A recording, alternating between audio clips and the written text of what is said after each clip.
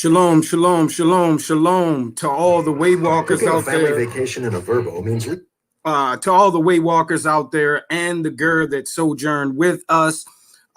We are back again with another open discussion on the Defenders of the Way live YouTube platform. We have a plethora of topics today, at least two topics there that we want to get into. For those of you guys that are out there, you're welcome to join in on the panel. We will be posting the link. If you give me 1 second, I will post this link. I didn't get the chance to post this video link or this discussion in the group, so hopefully bro will take the reins here shortly, and we can do that so that we can get a good discussion going on with a good number of brothers and sisters in the room. Once again, we're back. I am the Defender of the Way. This is my brother Yehukanan. Those of you guys that are familiar with the platform, you are aware of who we are. Today's topic of what we're going to be discussing is an open topic dealing with actually two questions that we have here that we want to start with. Is Yahusha HaMashiach, is he God? Is Jesus God? Is he Elohim, right? And so we're going to deal with that topic today. Also, did Peter break the law according to Paul in his letter to the Galatians, chapter number 2?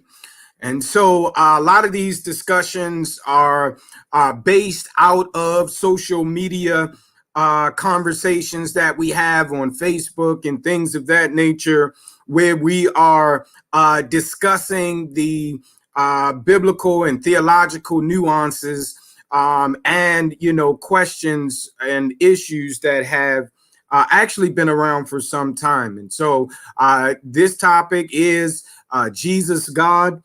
Is not a new topic. Neither is the issue of actually, the claim being made that the apostles were not still keeping Torah. And so we're going to address those things here on today. But I'm going to let my brother Yehukanan go ahead and introduce himself. For those of you guys that are out there that are already watching, please go ahead, like, share, and subscribe. Please share, because I haven't had the opportunity to actually share, getting ready for Shabbat and getting ready to get this program set up, trying to get participants on the program, those that, you know, are in the online biblical discussions. Sometimes those platforms do not, do not suffice in, or, you know, it's not sufficient in which to fully and thoroughly and comprehensively address the topic. And so if you guys would go ahead and share it, if you know individuals that love to discuss these topics, we can have them on. I tried to get the brother Andre, what's his name? Andre Stevens, or what have you, and some other gentlemen from, they're actually doctors in theology and things of that nature. So we wanted to get them on. I don't know if they will show up, but, you know, we will address these topics. You want to go ahead, broski, introduce yourself, and, you know, we'll take it from there. I'll try to find this link and hey, what's going on? This is Yehukanan. You know what I'm saying? If nobody knows who I am, hopefully, if you're familiar with the platform, you're familiar with me. I look forward to the discussion, and look forward to the audience if they want to come on and take part in the discussion. And Shabbat Shalom.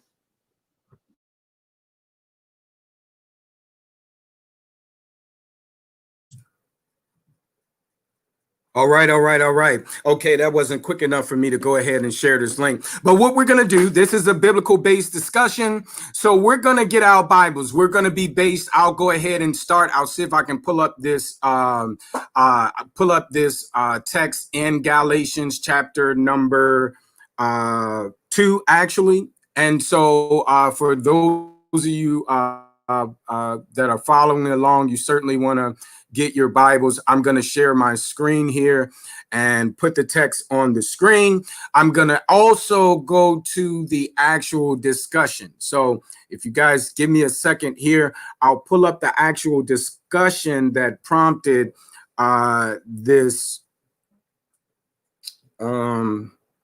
discussion that we're having here, this online discussion. So once again, what we're getting ready to address is the topic of Galatians chapter number 2. Did in fact Paul say that Peter actually was a sinner, was a lawbreaker, right? And so we're going to check that out and see if the evidence that we have support that. Right, because the brother made the claim that the apostles, Peter in particular, in this specific case, was actually living like the Gentiles, and which it says in the text here in Galatians. I'm pulling it up for you guys. Just give me 1 second. Bear with me. So we're in Galatians chapter numbers. Our viewers, stop sharing this screen. Okay, can I take that out? Remove. Okay, so we're in Galatians chapter number 2. Grab your Bibles. We're getting ready to actually address the issue of whether or not Peter actually broke the law according to Galatians chapter number 2, according to Paul's letters to the Galatians chapter number 2. So once again, Blue Letter Bible, having an issue trying to share it. There we go. Okay. Now it should be coming up here momentarily. Go to Chrome tab, go to Galatians chapter number 2, right? So we're going to read through this text. I don't know if I'll be able to pull up the Facebook thingy because I think it's going to cause some kinds of issues here. I'm already having issues. But anyway, hopefully you guys can see this. Can you see this, Brother Yohanan?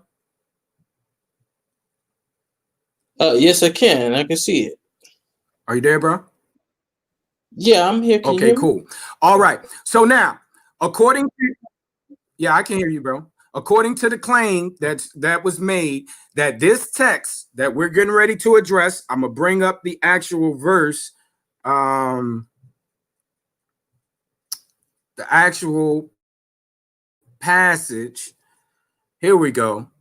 We're going to start at verse 11 just to get a little bit of immediate context, and then we'll go back most likely into the the beginning of the second chapter and the first chapter to get a more broader context, and then we'll get into actually Acts chapter number 10. We're going to be there. Acts chapter number 11. We're going to be there, and Acts chapter number 15. So now the question at hand for those of you guys that just joined in, I've seen that some folk have joined in. We have two questions on the table, actually two issues that we're going to be discussing today, Bible-based issues. And those questions are, is Yahusha, Hamashiach, the Elohim? Is he God, right? Is he the God? Is he the Most High? We're going to address those issues. Also, what we're dealing with now, what we're starting off now with, is the claim that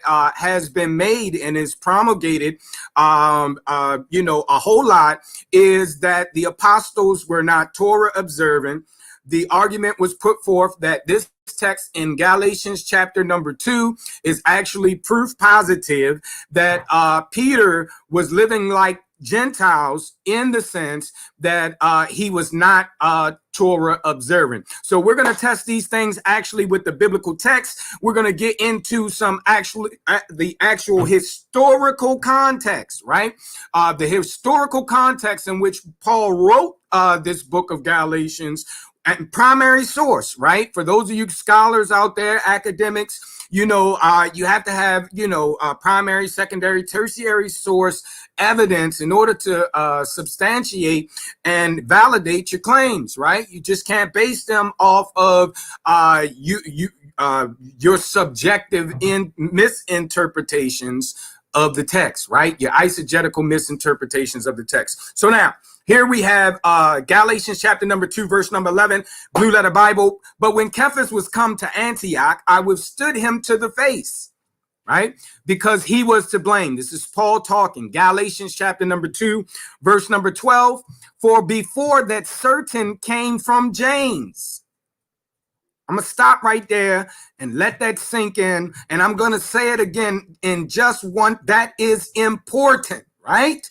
For before that, certain came from James, right?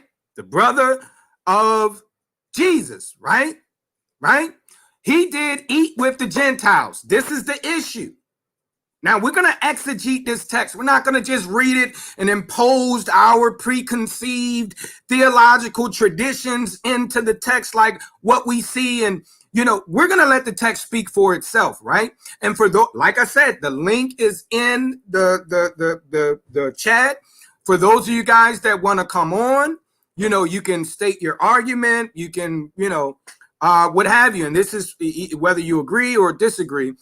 You're welcome to come on and express your views on the panel. But Galatians chapter number 2, verse number 12, for before certain came from James. That's important to note. They came from the apostle James, right?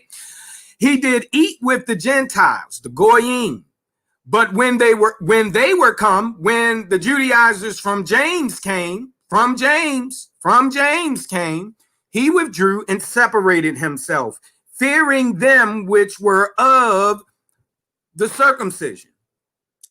And the other Yahudim disassembled likewise with him, insomuch that Barnabas also was carried away with their dissimulation. But when I saw, Paul, that they, Barnabas and Peter and the rest of the folk that followed them, walked not uprightly according to the truth of the gospel, I said unto Cephas before them all, if thou being a Yahudim, right? Being a Jew, this is the context, the cultural context, right? We have a lot of people that make arguments without any, it's just total subjectivity, right? Totally based off of tradition, what somebody told them, what they claim some spirit revealed to them in a dream or some other kind of spooky kind of stuff, esoteric kind of stuff. But what we want to do is just read this text in the English. We can get into and define some of these terms. I don't know if we'll be able to do that, but we're certainly going to get into the historical context. And what we're seeing here now is telling us that Peter Cephas is a Jew. That's important to take note. Livest thou after the manner of the Gentiles? Now, here is the clause in question. How do we interpret this text? Is this text saying that Cephas actually was not, that's Peter, was actually not keeping Torah, the written Torah, you know what I mean? The law that was given to Moshe? Is this what this text is saying? Is this proof positive that the apostles, Cephas in particular here, was actually living lawless like Gentiles, right? So they are proof that we don't need to keep the law, right? We're going to test that theory here today, and we're going to let the text and the context, the primary sources speak for themselves. Evidence, right? Right? Because the brother said that, I didn't give him evidence. I gave him all of this, and he attempted to gaslight and say, oh, well, you know what? You didn't give any evidence. So, right, we're going to take the text itself, and then we're going to go back into the historical, cultural, and extra biblical context if time permits. And not as do the Jews. Why compellest the Gentiles to live as do the Jews? This is also another important fact, right? Check this out, right? Let me make this big so that, as big as I can, right? Why compellest thou the Gentiles to live as do the Jews? This is another very important clue from the text itself. This is exegesis, taking what the text says and taking the affirmations in the text and taking the words and the statements in the text and allowing them to help you interpret the text. This is what's called sound biblical hermeneutics, right? And so the text says here, for those of you guys just tuned in, Galatians chapter number 2, verse number 14, why compellest thou, this is Peter, why are you forcing the Jews to live, the Goyim, the Gentiles, to live like the Jews? So out of Paul's mouth here in this text is saying that it clearly says here that Cephas, Peter, is forcing Gentiles to live like Jews, right? Right? How do Jews live in the first century, right? Even the Messianic ones, right? These are very important facts that help us to interpret or exegete the text. And so now, in this text, the brother made the claim that this text is actually saying that this clause here, if thou being a Jew, livest after the manner of the Gentiles, this text here, he's saying is proof positive that Peter did away with the law because we're in a new covenant. Now I'm quoting the brother. This is what he's saying. The guy, I don't think he would call himself my brother. I just have a habit of saying that. But my interlocutor, he's making the claim that this text here actually is proof positive that Peter was not keeping the written law that was given to Moshe, right?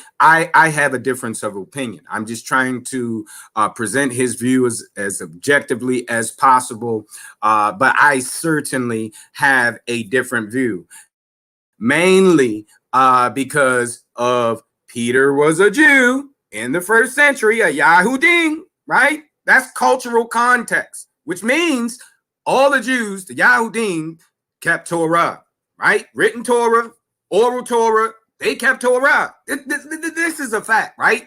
No scholars disagree with this, right? I think this is a consensus, even amongst those that disagree with my conclusions, they will agree to this fact, right? Livest thou after the manner of the Gentiles. So now how is it that Peter, being a law-abiding Yahudim, is referred to by Paul as living after the manner of the Gentiles? What does that mean? How do we interpret this text? And not as do the Jews. So wait a minute. Is Paul saying that Peter, the Jew, is not doing as the Jews and keeping the law of Moses? Or, as I affirm, that he's dealing with not the law, written law of Moses, but the oral law, the oral traditions, right? The interpretations of men, right? The precepts of men, right? He's dealing with that, right? And we're going to see that in this text. That's my argument. And the reason for that is because Peter was compelling the Gentiles to live like the Jews. You know what that means? That means that Peter was forcing both written and oral Torah traditions onto the Gentiles. According to Paul, this is Paul, the God of Christianity, right? This is Paul, right?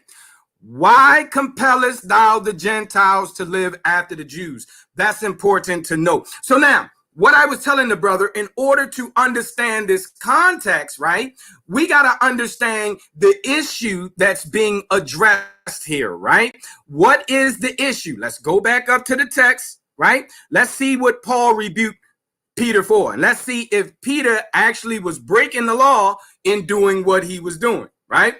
But when Cephas was come to Antioch, I withstood him to the face because he was to blame. Let me check these comments. I don't think okay. Because he was to blame, right? Okay, let me get back there. So now, you can chime in whenever you want to chime in too, broski. But when Peter was come to Antioch, I withstood him to the face because he was to blame. What was Cephas to be to blame for? Right here in the text. We don't have to guess it and none of that. For before that certain came from James, the just, the law-keeping, teaching James, right? It came from James. This is Peter's clique, right? His homeboys. These are the ones, this is his brothers, right? He did eat with the Gentiles. So now here's the charge.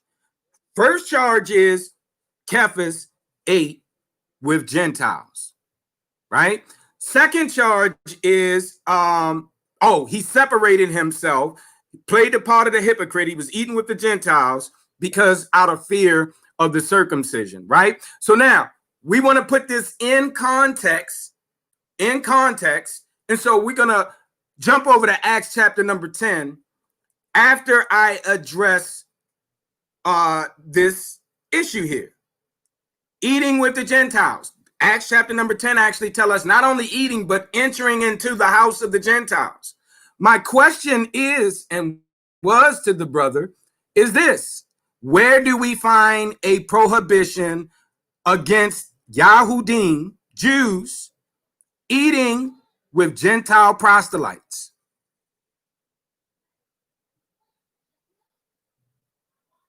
That's the question. If you're saying that Peter is this issue here is dealing with Torah, then we, or the law of Moses, as some call it, then we should be able to find an actual law of Moses that says you cannot eat with proselytes. Gentiles is the Gentiles here are converts, proselytes, which would have been called strangers in the Tanakh, in the Old Testament, right? So these Gentile strangers that became that were converts, right? They were converts that he's dealing with. He's eating with them and fellowshipping with them. So these are converts. But when they came, he withdrew himself from them. Peter act like he wasn't eating with them. Why? What sin was it? Where does Torah say you can't eat with Gentile converts? It doesn't. But you know where we do find them at? We do find them in the Talmud, the Mishnah, the Gemara. We find them in the oral Torah traditions, right? The oral law traditions. Common sense then tells us that this text is actually dealing with the oral traditions and not Torah. The issue that Paul is dealing with, at least we're going to localize this and keep it to this specific text, but at least we know that in this text in Galatians 2, and in this particular passage in particular, Paul is actually dealing with the oral traditions. He's saying that Peter ate with Gentiles. That is no sin. No law against eating with Gentile converts. None. No law against eating with Gentile, non-converted Gentiles, as long as it's clean foods. No law. We challenge those that are under the sound of my voice.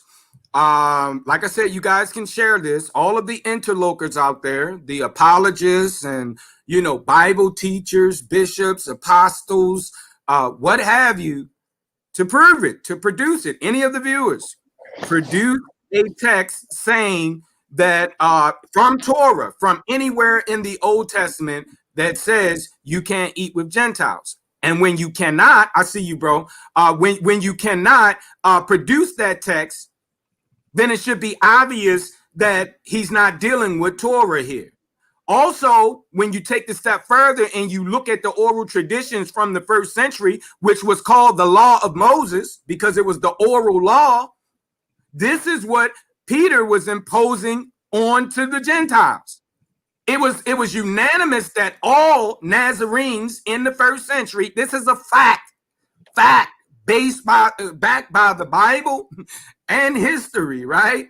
The primary source historical records of the church fathers. So we're dealing with facts here, not fiction, not fairy tales, not theology, not tradition. We're dealing with facts that's expressly stated in this text and confirmed by the primary source historical evidences, right? And so you wanted to say something, bro, before I move forward? I wanted to share my screen. I just wanted to pull up the actual. Please do, bro. oral Torah, where it came from out of the Mishnah. My PowerPoint, because I did take a picture of it. Let me know if they can see my screen, or you can see my screen. It's coming up. So now let me prep this. Let me prep this real quick. What bro is showing now, we can't show it to you in Torah. We can't go to the Old Testament and find a single commandment against eating with Gentile converts or entering into to their house. So what law was Peter breaking? You know, we do find it in this oral traditions which go back to the 1st century. So can you make it bigger, bro? This is the proof. We bring the receipts, right? Yeah, is that good? Did you say I need to make it bigger? Please, bro. Let me. You know what? I can do this, and I think I can click on this, and it should bring that up by itself. Yeah.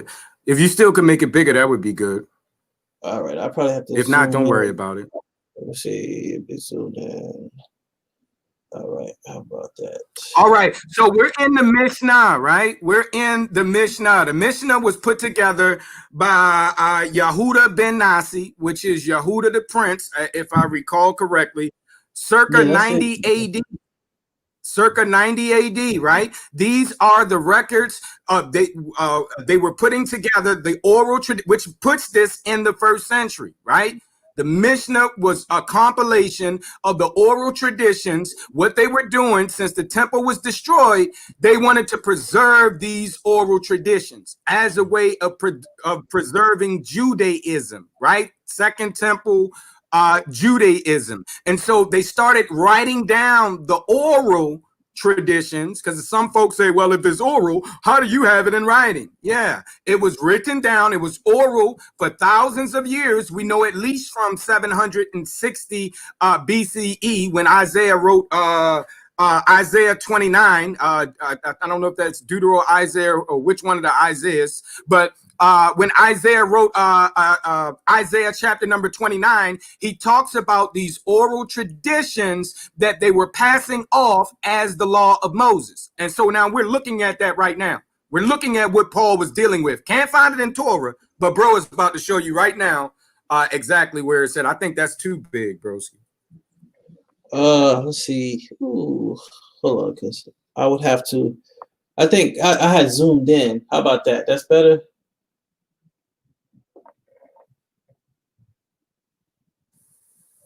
Yeah, just go from there, bro. That's okay. cool. It's still small like it was before. I don't know how to actually make it bigger, but go ahead, bro. Do your thing. All right.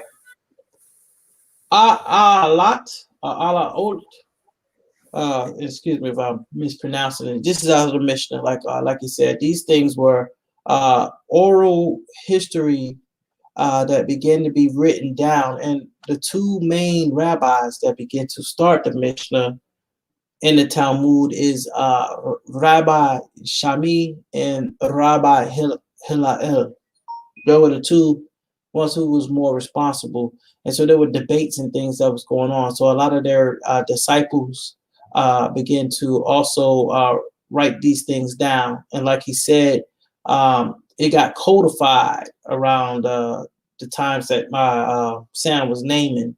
So some of these things were already written down, even during the time of the Messiah. So let's look at this, right? It says, produce. The dwelling places of non-Jews are unclean. How long must the non-Jew have dwelt in the dwelling places for them to require examination? 40 days, even if there was no woman with him. If, however, a slave or an Israelite woman watched over the dwelling place, it does not require examination. So I'm going to go to the next one, because these are dealing with basically Gentiles and Jews. The separation is what it's dealing with. So let's see. Let me get this out. Okay. So this is the Shabbat 145b. Rabbi Haya then asked, for what reason are Torah scholars and Babylon distinguished by their special rabbinic garment? Rabbi Ashi answered, because they are not well versed in Torah. If they would not distinguish themselves by dressing differently, they would not be respected for the Torah knowledge. He then asked, for what reason are Gentiles ethically contaminated? He answered, because they ate abominable creatures and crawling things, and that causes bad character traits. So these are the things these are reasons. This is the idea, thought of how they seen Gentiles and dwelling with Gentiles. So Peter's mindset, he was still holding on to basically Pharisaical traditions at this time. So he didn't want to be seen at this way, because James, who was basically his disciples, were ex-Pharisees. And so this is their mindset. So I'm going to another one. And I hope this is getting clarity, because I'm just trying to set the tone for you, the historical tone for the audience. So it says Shabbat 13b, impurity to other items. These disqualify. One who eats food with first degree ritual impurity status acquires as a result of contact with a primary source of ritual impurity, creeping animal. And one who eats food with second degree ritual impurity status acquires as a result of contact with an item with first degree ritual impurity status. And one who drinks impure liquids of any degree of impurity, and one whose head and of most of his body come into dawn water, after he immersed himself in a ritual bath to purify himself in a ritual purity. In a ritual pure person, that 3 log, and that's talking about water, of water is drawn, fall on his head and most of his body, in a Torah scroll. Let's see if that is. Did it say a Torah scroll? Let's see. Okay, in a Torah scroll, in the hands of any person who did not purify himself for the purpose of handling, and one who immersed himself during the day, one who was impure and immersed himself, and until evening he is not considered completely pure, and foods and vessels that become impure by coming into contact with impure liquids. Contact with any of these disqualifies the Germa seeks to clarify these matters. Okay. So that's basically how they felt about the Gentiles and why they kept them away. Now, here is another thing. It says in the Nada 69, the Mishnah teaches with regard to the corpse of a Gentile who died, although when alive, he transmits impurity. See how they felt? Although alive, when alive, he transmits impurity. Once he dies, and that's like a zab, which is, I think it's like a person who has, I think it's like a male masturbator, if you are impure male masturbator, if I'm not mistaken, and you guys could do the research on the zab word. Once he dies, he is ritually pure and is prevented from transmitting impurity. It is taught in a Barretta, the Bara Rita, that Rabbi Yehud Hanasi said, for what reason did the sages say that the corpses of a Gentile who died is ritually pure and is prevented from transmitting impurity by carrying? Because his impurity that he transmits even when alive is not by Torah law, but by the rabbi's law. Now notice this, by the rabbi's law. The stages decree. Say what now? Right, bro. let me jump in on that real quick, bro. I don't want to go too deep into the oral traditions. We just wanted to show you guys here that we do find all of this teaching about the Gentiles being impure, and it is actually no. You can keep it up, bro. But yeah, share it, because we probably refer back to it. But as you see, these are the things that we don't find these teachings in Torah. The sages themselves admit that. Now, this is the oral law, and what they're saying is Rabbi Yehuda ben Nasi, one of my favorites, Judah ben Nasi from the 1st century. Look it up. Look this up, folks. This is a first century primary source showing that in the first century, the oral law says that the Gentiles, you couldn't eat with Gentiles, you couldn't go into their houses and all of that. But that's nowhere in the written Torah.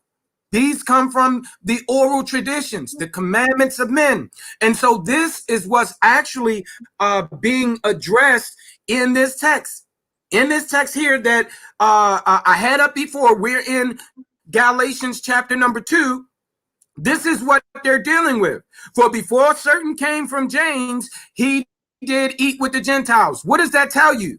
James and his crew, including Peter, were in the habit of keeping written and oral traditions, right? With the exception of not all the time, the oral traditions, right? They kept Torah, the written law.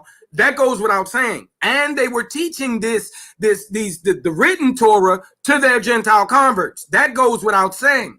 The issues being addressed in Acts chapter number 10, actually Acts chapter number 10 all the way through the end of the book of Acts is dealing with the oral traditions. The actual divine teachings that was written by the finger of the Most High, and the statutes of which we have, statutes and ordinances and judgments that's written in the book of the law, they were never in question. Never. The scholars tell you this. The historians tell you this. In the first century, shalom, Brother Rabbi Lewis, I see you in the building. Appreciate you, bro. Brother Dex T. Israel in the building as well. I see you guys. For those of you guys that are tuned in, please don't forget to like, share, and subscribe. If you want to join the panel, I put the link in there already. I will put the link in there again. We are dealing with the question of, did Peter, right? We have certain apologists in Christendom. That's a major theme, that the apostles didn't keep the Torah, mostly among those that are not educated, which meaning they haven't studied comparative religions, they haven't studied theology and all of that kind of stuff. So they're not aware of these arguments. They just go off of what they've been taught in Sunday school and what the parents taught them and what the pastors say or whatever, right? And so when we take a look at the actual text itself, when we find a different story here, right? They're passing off that this text is saying that Peter is breaking the divine teachings that was given to Moses, the divine teachings that was given to Moshe, the Torah. Attempt to use this text out of context, right? Out of context, because this is not what Paul is dealing with at all, right? We've dealt with that. I shouldn't have to beat this dead horse. Eating with Gentiles and going into the house of the Gentiles, especially proselytes who are eating clean foods because they are being taught the law by James, the lawkeeper, according to Paul. Remember, according to Paul, we have it here. Let me go down. According to Paul, James and Peter and them were compelling the Jews. Remember this. I didn't say this. This is in the book. This is Paul. This is one of Paul's earliest letters, right? Written somewhere between 45 and 55 AD, somewhere around there, right? So, but when I saw that they walk not uprightly according to the truth of the gospel, I said unto Peter, Cephas, before them all, if thou being a Yahudim, a Jew, livest after the manner of the Gentiles, and we already found out that after the manner of the Gentiles mean he wasn't keeping the oral traditions either. And I'm going to show you that. Peter broke the oral traditions. Yes, he did. Yes, he did. The oral traditions forbid eating with Gentiles. The oral law. The oral law that was based on tradition, because folk don't get this. The oral law, which would have been a part of what was called the law. When Paul talks about normos, he's talking about, in a lot of these cases, these things as well. This is Paul, Galatians, right? The manner of the Gentile. Watch this. Why are you commanding the Gentiles to live like Jews? Why are you commanding the Gentiles to live like Jews. Take note, this book is written somewhere around the council that took place in Jerusalem. We're going to go there. Acts chapter number 15. Remember that? Galatians, Acts chapter number 15, right, which took place in 48 AD, right, which means the church, the kahal, the congregation, the Nazarene congregation there would have been 18 years old. It's not new. So, and during 18 years after Pentecost, after the apostles got the Ruach and all of that, they're still compelling the Gentiles to live like Jews. According to Paul, according to this text, it's not my opinion. Are you guys actually looking at this? Right? This is what the book says. I didn't make this up. I was charged with that in this post as well. Say, oh, you made that up. You made this oral Torah tradition stuff up. That's nowhere in there. That's fairy tales. That's based off of the tradition of men. No, the tradition of men says that Paul broke the written Torah. But this is, and they wasn't enforcing making Gentiles to keep Torah. This tells you something different. Not only were they compelling them to keep the written Torah, James, this is why I believe that Galatians was written prior to. Now, this is a scholastic biblical scholarship and all of that, textual criticism and all that good stuff, on that level. But this is why I believe that this book was actually written prior to the council in Acts chapter number 15, right? Because James and Peter is still forcing Gentiles to keep both written and oral Torah. So says Paul, right here, primary source, right? Paul says Peter and James and all them folk was compelling Gentiles to live as Jews. So we know for a fact that at least up until, let's just round it off and say 50 AD or 55 AD, which would have put this 25 years after the day of Pentecost, right? So the church ain't new. The Ruach, the Holy Ghost, Holy Spirit, whatever you call them, would have had a lot of time, about 20, 25, 30 years to actually reveal some stuff to the apostles. Right? The revelation they got, Gentiles still need to keep the law, period. There is one law. Torah says these Torah keeping Hebrews, i.e. Peter, James, John, Paul, all of these folk were required by law to give Gentiles Torah, written Torah. You can't keep Torah without heeding the command to take that light to the Goyim. Right? That's the Bible, folk. I know folk used to hearing fairy tales and, theology and tradition, what you've been told and what somebody, your Bible school told you. They, this is the real facts. Now, Acts chapter number 10, real quick. Let's go get the context, right? Because in this letter in Galatians, and we have to go to Acts chapter number 10. Let me say this. The brother asks, why are you going to Acts chapter number 10? I asked you to exegete Galatians chapter number 2. Well, how in the world are you going to exegete Galatians? Exegete simply means to interpret. How are you going to interpret Acts chapter number 10? Galatians chapter number 2 and not consider the historical context, right? The reason why Paul was writing Galatians. The whole reason why Paul was writing Galatians was because of these oral traditions being imposed on Gentiles, right?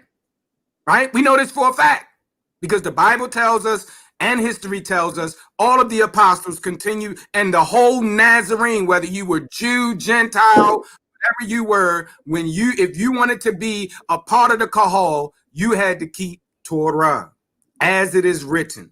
Exodus chapter number 12, Shemoth, there is one law that applied to the natural born Yahudi, Jews, and one law to the stranger or Goyim or Gentile. I think that Hebrew word there would be ger, which is actually stranger, which equates to the New Testament word proselyte, right? The sojourning strangers, proselytes. So proselytes by Torah law, have to keep Torah. They can't eat no Passovers. They can't come into the congregation. They can't congregate with you. Right? That's what Torah says. You can't congregate with Gentiles. They can't come into the congregation. Right? They can't come into the house. Right? That's what the law says. Right? And so they had to have been keeping Torah. And the historian tells us that, right? What's the guy name that wrote the rise, the decline, the rise and decline and fall of the Roman Empire? I forget his name, right? Historian. For those of you guys that want the source, just ask me. I can put it in there, right? These are historical facts. The Nazarene community were Torah observant. What they had issue with was these oral traditions. I'm going to show you the historical context. We're going to Acts chapter number 10. So let me remove this one. And I'm going to bring up my screen with Acts chapter number 10. Right? Acts chapter number 10. This is Bible-based discussion, folks. Should have the Bibles out, right? Share screen. Acts chapter number 10. We're not spitting theology in our own opinions here, where I'm giving you guys some theological terms. I'm attempting to break it down in common sense for you guys to be able to understand. So now, Paul was talking about these events here that took place. What we're looking at, Acts, is history. It's a historical account by Luke. It would be considered in academia, in your schools, a primary source. Why? Because Luke was there, right? And let's see what Luke, how Luke records this event. This is Peter, actually, how Cephas is interacting with the Gentiles. This took place somewhere around 40 AD, right? About some years prior to Galatians, right? This is why Paul is talking about Galatians, right? And so talking about in Galatians, he's talking about Peter's interaction with the Gentiles, the fact that the Gentiles are being forced to keep the oral traditions, right? So let's go down to verse number 28. I want to drop down to verse number 28 real quick for the interest of time. If we don't get into the Jesus is God thing tonight, then we would certainly get into it maybe tomorrow in a subsequent broadcast. Acts chapter number 10, verse number 28. And he said unto them, ye know how that it is unlawful. It is an unlawful thing. Notice that. This is Peter talking. Peter said, it is an unlawful thing for a man that is a Jew, a Yahudi, to accompany or come unto one of another nation. Where's that at? Where do we find that at in Torah? Nowhere. Right? I challenge you guys, prove me wrong. Somebody post the text. I searched and searched and searched and searched and been searching for years. I haven't found it. I've challenged others to find it, and they can't find it either. Right? And so the very fact that you can't find a Torah commandment that says, especially a convert. Remember, we're dealing with a convert. This context, let me go back up. Let me go back up. Let's get the context. Let's get the context, right? Let's see what kind of Gentile we're dealing with. Let's see if Sam is making this up, that this man is a Torah observant follower, right? Let's see if I'm making this up, right? Let's see if this is my opinion, right? Go back up in the context, and then we're going to drop down to 28. But we're going to come back up here. There was a certain man in Caesarea called Cornelius, a centurion of the band of the Italian band. What was he? What kind of man was he? Was he a sinner? Which means he, a person, I'm speaking in the first century historical context, sinner in the sense of those that don't keep law, written Torah, That's what a sinner means, right? I know folk have changed the term and they can't justify it, but I'm just dealing with the facts here today, folk, right? A devout man and one that feared the Elohim with all his house. Not only did he, and see, this is why we got to get into philology, right? Philology, and people say, you ain't bringing nothing to the table. This is your opinion. I gave you history. I gave you culture. And now we about to get into the philological or the linguistical context, right? Because see, folks breeze over these words. They claim they don't have to go and understand these words, that you don't have to get, but this is why they come up with these false conclusions. What kind of man was this Gentile, Cornelius? What kind of man, right? Luke says, right, first century, a law-keeping Luke, right? Whether you believe he was Gentile or Yahudi, Luke was in the atmosphere and he was a part of the Nazarenes that were law keepers, right? These are facts, not opinions. A devout man, right? And you're going to see in here, it says he was called devout by the majority of the Yahudim. You know, those ones we just showed you said that Gentiles was unclean. They called this man Cornelius a devout man. So we know that my claim that Peter is dealing with Gentile converts. In other words, they wouldn't have been eating shrimps and porks and lobsters and pigs and all of that garbage, right? They would have been keeping Torah like they were taught to, like Paul said that they were being forced to do, right? Paul said it, right? In 48, circa 48 to 58, 15, 20, 25 years later, right? After these events, right? That's important to take note. This is why you need understanding of the historical context. But we about to get into some philology here in a minute. We're going to have to look up this word devout. What does devout mean? And what does it mean to fear God, right? According to first century Hebrews, according how Luke, the author here, would have interpreted, right? With all his house. So not only he did it, all of his house, he commanded his whole household, right? Where do you find that at?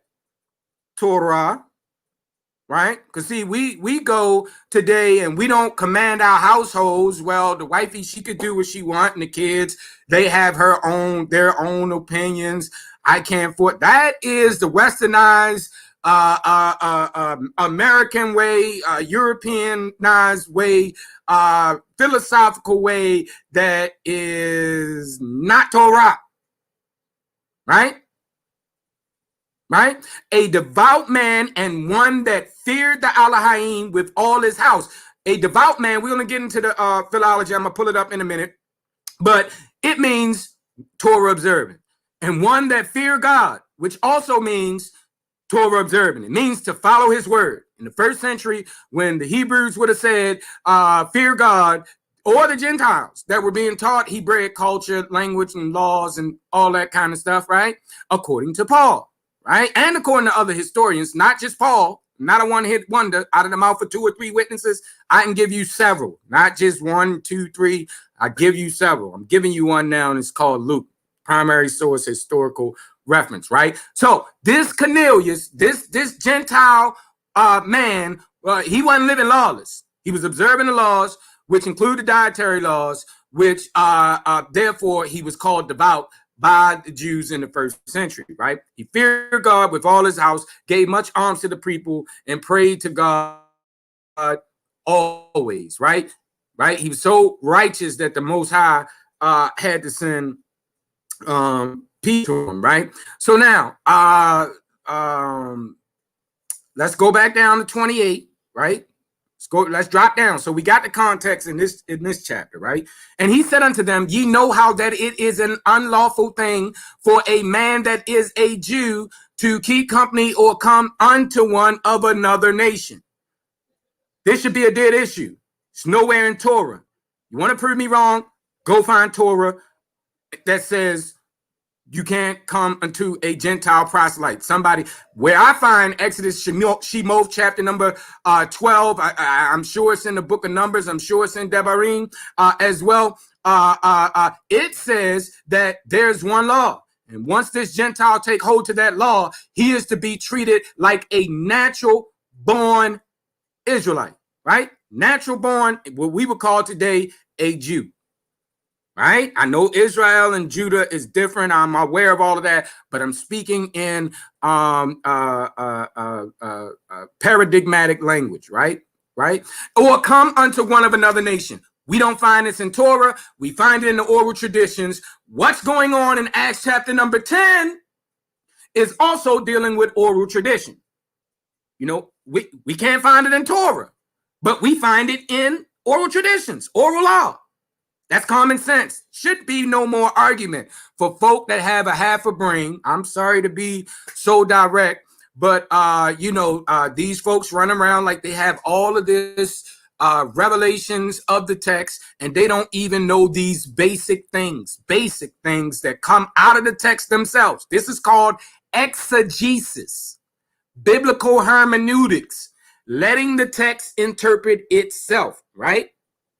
Right. And so for those of you guys that just tuned in, please go ahead, like, share, subscribe to the channel if you haven't already done so. I didn't get to share a lot. You also welcome to come on the platform. I put the link into the chat and weigh in on the discussion as well. So now, this law that we're dealing with, we're in Acts chapter number 10, which is very pertinent to Galatians chapter number 2. Don't we see the same issues here? Eating with Gentiles, going into Gentile. I mean, this is common sense, folk.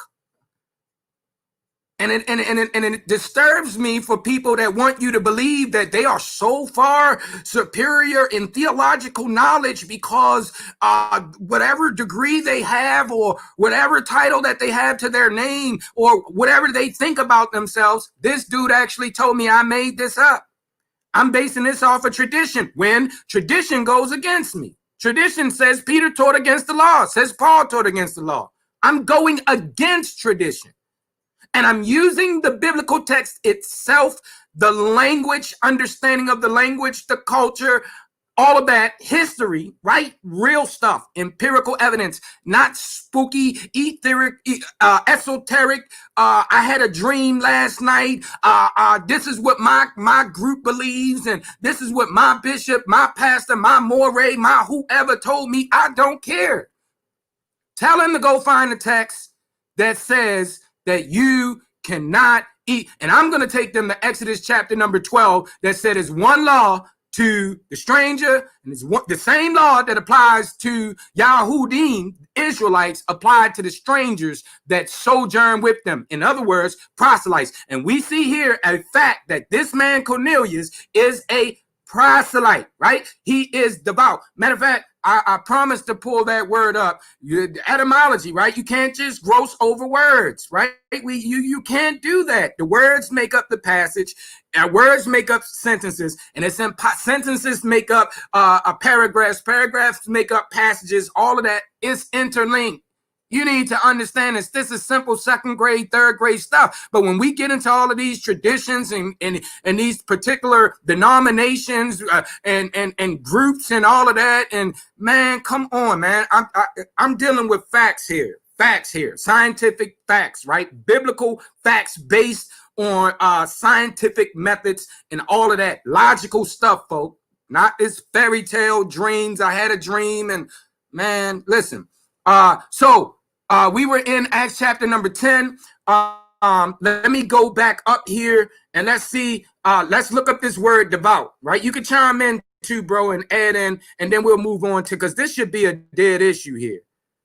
So the question was that I'm addressing and dealing with, and that I have debunked thoroughly debunked here before your presence today, with the biblical text itself as the primary source, right? We always start with what the Bible say, not with what John MacArthur says. And I've been listening to John MacArthur over 20 some years. I agree with some of the stuff he say. Most of the stuff I do not, right?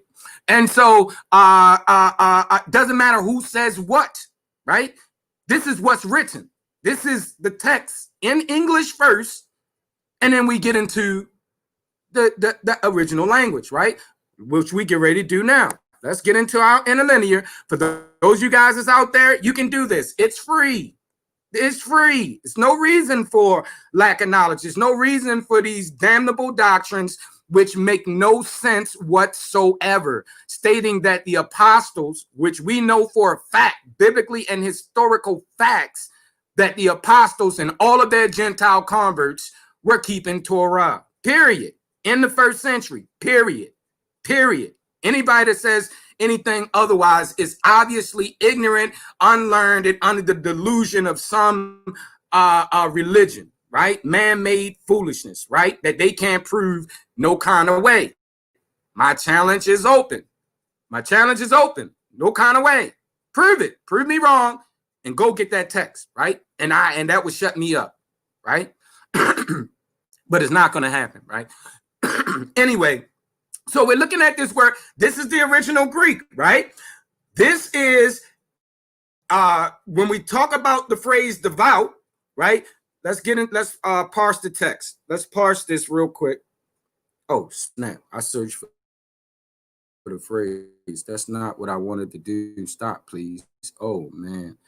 I messed up here. I'm going to go back here. But what we're doing, for those of you guys that are following, Cornelius, the Gentile, was a devout man, one that feared the Elohim. Did that mean he was eating shrimps, pork, lobsters, and unclean stuff that Peter was forbidden to eat? Or does that mean that he was living in accordance with same thing what Peter was doing, right? Torah, right?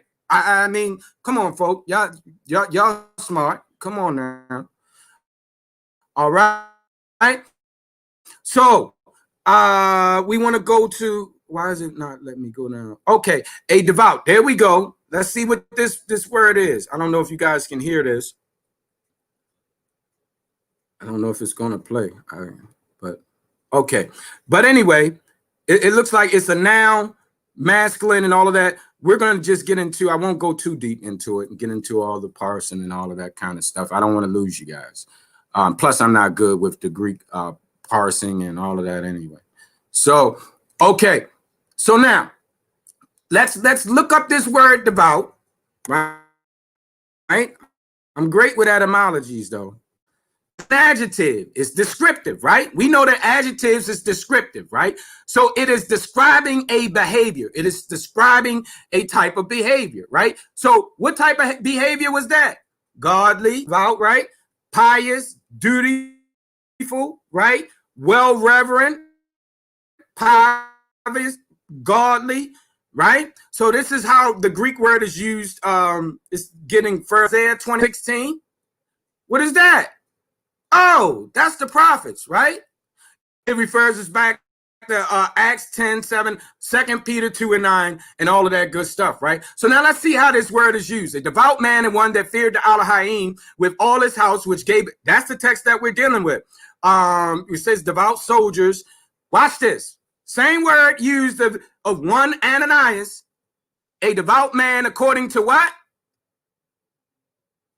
The law, right? So devoutness is associated with law keeping. This is how the word is used. This is how it would have been understood in the first century. These are facts. This is called a philological, contextual fact, folks. Right? So this is how this word is used. It's used in association, and you're looking at it on the screen, not my opinion. This is a fact. This is how this word G2152. This is what it's dealing with. Devoutness, according to the first century Hebraic understanding, which was being expressed through the Greek language. A devout man was one that was consistently, religiously keeping the law.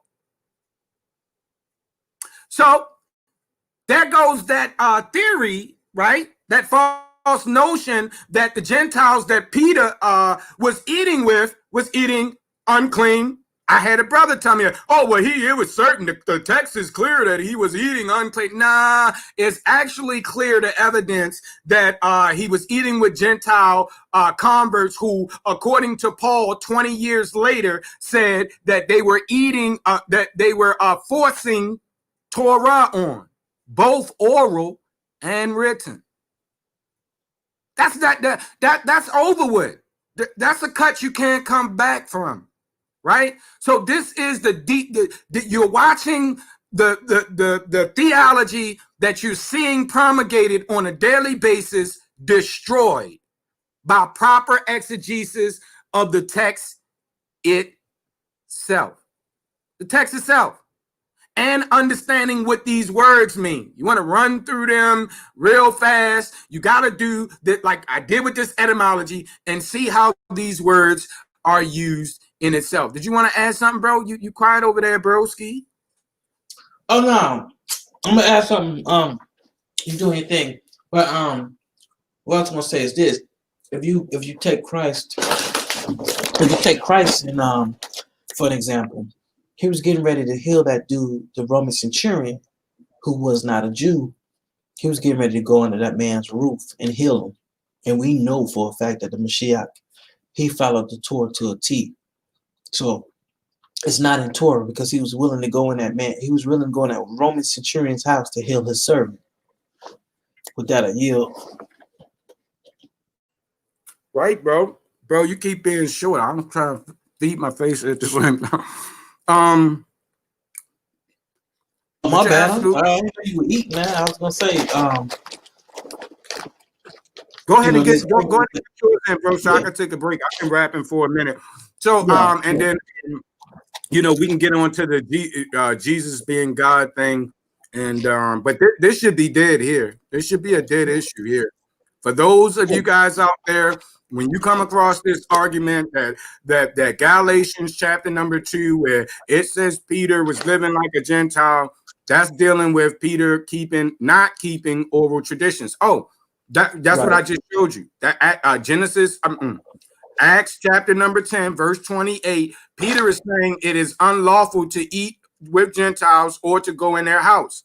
What law does that apply to? This is simple 5th grade reading comprehension. You don't have to be deep. You don't need a theological degree, a degree in philosophy and religious studies, none of that. Common sense, just read. And these resources are available. This is why I have a paid program, but I use Blue Letter Bible so you guys can go right behind me and see what's going on. I didn't Photoshop anything. I'm not making it up. These are resources that you guys have ready access to. Go ahead, bro. So I'm gonna grab something to drink real quick. Yeah, I was gonna say, we have to look at what the Messiah taught the disciples, and then when we get to the end, when we go to Matthew, he told the disciples to observe everything that he told them to observe, to do that, and make disciples off of what he told them to observe. So, why, when we look at Paul, why does Paul sound like he's saying something totally opposite from the Messiah? I mean, from the apostles. He's not. It's because Paul is dealing with the oral traditions. He was a specialist in that. He was a specialist when it came down to the Pharisees' way of life. That's one of the reasons why the Messiah taught him, because all the rest of the disciples were untaught. They didn't know the oral traditions like that. But Paul did, because Paul was astute in it.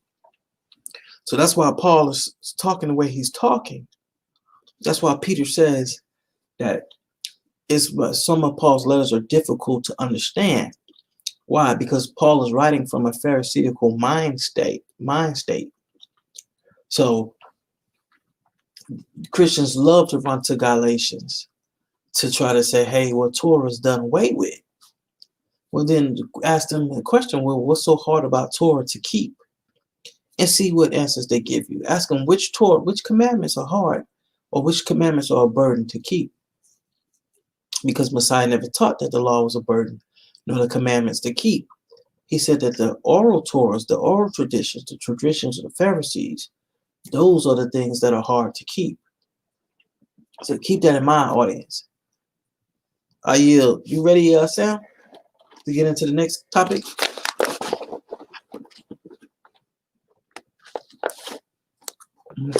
Audience got a question. Yeah. Somebody got a question? If there are any questions out there, you can post them in the chat. You're welcome to come on and join the actual discussion as well.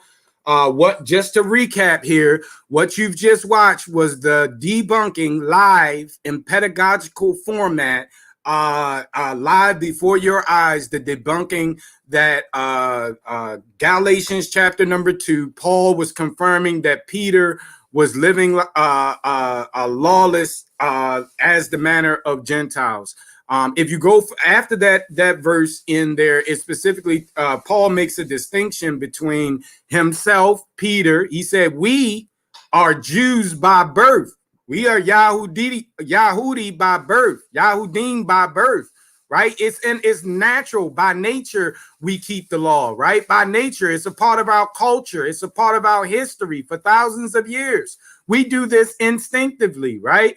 But we are not of the Gentile sinners, which means Gentiles sin by nature. It's in their nature, right? And so he's distinguishing himself and Peter from these sinning Gentiles. So, I mean, the immediate context in Galatians doesn't support the claim that that text is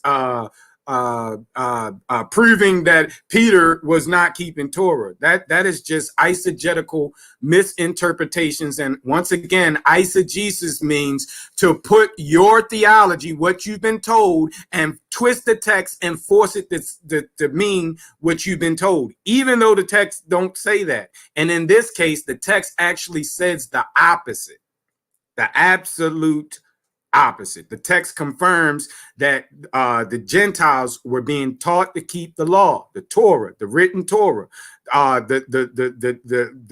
The living like the Gentile parts was Paul's reference to Peter not keeping oral traditions. You know that it is unlawful for a man to go into, what law was he talking about? Oral traditions. What law was Peter breaking? Oral law. That stuff that we find in Mishnah, Talmud, Gemara, and all of that stuff, right? Man-made theologies, right? That's what Peter disregarded. That's the law that Peter disregarded. That's what we see here. And he didn't do it all the time because James and them wasn't having it. Right? This is what this text is telling us. James people is calling Peter on the carpet for not keeping oral traditions. So do you think they wasn't keeping what's written? That is a non sequitur. It does not follow, right? So we're not going to beat a dead horse. That one's out of here, right? Out of here. Dead issue. If you need to, you can use this to refute these doctrines that's going on. I guarantee you, when you bring this argument up, the folks that try to use this Galatians 2, they're not going to have anything to say. And if they do, it's a bunch of fallacious nonsense. Well, I still believe. Well, my pastor said, but Paul said in this chapter, this verse, and a whole bunch of other texts, they will not address these facts. Facts. Biblical, historical, and philological facts.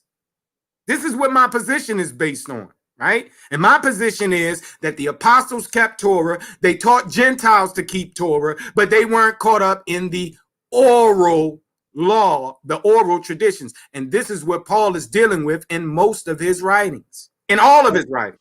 Hey, let me say something too. When they say our liberty in Christ, I believe from what I'm seeing is that they're talking about not keeping those oral Torah. That's what they're saying when they talk about their liberty in Christ. When Paul is talking like they can't spy out our liberty in Christ. This ain't talking about not keeping Torah. This is talking about not having to be under those strict oral traditions that they were doing. Because even the disciples weren't even keeping those strict oral traditions. That's why he's telling them. He said, why does you who live as a Gentile trying to Judaize these guys? You're not even keeping these traditions that you're trying to enforce on them. Because when you look at that word, live as a Jew, that's really the word there, eideismos, in the Greek. Right. And that's what Judaize means. It means to compel Gentiles to live like Jews. And what they mean, you were not a Jew if you did not keep the oral traditions. This is what's being addressed. You were not a Jew if you did not keep oral traditions. This is what's being addressed. This is what's the issue that's being dealt with. Acts chapter number 15. They love to go to that one. Oh, look. Let's go there. Bro, we're going to get to this Jesus is God thing. Nah, I said I'm not going to be the... Yep, I'm going to go there. I'm going to go with my first instinct. So let's go to Acts chapter number 15. And notice how we all in the book, right? And right on topic, context, the same issues that Paul is dealing with in Galatians chapter number 2 in all of his epistles. This is the context of Paul's epistles. So when we say, when Paul, we even got brethren, right? We got Ebionites for you students of history, biblical history, right? We have Ebionites, right? I am a Nazarene. Bro is a Nazarene. Brother Yehukanan, my brother that's on him, we are Nazarenes. This is what we would be classified as, right? Nazarenes. The Ebionites are our brothers who split off from us in the first century, right? Over Paul. One of the issues they had was over Paul. The Ebionites said Paul was teaching lawlessness. He taught against the law, right? He did. Paul did teach against the law. The oral law. He didn't teach against Torah. He taught Torah and he kept Torah. That's a fact. That's a biblical fact, and that's a historical fact. He taught those Gentiles what he was teaching those Gentiles in those letters was to keep the law. How to keep the law. It's called a midrashic interpretation, right? He's given a midrash of Torah, right? He's breaking Torah down. He's telling them what it really means. And how you really keep Torah. Same thing that Yahusha, whom the world calls Jesus, the Christ did. Same thing. And he got the same results. The folks that was caught up in tradition, that was mad because their denomination got debunked. Nobody's paying them. Listen, I don't have to listen to your interpretation. The Bible says when the Christ come, Devarim, chapter number 18, he going to teach us the true interpretation of Torah. He's going to magnify the Torah. He's going to illuminate these teachings. It tells us that Yehukanan the Immerser, whom the world calls John the Baptist, he would do what? He would make straight the way. Right? Why do you need to make straight something that's already straight? No, it's because they corrupted it with their private interpretations. This is the way you're supposed to keep Torah. Torah say Gentiles, you can't eat with Gentiles. But when I go read Torah for myself, I don't find that. So you lied. And I'm under no obligation to follow your delusions. And this is what was going on. Christ is already here. As long before, and this is what Galatians is talking about. We were under the tutors, and I feel the Ruach leading me here because I wanted to move on. But this is what Paul is talking about. You were under tutors and governors until Christ came. These tutors and governors were the Pharisees, right? Why? Because we were commanded to follow the judgments of the elders in Torah up until Christ came, right? Right? Not all of this non sequitur, unsound hermeneutical assumptions that Paul was talking against the law, the written law that was given to Moshe.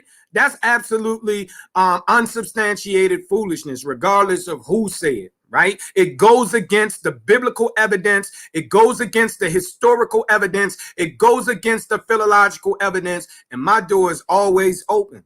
We can have this discussion now. We can schedule it later, and we can deal with whatever evidence that you think you have, and we can bring it up here and break it down like we're doing now. Take the text and let the text speak for itself.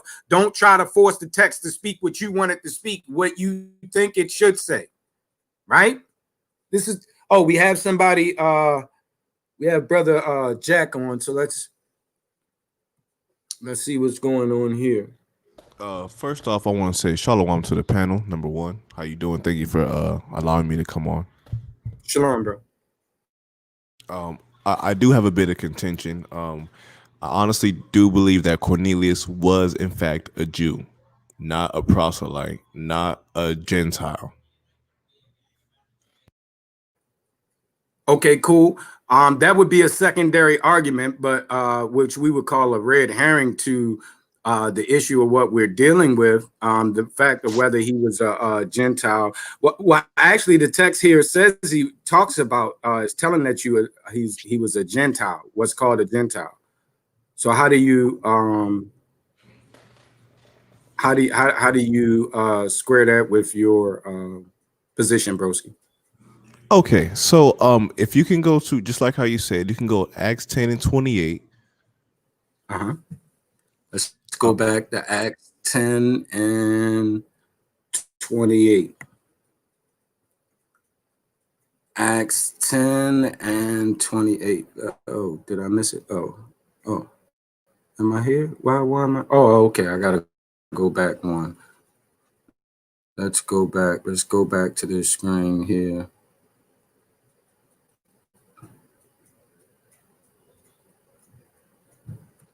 Okay. Acts 10 and 28. Let's see what we got going on here. Acts 10, 28. Oh, broski.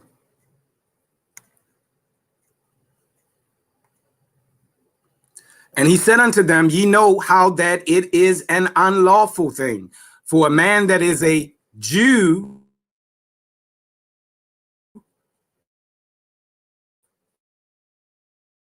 to keep me or come. Why did it just jump like that? Wow. It just Is it me or are you cutting out? Hold up, let me see. Jake the Great. Is he cutting out or is it me?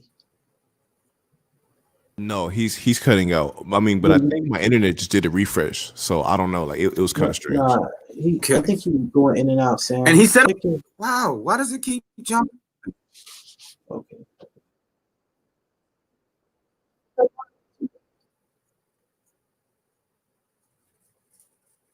Can you hear me? Yeah, I can hear you now. Yeah, I can hear you now. Okay, can you hear me now? Can y'all hear me now?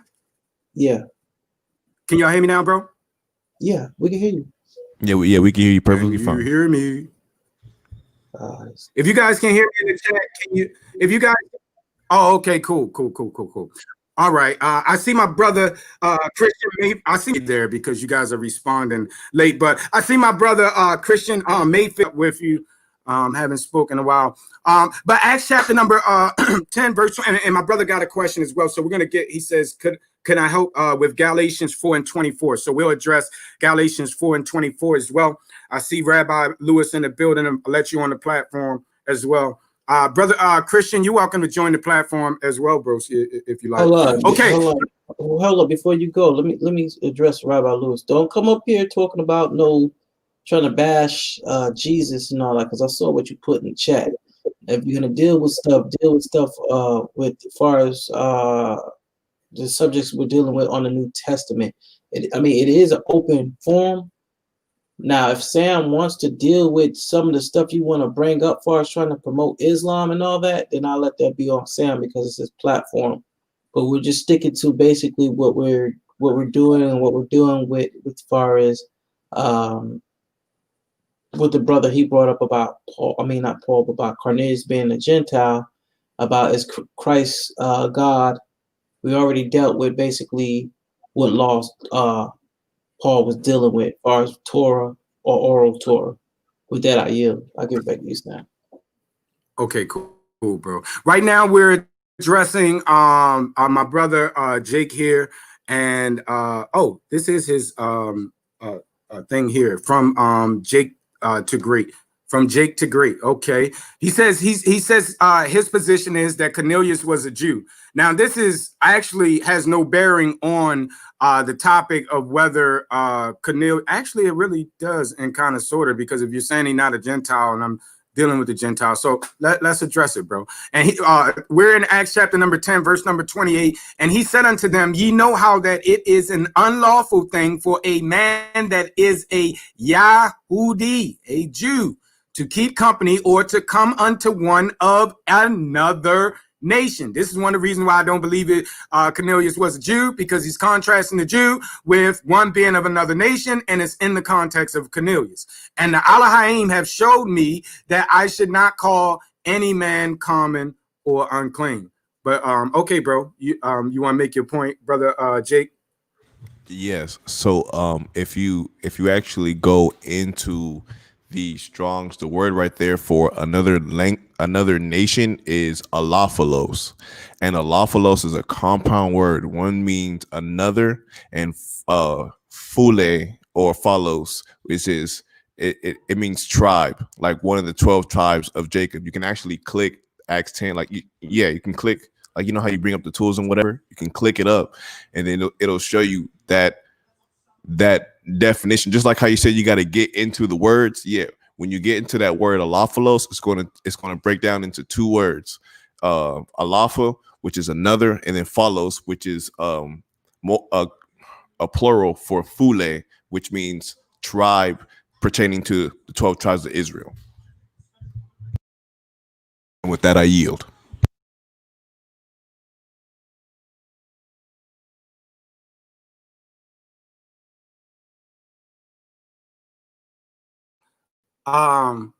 Yeah, here would be, I'm bringing it up on, oh.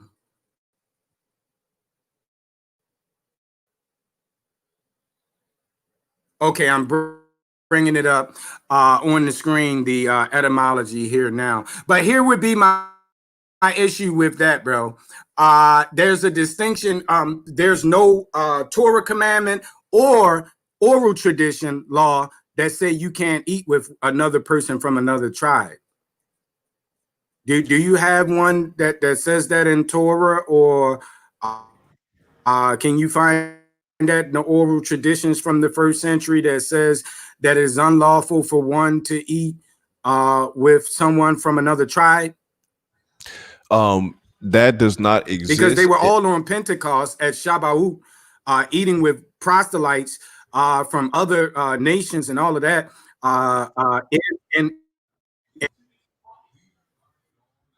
Okay, go ahead. Oh, I'm sorry. You was right in the middle of your. That's why I stopped. Are you there, bro? Something happened? Hello? What you were saying, bro? You said it does not exist because what? I think you're lagging again. No, I think we got a delay. I got a connection. Yeah. Something. Right. Okay. Now I was saying, go ahead. Go ahead, bro. Go ahead, bro, and make your point. Then we're gonna let Brother Rabbi get on as well. But Rabbi Lewis, but okay, bro, you were saying that my rebuttal to that was, this text is making a distinction between a Yahudi and one of another nation. I agree with that translation due to the contextual references, which is a distinction between the Talmud and the Mishnah and all of that from the first century make their law. They're talking about other nations. They're not talking about other tribes. There's no commandment in oral Torah or written Torah that says you can't eat with a brother from another tribe. This is why I don't hold that position. That makes perfect sense. I don't have an issue on you holding your position that way. But like I said, when you look into both of these words, you see the root word. It's two different words in alophilos. One is another, and the other word is tribes, dealing with the 12 tribes of Jacob. That's my first point. My second point is during this time there was the bill of divorce that the Most High made from. Wait.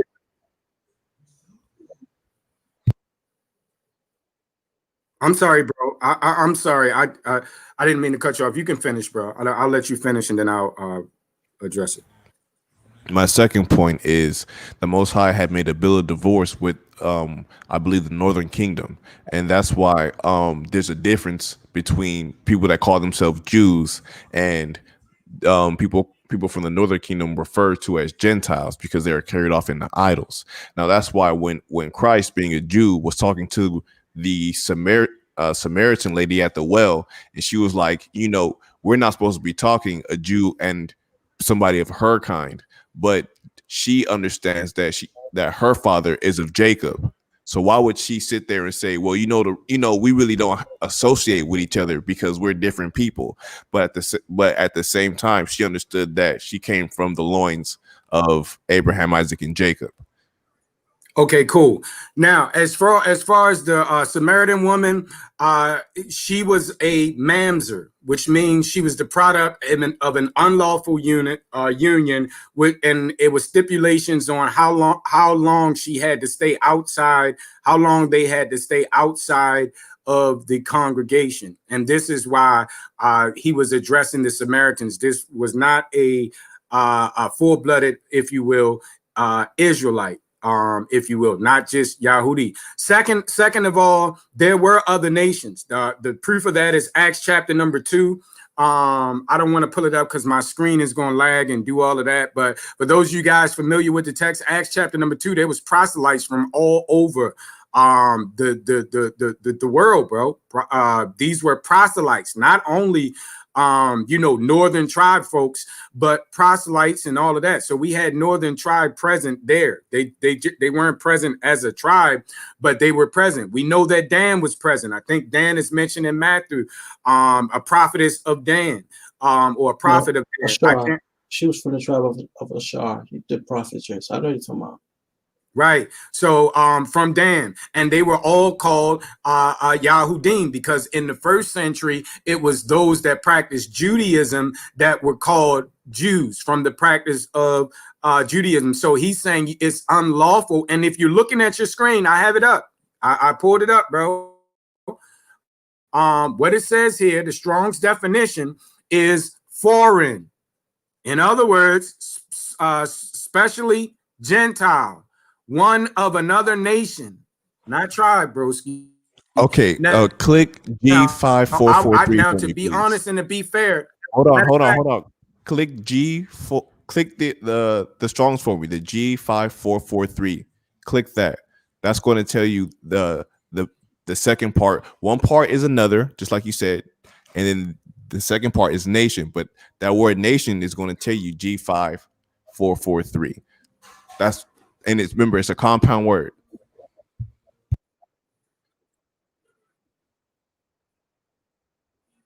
And Salak, for cutting you off.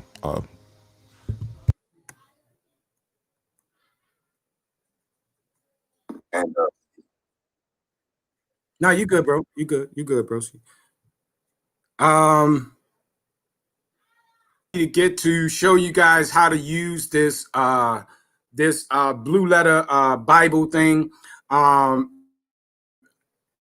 this is what I like it for. What we're looking at is the outline of biblical usage, bro. This might help you out a little bit too, broski. One is a tribe. That means a tribe in general. What this outline of biblical usage is showing is how this term is used throughout the Bible. And then it goes into details. So what it's telling us is that it could be used for a tribe of Israel, a tribe in general, or another tribe, a tribe in general, just a tribe, right? Now, here we have this word used, and I'm proving my point. Well, let me go back and make the point first before I attempt to prove it. So this is the outline of biblical usage, right? It's telling you the possible translations, how this word is used. It's used for a tribe, one. In other words, in the New Testament, all the persons descending from one of the 12 sons of the patriarch Jacob, right? And so that's telling you that that's one way that it's being used. Point two is a nation or people in general. To make that point and prove that point, right? Herodotus is using the same term in the Greek for all the persons dependent for the 12 sides. That's the usage that you were referring to.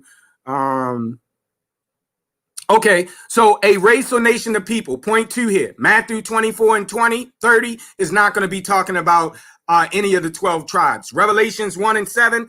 We're going to check this out to be sure, though. Revelations 1 and 7 should not be talking about the 12 tribes. My guess is that it's not. Revelations 5 and 9, 7 and 9, Revelations 11, the use of this word, I don't think those are going to be talking about the 12 tribes either. And so that's proving that this word is used for tribes outside of Israel. And the context of the passage in Acts chapter number 10 supports that. That's what I'm saying. We can't get caught up in the etymologies. The etymologies is good, but even in the Hebrew, you can have a multiplicity of applications that may be linked by a binary or a biliteral or triliteral root stem, which carry a basic meaning, but it still has different meanings, and you have to apply pick which one of those meanings by the context, by using the context. So it could mean one of the 12 tribes, like you said, but the reason, anyway, let's go through. Then shall, Matthew 24:30, and then shall appear the sign of the Son of Man in Shemaim, right? And then shall all the tribes of the earth mourn, and they shall see. So this is talking about all the nations, all the peoples of the world, all of them, the wicked ones, the righteous ones, the Israelite ones, the non-Israelite ones, all nations of the earth mourn, and they shall see the Son of Man coming in the clouds of Shemaim with power and great glory. Luke is talking about one of the 12 tribes. Acts 13. Oh, well, what was the other one? Let's go back to, let's see what they say. Revelations 1:17. Let's see what that does for us. I'm gonna pull it up. Cool. It's gonna pull it up outside. But he cometh to them, and also, and they, oh man, what happened? What happened? Okay. Wow. I didn't say go there. Okay, give me 1 second, bro. Let me go back. I didn't mean for it to take me off of the list. So what I'm showing you here, bro, is that the term can actually be used either for the 12 tribes, and it can also be used for nations, general. The context of the passage of Acts in itself pushes me toward the position and confirms the position that Cornelius is a non-Israelite. He's not. He's a non-Yahudi. And another confirmation of that is the fact that we don't find. Well, I could be wrong. I could be wrong about the oral traditions. I will certainly admit that because I use them for historical contents and for references. I don't read them like the book for knowledge and wisdom in following the way and none of that. I use them for historical context, right? And so like I'm doing here. And so in those writings, I don't find where, matter of fact, bro, Paul was a Benjamite. He wasn't from the tribe of Judah, bro. And I do know that Judah and Benjamin were together and Levi was scattered throughout there. But like I said, you find Dan and Matthew. You find a plethora of the other northern tribes in Acts chapter number 2. And they said Jews and proselytes. He didn't call them Gentiles, and he didn't call them he wasn't talking about so there's no law in written Torah, there's no law in oral Torah against eating with a person from another nation. I'm aware that the Most High divorced Israel, and the gathering back and him marrying Israel again took place on Pentecost, according to Cephas himself, Acts chapter number 2. Because Acts chapter number, I'm sorry, not Acts, yeah, I think it is Acts chapter number 2. It's in Acts, where Peter said, this is that which was spoken by the prophets. And he says, matter of fact, I'm going to pull it up. Let's pull it up. Acts chapter number 2. Let's go there. Go. Oh, man, I just typed in Acts. Stop, please. Stop. Oh, too late. Okay, so now this is why when you're looking at these, when you're using these lexical aids and etymological aids, what they're giving you is a range of possible definitions, possible ways the words are used. We have to apply those based on the context. And the context in Galatians chapter number 10 is dealing with other nations, the Gentiles, the Goyim. That's a fact. So that just to me is evidence for my position that Cornelius was not a actual Israelite. What I want, Acts chapter number 2 here. Let's pull that up. Acts chapter number 2. So now where we're going at is Pentecost, right? And in Acts chapter number 2, I think is where Peter Cephas quotes where it says, and then I will say, tell them that we're not my people, that they are my people, and all of that. So the regathering of Israel, the divorced nation, back into the body, back into the fold, happened on the day of Pentecost, at least, or somewhere around there, because it's discussed here. And Cephas said this was the fulfillment of that. So therefore, that's another chip that's in favor of Cornelius not being a Israelite, that Cornelius being a Gentile, a heathen, right? So, well, in this particular case, it didn't say he was a heathen by nationality, because he was certainly a way walker and was certainly a part of the community there. So Acts chapter number 2, and when the day of Shavuot was fully come, they were all on one accord in one place, and suddenly there came a sound from Shemaim as of a rushing mighty wind, and it filled all of the house where they were sitting. And there appeared unto them clothing tongues like as of fire, and it sat upon each of them, and they were all filled with the Ruach HaKodesh, and began to speak with other tongues as the Ruach gave them utterance. And there were dwelling at Yerushalayim Yahudi, devout men out of every nation under Shemaim. That includes northern nations, right? Now, when this was noised abroad, the multitude came together and were confounded. And where were they at? Shavuot. The what? The feast of Shavuot. Doing what? Eating with folk from another nation. Other Israelites from other nations. So this wasn't forbidden, right? Because that every man heard them speak in his own language. And they were all amazed and marveled, saying one to another, behold, are not all these which speak Galileans? And how hear we every man in our own tongue wherein we were born? Watch this. Parthians and Medes and Elamites. What area was this? The area where the 10 tribes were exiled.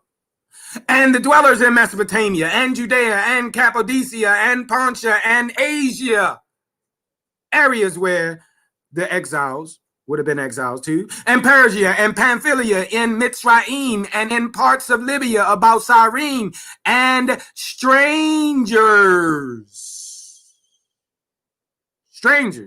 Corneliuses of Rome, Jews and proselytes, right? So Cretes, Arabians, we do hear them speak in our tongue the wonderful works of the Elohim. So they're all here. But what I wanted to get to is get to Peter's message. Matter of fact, it's not. It's going to be Acts chapter number 7. So I showed you guys that. Now let's go to Acts chapter number 7. And I think that's going to be Paul's message. 1, 2, 3.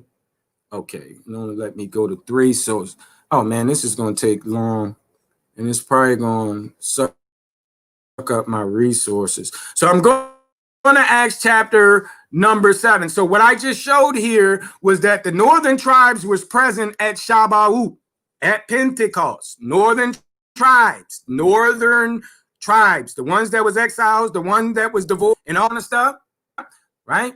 So and I think it's Acts chapter number 7 where I want to go to now. So let me pull this up. Acts chapter number 7. For those of you guys that's just tuning in or will tune in later, if you will, please go ahead, like, share. Actually, did Peter We were dealing with that question. Dick Kefers, we killed that. We rebutted that argument. That is a must watch. So if you're just tuning in, you will want to go back and check that out. For those of you guys that are watching, you're going to see these arguments, and these what I'm showing you is how to rebut them. And they will have no logical argument. They're going to start speaking in tongues, gibberish, right? Stuff that's irrelevant in modern day tongues, because this tongues was talking about languages, not gibberish. Nah, it's not talking about that. Acts chapter number 2 is not talking about Igbo. It's not talking about that. It's talking about actual languages, people, languages. Right. But that's a whole nother argument for a different day. We want to stay on topic. What we're dealing with now is the brother's position. My brother's position that, and this is held by a lot of folk, that the Gentile, the Goyim that is mentioned in the Bible is the northern tribes. I am not of that persuasion, that opinion, and I just showed you guys why. Right. So out of the Bible. Right. Acts chapter number 7. Is it going to be 7? No. Is it 15? Acts chapter number 15 and 7. 7 coming to my mind. So let's see if it's Acts 15 and 7.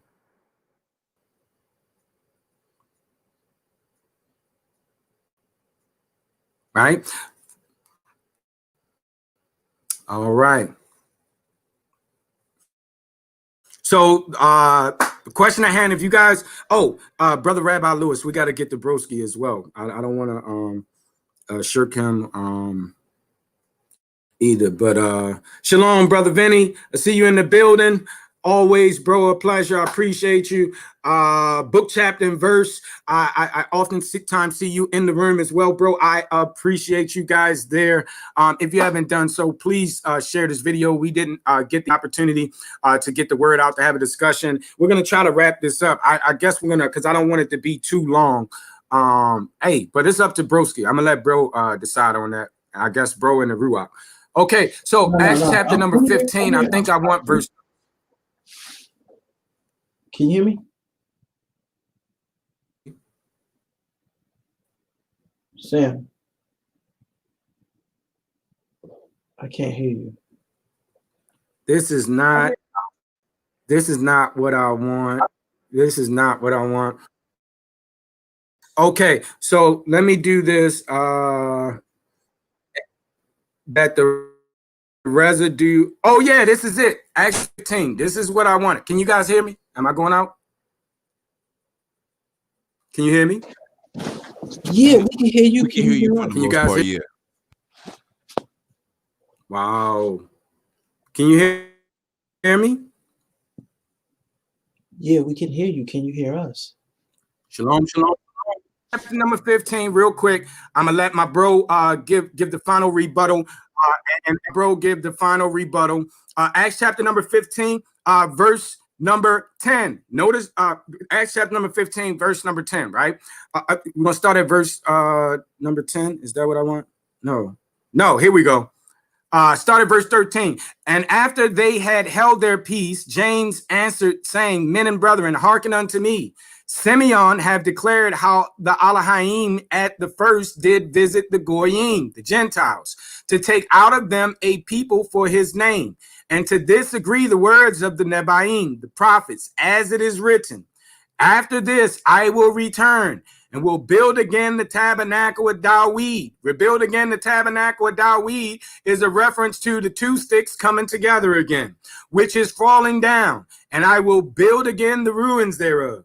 And I will set it up that the residue of men might seek after Yahuwah and all the Goyim upon whom my name is called, saith Yahuwah, who does all these things. What I want you guys to notice here is that there's three classes of people that's being addressed here. The same three that's in Genesis chapter number 10, the book of Bereshit chapter number 10, right? It says, and after this I will return, verse number 16, and build again the tabernacle of Dawid. Right? That's talking about Israel as a whole, Judah and Israel together, right? Which is falling down. And I will build again the ruins thereof, and I will set it up, right?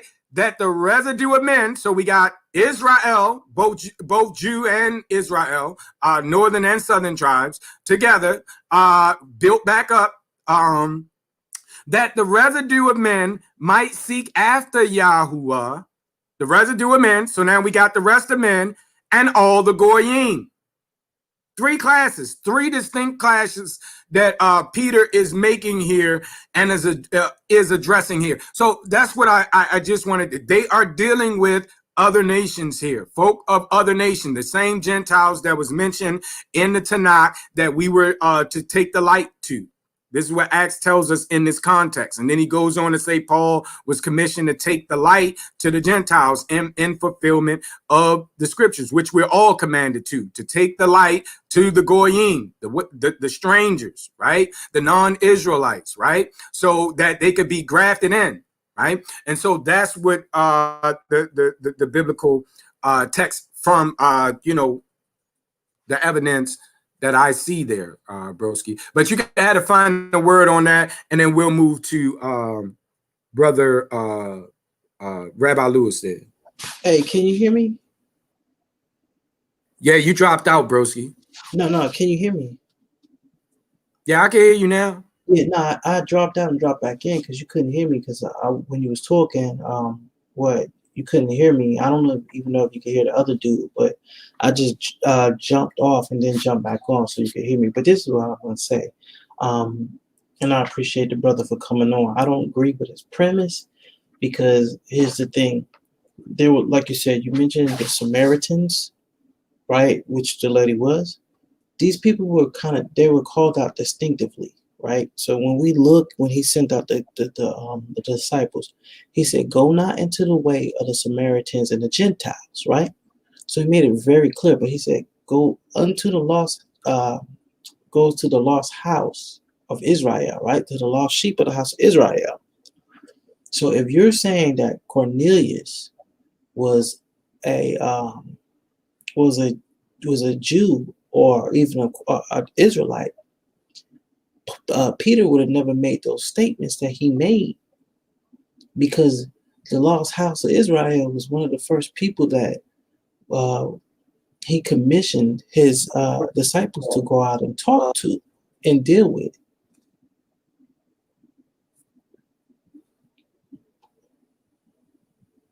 Oh, okay. Oh, I don't know. Can you hear me, brother? What's his name? K Frost. What's his name? I believe you're referring to me, but yeah, I can hear you perfectly fine. Okay, yeah. Good. I was gonna let the brother respond. Go ahead, brother. Okay. I wasn't talking about the whole lot of the Samaritans. It was just that woman that Christ met at the well. It described her as a Samaritan. That's why I brought that up. And you're right when Christ did say, "Do not go into the way of the Samaritans." You're also right on that. But I only have this premise because when you after Acts 10, if you go to Acts 11, you go to 11 and 19. When you read Acts 11 to 18, it just recalls everything in Acts 10. But then it also says Acts 19. It ends with they which were scattered abroad upon the persecution that arose about Stephen travailed as far as Phoenix and Cyprus and Antioch, preaching the word to none but unto the Jews only. So I keep this. Well, I kind of have this notion on my mind just because if Cornelius was a Gentile, why would they only spread that news to Jews only and not to everyone that's out and about? If you understand what I'm saying.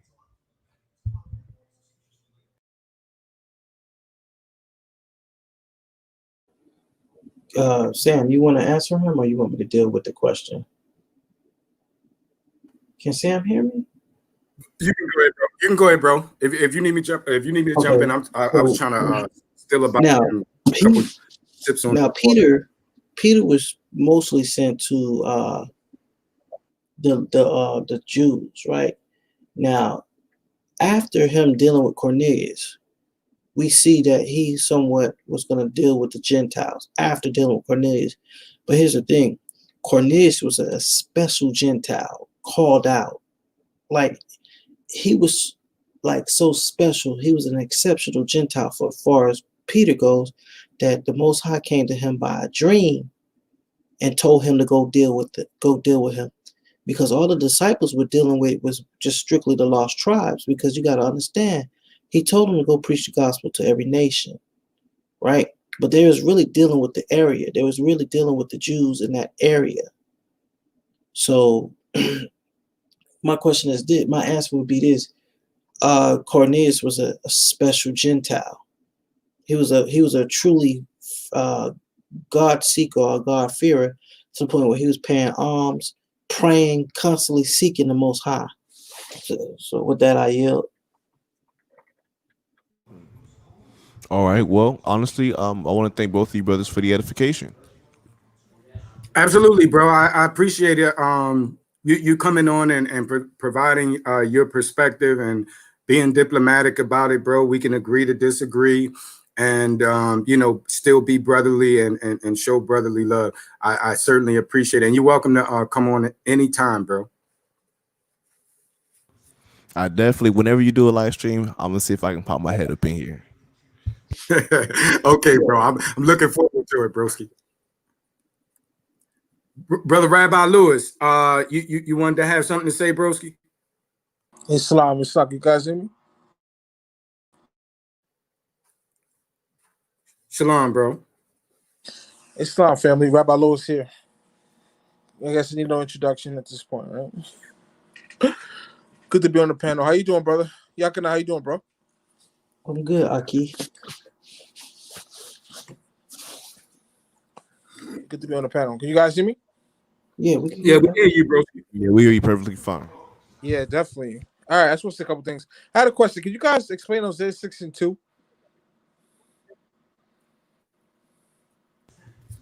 What said is it, bro? Hosea 6:2? Yeah, if anybody wants to explain it. One of y'all want to go? Brosi, one of the other brothers, Jake the Great, or Yehukanah? Hold on, let me get there. He said Hosea 62. Yeah, we Before might. we do, I gotta want to say one thing. As pull it far up as on my. hold on, I want to say one thing, if that's okay. As far as Yehukanah quoting Matthew 19:28. So go ahead. Go ahead, Lewis. Excuse me. Okay, Salakia. So as far as quoting Matthew All right, 19:28. you good, bro? Go ahead. Okay. Am I breaking up? Go ahead, brother. We hear you.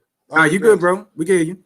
Yeah, when Matthew says to make disciples of all nations, that verse has been proven to be interpolation by Eusebius. So what it says to make disciples of all nations, that verse has already been proven to be interpolation. It was added later. So you can't use that verse anymore. If somebody can explain Hosea 6:2, when it started and when does it end? Okay. Let's see. You pulling it up, or Okay, let me address the Matthew 28 and 19. Let me address the Matthew 28:19 interpolation. It says the interpolation that he's talking about. Well, Eusebius actually quotes the text in the shorter verse. It's shorter form without the Trinitarian in the name of the Father, baptizing them in the name of the Father, the Son, and the Holy. That's what was added at a later date, because we have about 25 to 40 quotes prior to the Nicene Council by Eusebius that he doesn't quote the Father, Son, and Holy Ghost. He just says baptizing them in my name. And we have a lot of ancient manuscripts, earlier manuscripts as well. I think it's about 1,000 of them that does not have the longer ending, the Trinitarian version, which the Catholic Church admitted to, interjecting or interpolating into the text during the 4th century. But so Correct. is that what you're right? So, but it didn't have let me anything ask to you, do. brother. What's your name, brother? I'm sorry. What's your platform? I'm sorry. That's my first time coming on. I'm No, sorry. you go ahead, bro. Yeah, are you familiar? Defend of the way. It doesn't matter, bro. Yeah, defend of the way. Defend of the way, brother. Do you know the first church father who quoted the Trinity? Tertullian, like 180, somewhere around there. Oh, I thought it was Theophilus.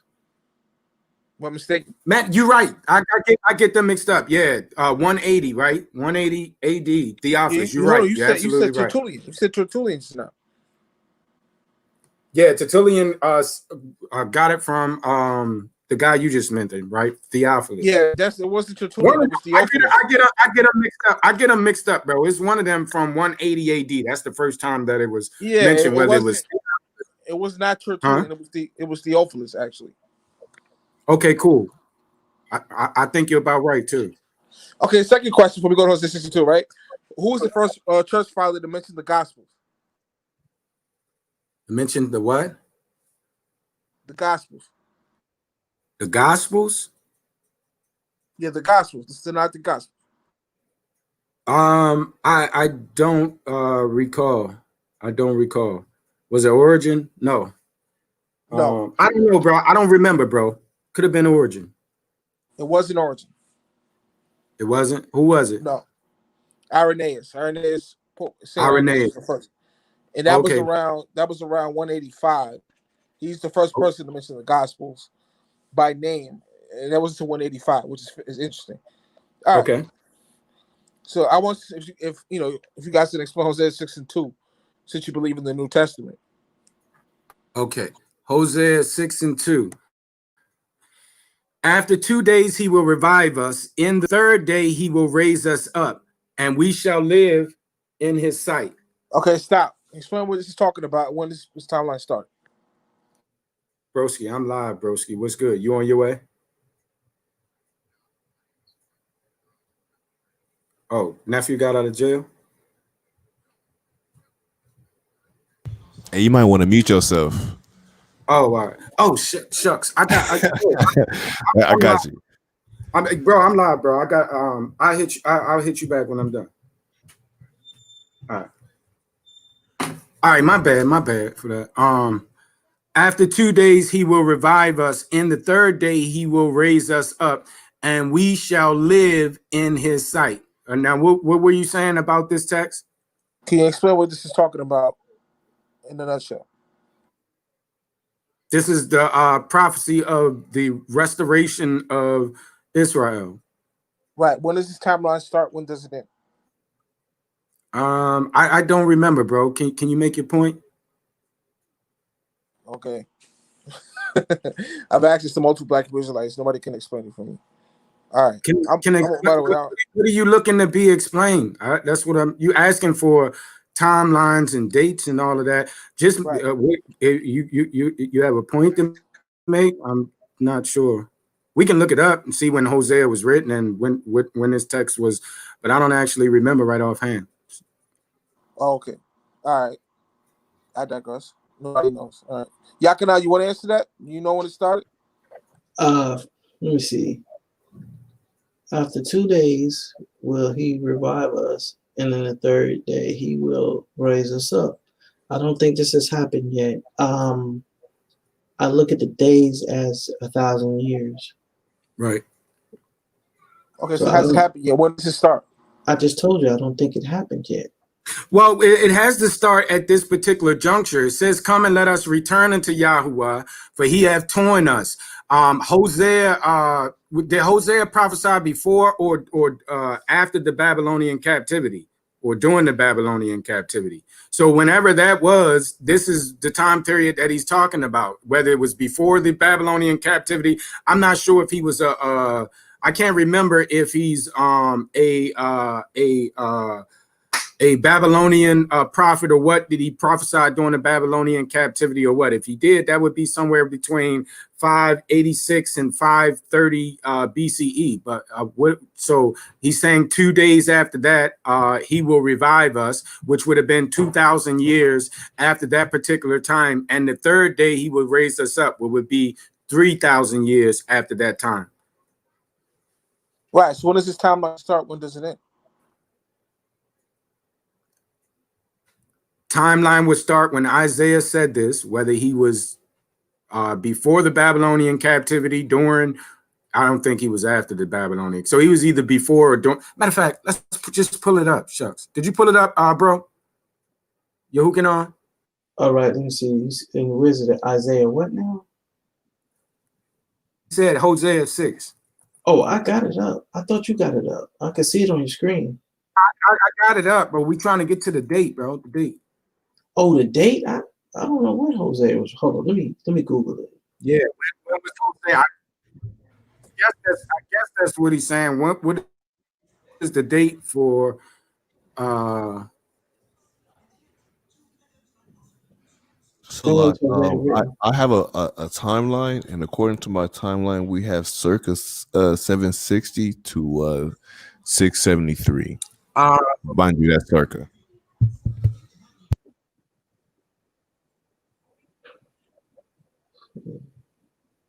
Yeah. Okay. Cool. I appreciate that. Thanks, bro. 7 activities. So he prophesied, yes, the 722, the Syrian captivity happening.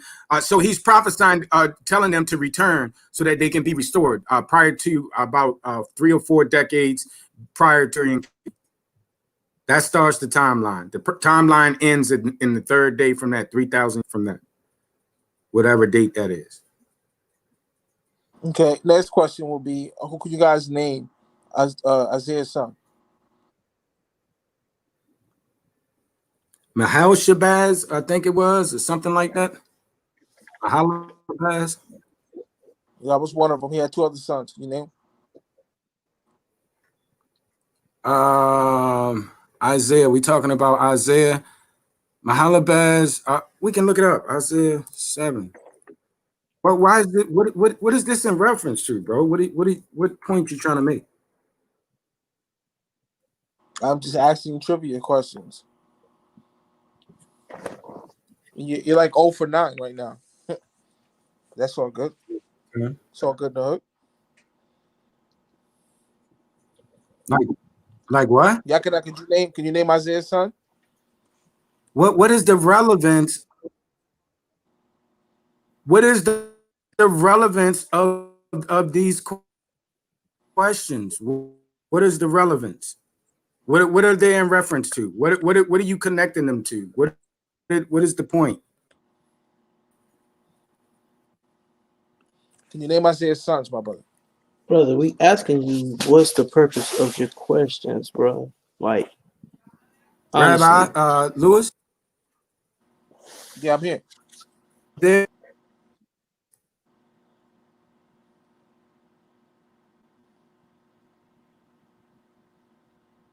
I can't hear him. I don't know if it's just me. No, I can't hear you, Sam. No, I'm asking you, what is the purpose of you asking questions? Can you hear me, Rabbi? Are you there, bro? Can you make your point? What is the point that you're making? You don't hear me? Yeah, we can hear you now, brother.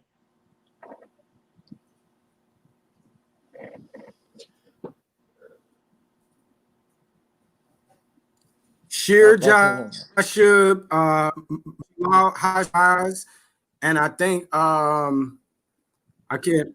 Yeah, so that. Okay, now what point do you want to make with that? What is? Yeah, can you turn it away? Can you hear me?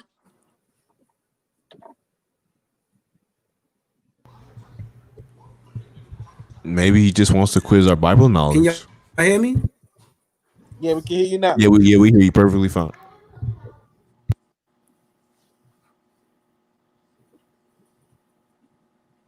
Turn it away. You there?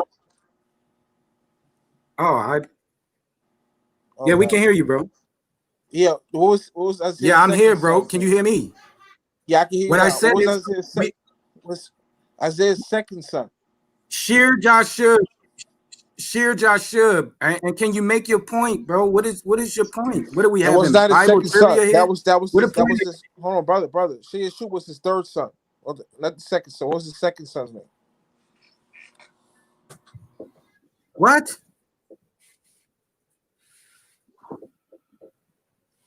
Can you hear me? Yes, we can hear you. Oh God. Rabbi Lewis, what can you make your point, bro? Yeah, sure. Can you hear me? Can you make your point? Yes, I make my point. I can hear you. We're waiting for you. We're waiting for you to make your point. What was Isaiah's second This is Bible son's name? discussion, not This is Bible discussion, not what do you call that show? Whatever the TV show is called, bro. Jeopardy. I can't even. Jeopardy. This is not Jeopardy, bro. We might do a Jeopardy session. It's a good idea maybe to have a Jeopardy session, but this is not that. This is a discussion. What discussion are you trying to have?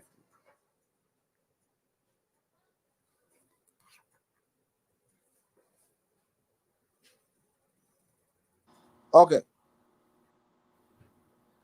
Well, in a nutshell, what I'm trying to get at is I'm a Muslim. I don't believe in the Gospels. I mean, so I was wondering if you could defend the Gospels, if you defend your faith, pursuant to what is in 2 Peter 3:15. What does Isaiah's son have to do with the gospel? I'm lost, bro. Yeah, I'm lost. So the scholars, if I can explain.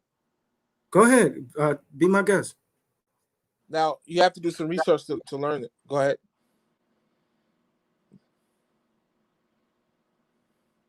Can I finish?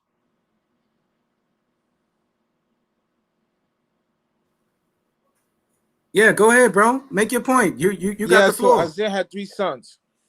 Okay. Hold on. Malachi Hashbah, Emmanuel, and Sheyashub. He had a second son named Emmanuel. Now, the Bible, whoever quotes from Matthew quotes Isaiah, and said that Mary would bring forth a son named Emmanuel. But what they don't know is, what people don't know is that Isaiah had a son named Emmanuel as well. And for this to be a future prophecy, Emmanuel would have had to have been Isaiah's wife's first son for her to be a virgin. But Emmanuel was her second son. So what am I getting at? How could this be a twofold prophecy about Jesus in Isaiah when she couldn't have been a virgin because Emmanuel was her second son, Isaiah's wife. Her first son was Malachi Hashbah, Sheyashub. Emmanuel was her second son. So when they quote this verse in Matthew, it says a twofold prophecy about Isaiah's son and Jesus, because Jesus' mother was a virgin, it doesn't add up. So in a nutshell, Okay. I saw that. Yeah. So okay, first and foremost, Mahashabal, that person was the second son. Emmanuel, according to my theology, was dealing with Isaiah's son. Isaiah 9 is dealing with Isaiah's son or Ahaz. It's not defined definitively in the text, because the prophecy from in Isaiah 7 was dealing with Ahaz. It said a sign would be given to Ahaz that a young maiden, didn't say virgin as in the virgin birth. It's a young maiden. That Hebrew word there just means a woman of meritable age.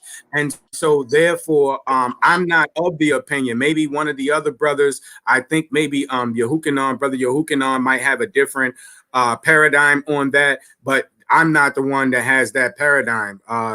Isaiah 7 through 10 and all of that is dealing with events surrounding the Assyrian invasion, the Assyrian captivity. And he specifically said, before the child Emmanuel grow up, that the king of the northern tribes and the king of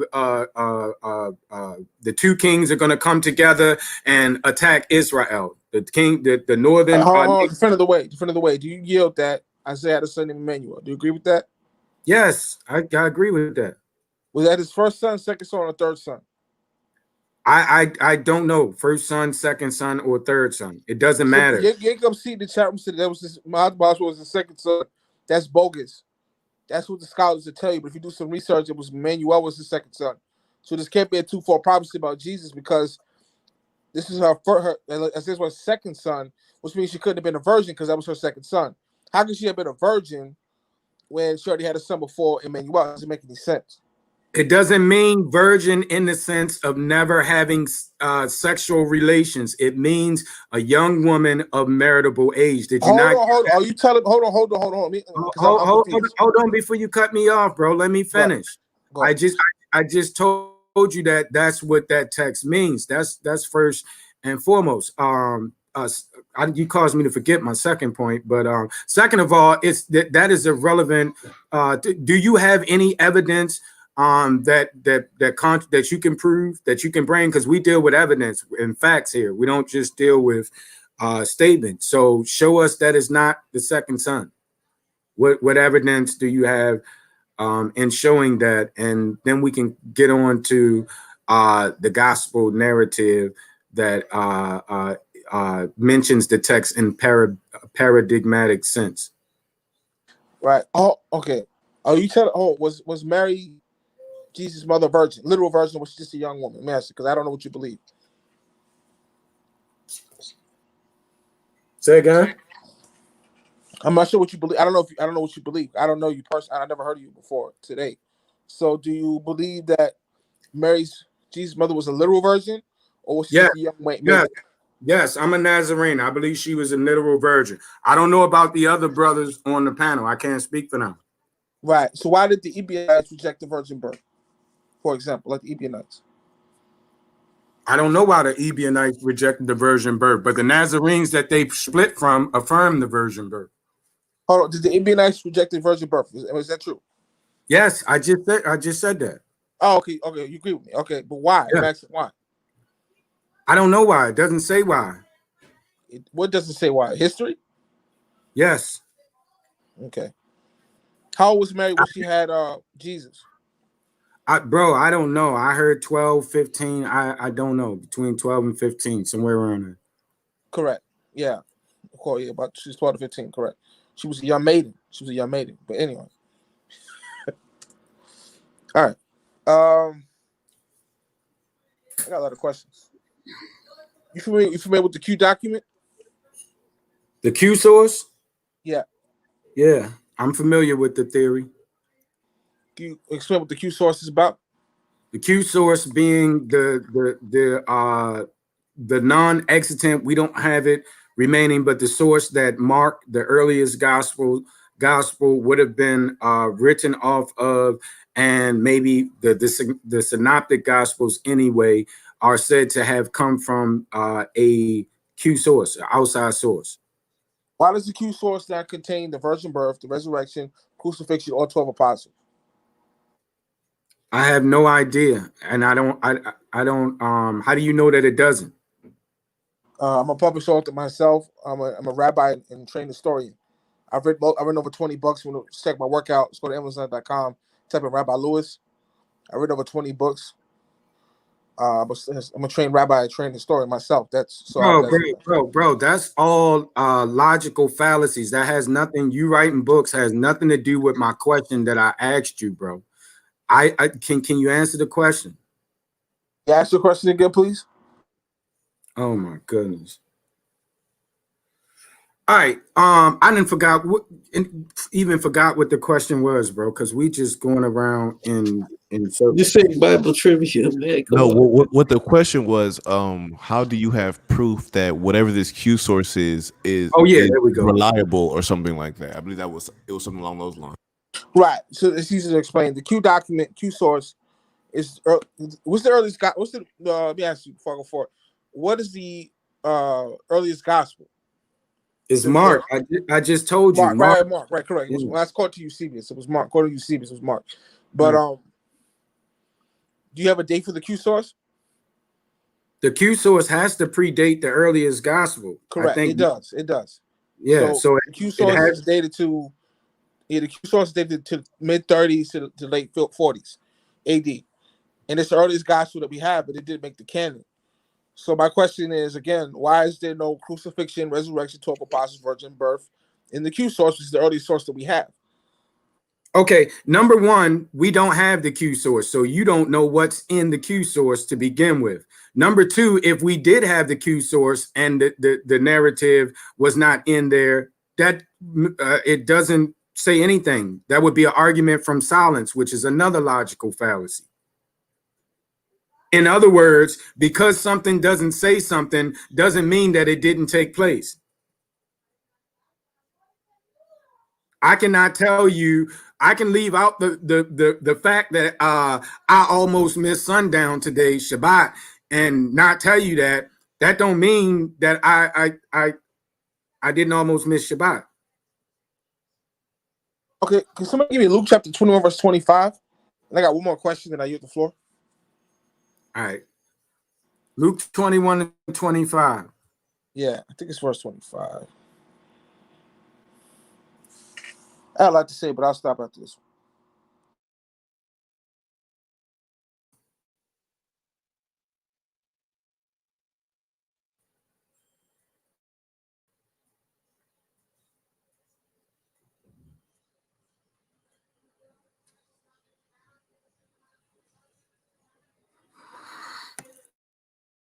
Luke 21 and what text, bro? I believe it's verse 25 I'm looking for.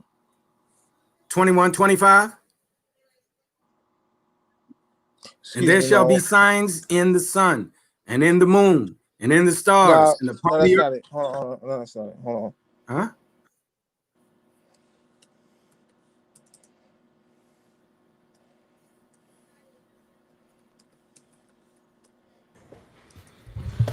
I think he's going to look up the part where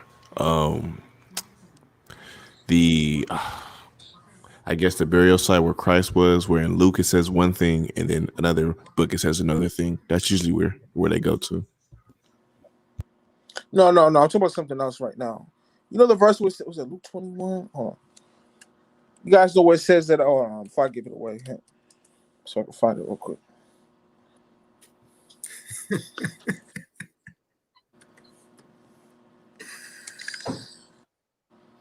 Sorry, guys. Bear with me. I'm sorry. Let me find this so I can find it real quick. Hey, brother Jake and brother Yahukanon, y'all can take it. I'm about to take a 5 minutes. I gotta go use the bathroom, so I'm gonna take 5. Okay. Whatever. I got the Luke 20 thing up. I don't know where he's going with the text, but we can address the text. What's your point you're trying to prove, Rabbi Lewis? Yeah, there's a verse in Luke that tells you that everything didn't make the Bible. That there was stuff that they didn't write down because it was just too much to write. I'm trying to find it. Right, I understand. Yeah, I'm familiar with that. I Hey, don't can know somebody pull that exactly for where, me? but I'm familiar. Somebody get that for me, please. What's your point? What I'm trying to get at? What is your point? What's the Yeah, argument? for the audience, so people can get the information because we got to see the elect, brother. Dude, what is You the got people argument? listening. But What there's is a the verse in argument? Luke that tells you that everything didn't make the Bible. Like they didn't write everything down because it'd be too They much to witnessed write. a lot of things. I believe it's in John. We know people are familiar with what you're saying. What is your argument? What's your point? Be right. That might have been in John 21. Let me look real quick. Dude, you about to get kicked off the panel, bro. What's your argument? What's your point? Oh, I'm sorry. Yeah, John 21:25. Thank you, Yakina. For the people, that's John 20. It says, and there are many other things which Jesus did, which if they should be written, every one. I suppose even the world itself cannot contain the books that should be written. Amen. See, when the Gospel of John says there was stuff that Jesus did that transpired, they didn't write down because it would take too many books to write it down. Mm-hmm. That's John chapter 20, verse 25. Thank you for that, Yakina. You're right. What is your point of argument that you're trying to make, Rabbi Lewis? The point, the fact of the matter is, me and you were supposed to do a debate last month. Me and Brother Yakina, we already know each other. People may not know we know each other already. And I had to cancel the debate.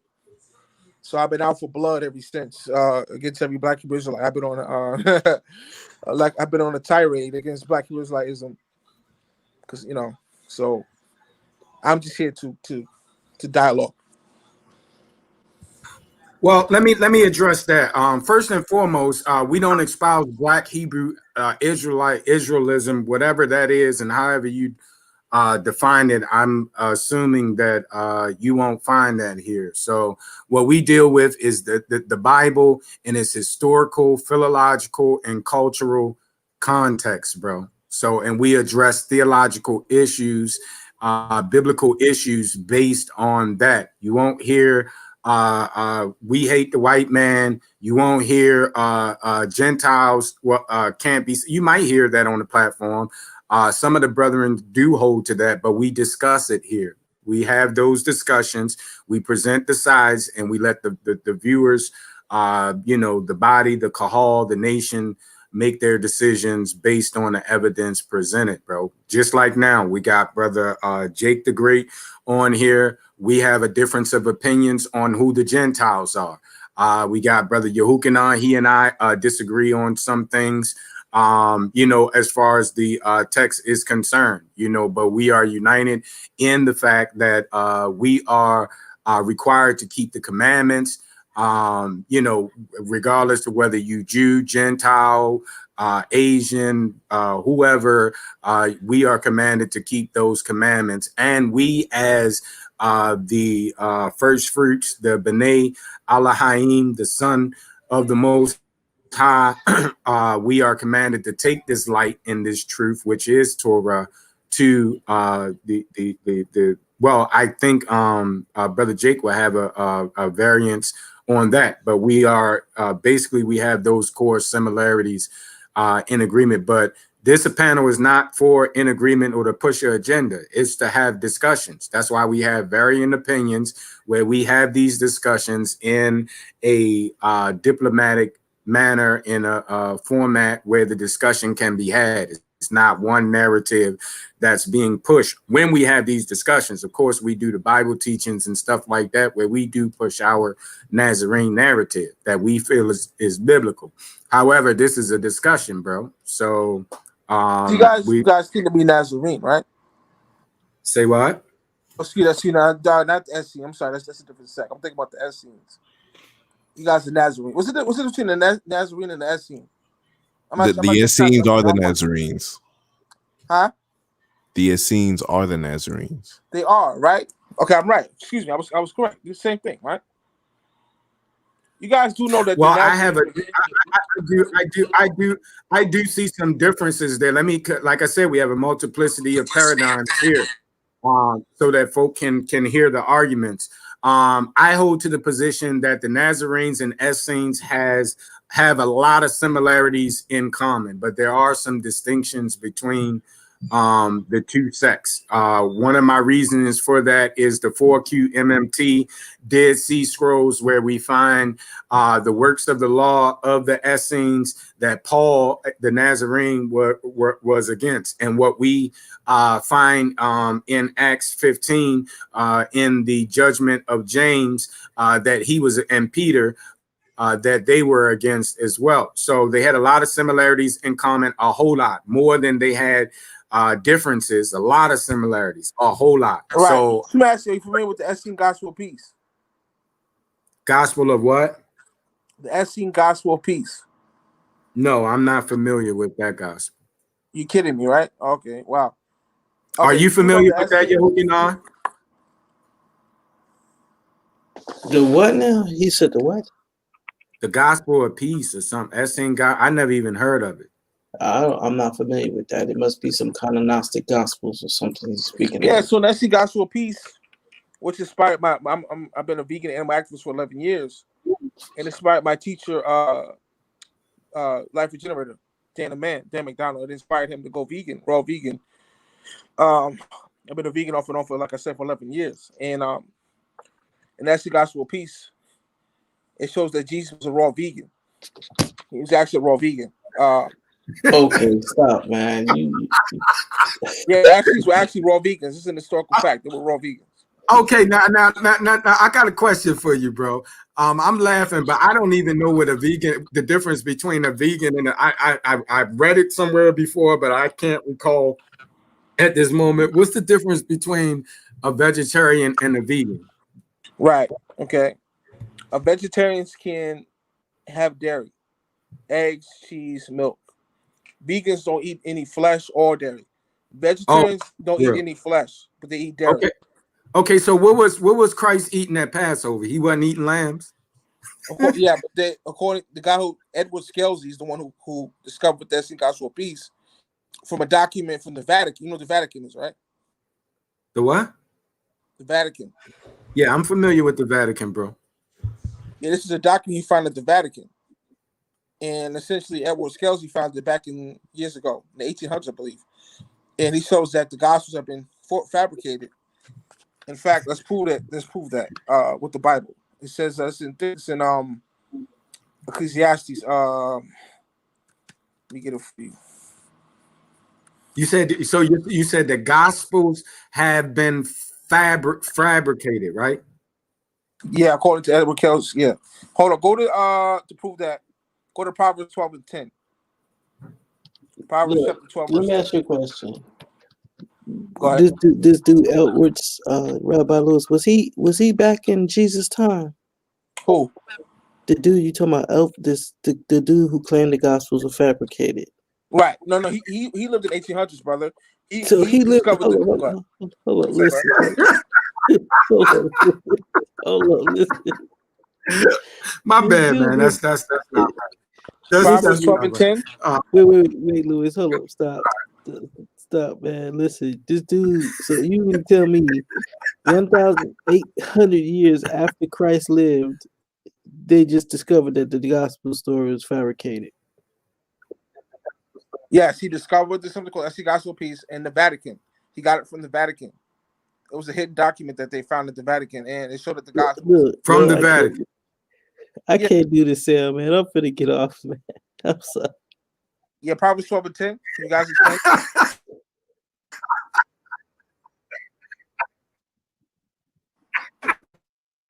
Okay, I want to try this one. I'm gonna read it. I'm gonna read it. So Proverbs 12, verse 10. A wicked Well, desires. this gonna be the last one, bro. I needed that laugh though, bro. That's kind of bittersweet news. My neck, huh? What happened? Oh, I was just reading the verse. I was just reading the verse. Somebody was saying something. I was in the middle of reading the verse. Ready? All right, so Proverbs 12 and 10. A righteous man regardeth the life of his beast, but the tender mercies of the wicked are cruel. Okay, stop this. Even the Bible says that the righteous man regard the life of his beast, which is an animal. So there's a hint that the Israelites were vegan. But like I said, the righteous man takes care of his animal. So that's crystal clear. So yeah, So the righteous Bro, man doesn't eat his animal that he tended. What do you really say?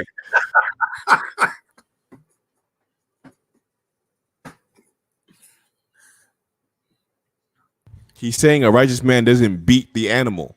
Do you know this animal abuse? People that do animal abuse usually are not good people. If you didn't know that, Rabbi. Oh, let me ask a question, Rabbi Lewis, real quick. Yeah, sure. So was Solomon the probable writer of Proverbs? Was he eating lamb at Passover, or he was just vegan too? He ain't eat lamb.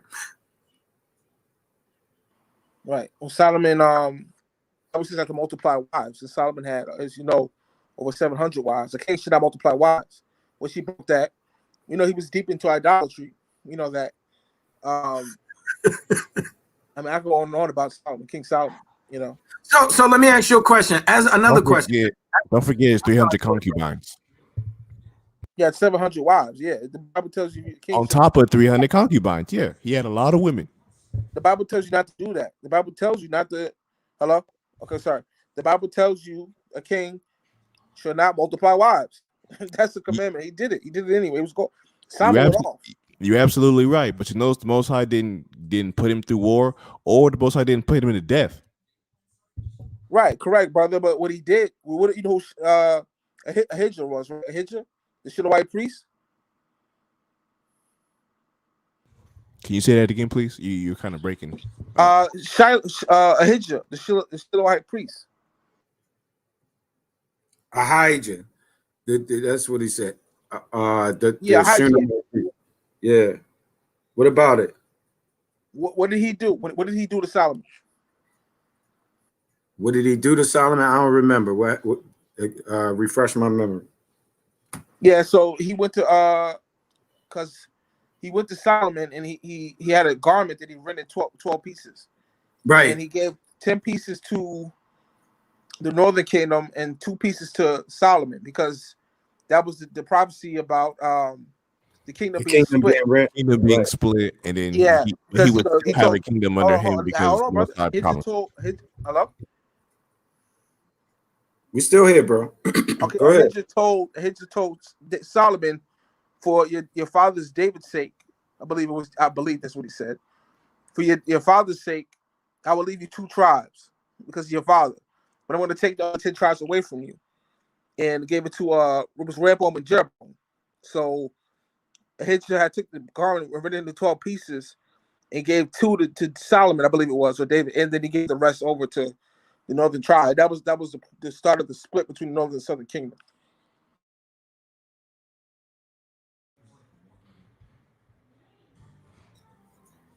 Okay. Okay, so how does that like dispute the gospels? I want to get to that point. The contention about the gospels.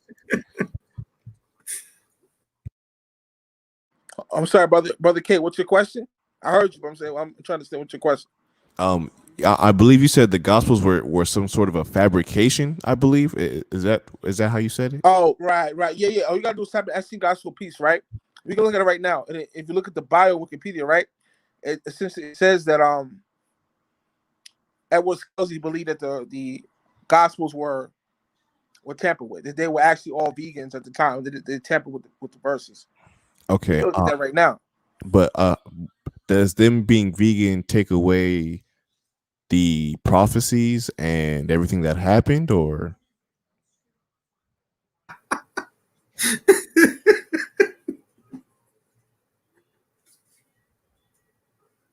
Hello? Yeah, I can hear you. Does them being vegans take away from the prophecies and everything that was set forth?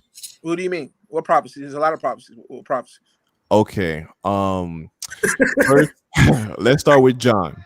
John is the preceder before Christ. He was the person that was prophesied to come before the Lord comes. Prepare the way of the Lord and make his way straight. There's a forerunner before the Messiah, right? John says just there's someone coming after me who's a latchet on his shoes I can't unloose. Does any of that sound familiar? Yes. Okay. How does them being Essenes take that away from the prophecies? That like did any of that happen because they were not Essenes, or? Right. Okay, so I can respond to that. It's already been proven that John didn't write that. That it was a guy named Cerinthius. You feel Cerinthius' work? Cerinthius is the one who wrote the Gospel of John, not John. They attributed it to John because it said that was the disciple that Jesus loved. And so the church tradition was that was talking about John, that was the disciple that he loved. So they assumed that was talking about John, and it just sounded as John, but it was really Cerinthius who wrote it. Cerinthius was a Jew from Alexandria. He's really one who wrote the Gospel of John, not John himself. Like I said, this guy saw where it says that was Yahushua, Jesus' favorite disciple. They assumed it was John, but it was really Cerinthius. Okay, so did this person practice water baptism? Did he introduce that? Yeah, Cerinthius introduced that. Yeah. And did that person baptize Jesus Christ himself?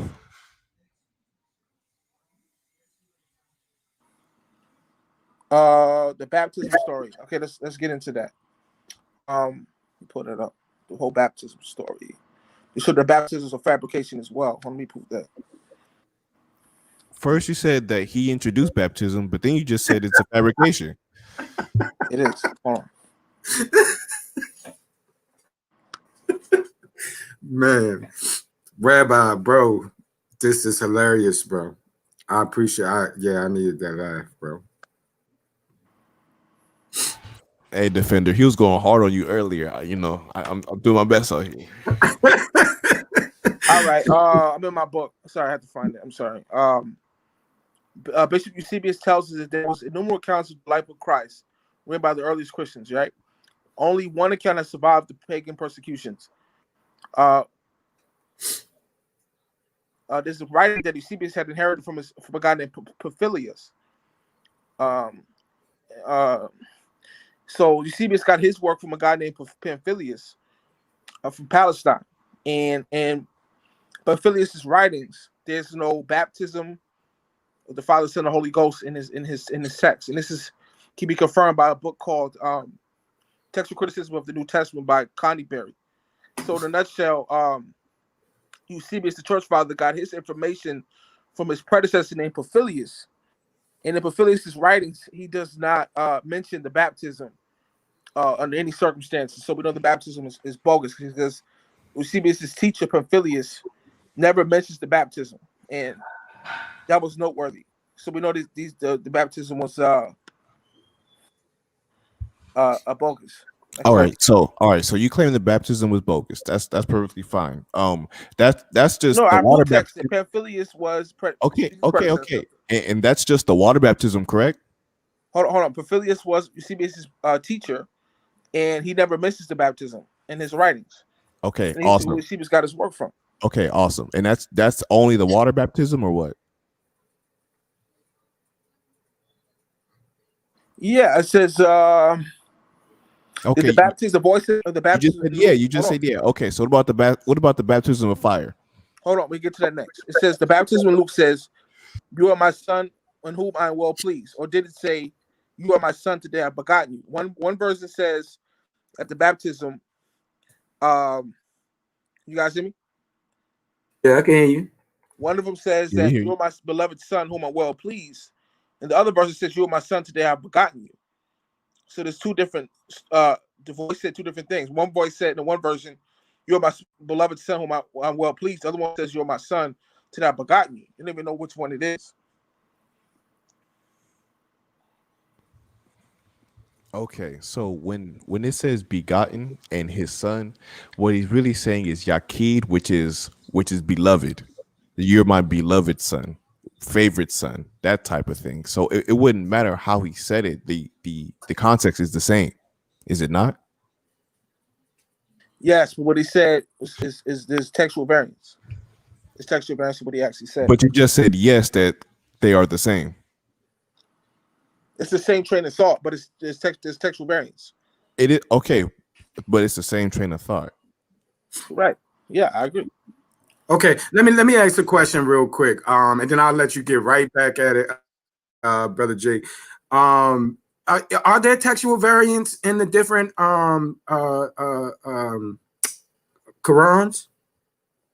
Yes, but that's not because the Quran is not perfect. It's there because people didn't understand Greek. A lot of the Arabic translators didn't have a good beat on Greek. You know, even when Sheikh Ahmadida, who trained Zakir Naik, right, rest his soul, he was doing a debate with a Christian pastor, and he had a translator, and he was asking the translator to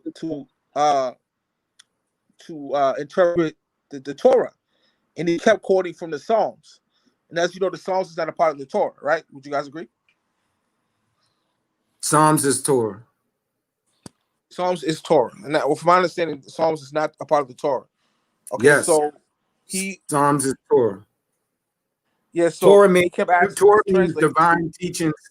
divine teachings and instructions. You can say that the first 5 books alone is Torah, and then all the rest is the writings. Some people hold to that, but the writings of the prophets, according to Yahushua HaMashiach, the Christ himself, that's all a part of the divine teachings. Right, well, he was telling his translator to quote the first 5 books of Moses, a particular book in the first 5 books, and his translator kept quoting the Psalms, or we call it in Arabic, we call it Zabur. So, okay, bro. I don't want to get too far off, bro. It is definitely a good conversation to have. It's enlightening. It's funny.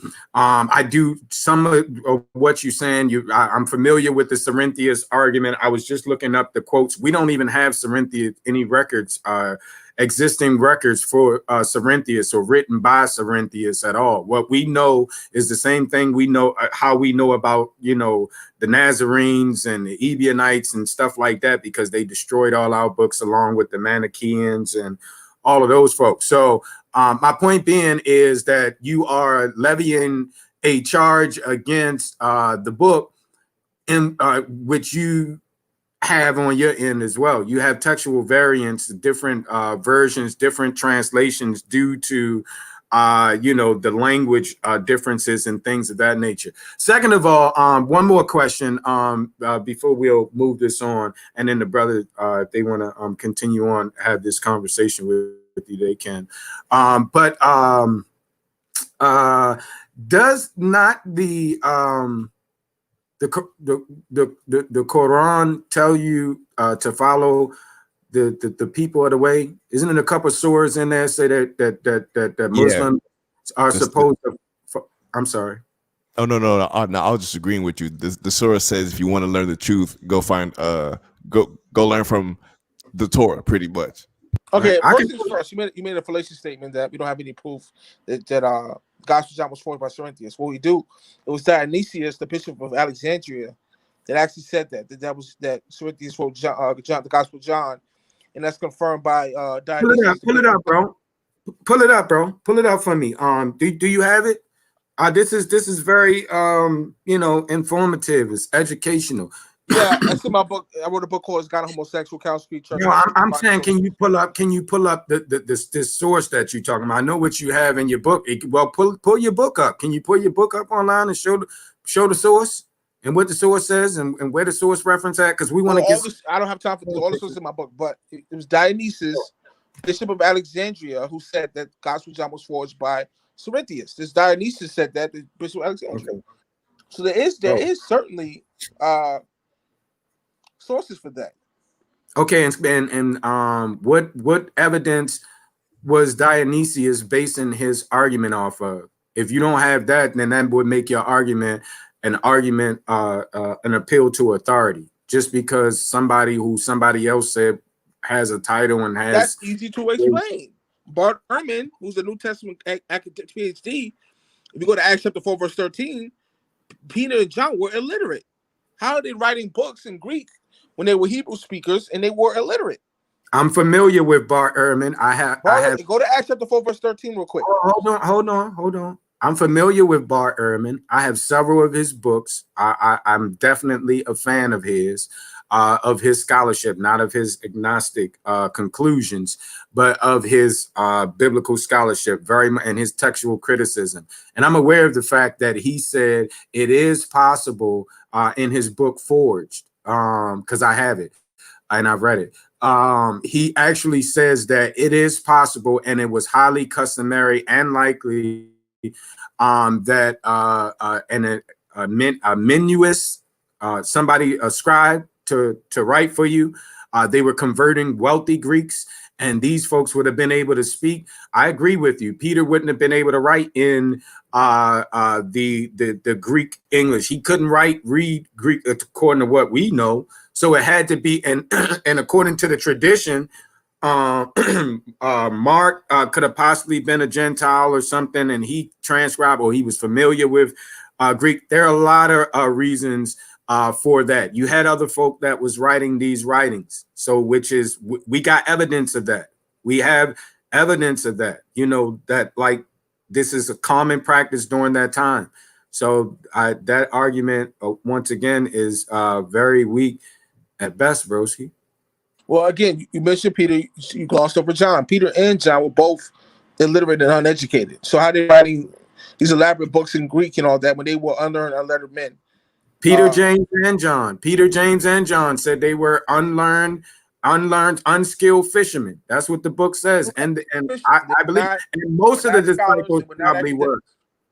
But what I'm telling you is they would have had skilled, and we have evidence archaeologically of this, evidences and historical records that they had begun to convert wealthy Gentiles in the empire, wealthy Gentiles that were wealthy in the empire, and they would have been able to the fact that they were wealthy is irrelevant. All they needed to be is fluent in reading and writing Greek and understanding that the Aramaic tongue, which Cephas would have been speaking to them to dictate. And we do know, I think Cephas said that Mark actually wrote or transcribed his gospels.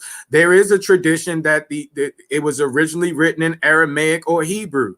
And most of the New Testament books, I believe that, that they were we have them extant? No, but do we see Hebrew idioms and untranslatable Hebrew phrases and stuff that are in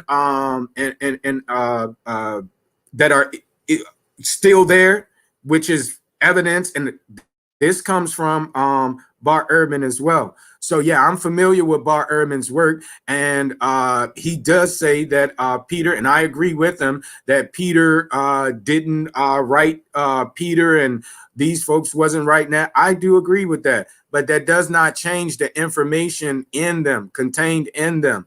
That's number one. Number two is you're making these accusations and you're throwing out these scholars, including Bart Ehrman, but yet you're not stating what evidence the scholar is basing his opinion off of. Just because a scholar or someone who calls themselves a scholar or Westernized society, Hellenized society that we live in, has deemed them to be a scholar, that don't make them right. Otherwise, scholars wouldn't disagree. So the scholars themselves, just like you got a scholar that said this and supposedly said that, which we're not seeing on the screen, what's being said in context.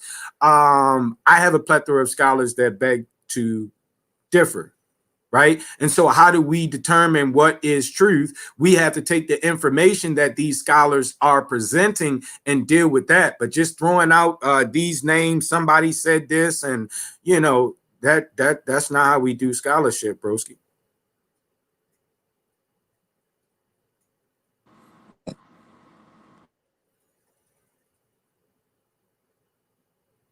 Are you there, bro? Yeah, I'm still here. I mean, that would be classically interpreted. That would be an appeal to authority, which I would agree.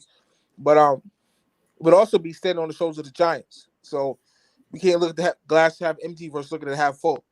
One sense you could call it an appeal to authority, or in another way you could look at it as being on the shoulders of the giants. You know, and Yeah, well, I mean, the giants, you got to prove them to be giants. Your term giant is subjective. You're using, you know, the American language that's based on Latin and Greek and all of that kind of stuff. Coming from, you know, the various languages, and some Hebrew, some Hebraic roots in the English language as well. But what I'm asking you, bro, you making these, levying these, and using these folk, bring the evidence. That just name dropping and that don't work here, bro. Like, we deal with evidence. That is an appeal to authority, and it is a logical fallacy. The reason why it is a logical fallacy, in other words, an invalid argument.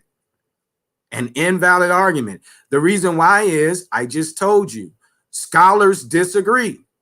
You got this scholar over here that said this one thing, scholar over here saying another thing. So both of them are scholars, so they both can't be right, right? So that's the weakness of scholarship. We believe in scholarship here, but what we do is go behind and get the evidence. We don't just say, oh, such and such and such and such said such and such and such and such and such. You know, we want to go and look at the evidence that they're presenting and see if we come up with the same conclusions. If we do, fine. That's great.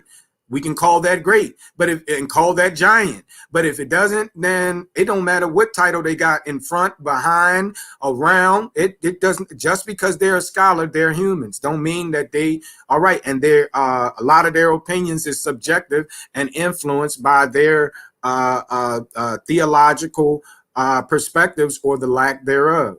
So that's why we're saying that, broski. But yeah, we can pick it up later. I'll definitely have you back on. Well, I mean, if the brothers got some more questions, they can go. But I never heard you answer the question as to if the book says, if the Quran says that you are supposed to follow the people, us, Torah, right? Torah, and we can trace the oldest Torah scripts back to which would be the book of Job, and Genesis to 700 years, 800 years BCE, before Christ, right? So we got a record, and that's before Muhammad's time, well before Muhammad and any revelations and any other kind of stuff like that. Your book said you're supposed to follow those with of the way. That's who you're supposed to follow. So how is it that you are attacking those that you're supposed to follow and be true to your religion? Can you answer that before we get sure. about Make it quick. I know it's getting late. I'm on the East Coast. It's getting late. So I'm to be on the panel, by the way. And nice to meet you, brother, Defender of the Way. And I already know you Hakenan. And brother K, nice to meet you. Yeah, you should know me too. I didn't judge your debates on Solar Vision Debate League. I was the judge. Oh, you know me. Oh, you know me already. Oh, okay. All right. Yeah, I didn't judge a couple of your debates over there on Oh, okay, bro. Solar I didn't Vision. recognize your voice, brother. I'm sorry. I found you through Yakinan Right. on Facebook. I saw you go on live, and I was like, oh, let me check this out. Right. Go ahead, bro. My bad, brother. Sorry about that, brother. Good day. All right. No, So you.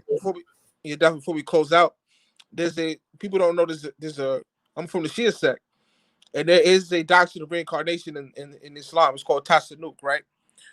And the earliest Shia scholars believe, right? You with me? Can you guys hear me? We hear you. Yeah, we're listening, bro. The earliest Shia scholars believe that if you was a kafir or a disbeliever, you would reincarnate a Jew or an animal, right? And the reason why they said you reincarnate a Jew or animal is because they knew that the Jews were cursed people. So the early Shia scholars believed that if you were a kafir, you would reincarnate an animal, or you reincarnate a Yehudi or a Jew. And the reason why they said you reincarnate a Jew, that's because they knew the Jews were cursed, pursuant to Deuteronomy chapter 28, 15 through 68. So they knew that we were cursed, our people were cursed. So they said if you died a kafir or a disbeliever or a bad Muslim, you would reincarnate a Jew or an Israelite or Yehudi, or you would reincarnate an animal. That's how they looked at the Jewish people, because they understood that we were cursed. So as far as, doesn't the glorious Quran say that follow the people of the book? Yes, but that was before the book was tampered with. That was from the Torahs and the writings, the Ketuvim, the Nabim, and the Torah that were around before they were tampered with, before the other nations had their hands in translating our Bibles and our verses. So yes, the Quran does implore you to do that. Let me stop you right there, bro. I agree. The book has been translated. That's why we got all these translations. You get no argument from me there. You have got all these translations because folks then interpolations showing. I'd be a fool to say that that's not true. Showing that the folk then injected their stuff into it, right? Especially with the interpretations when we get the modern day interpretations. But what I'm dealing with, bro, are the stuff that they dug up out the ground, bro. That's what I'm dealing with. I'm dealing with the fragments and stuff that they find, the old parchments and manuscripts that haven't been tampered with, dug up out the ground, broski. 800 years before, 8 and 6, Muhammad 600 AD. So we're talking about 1400 years prior to Muhammad, broski. Why is what you are teaching is contradict that? That's what's in writing. That's what the first century, second century Yahudim, not European folk that messed with the script and all that. We talking way prior to that. That's number one, bro. Number two, you just contradicted Muhammad. You just contradicted the Quran itself. The Quran says follow the Jews. You just told me some imam said the Jews was cursed. So did Muhammad tell you to follow a cursed people?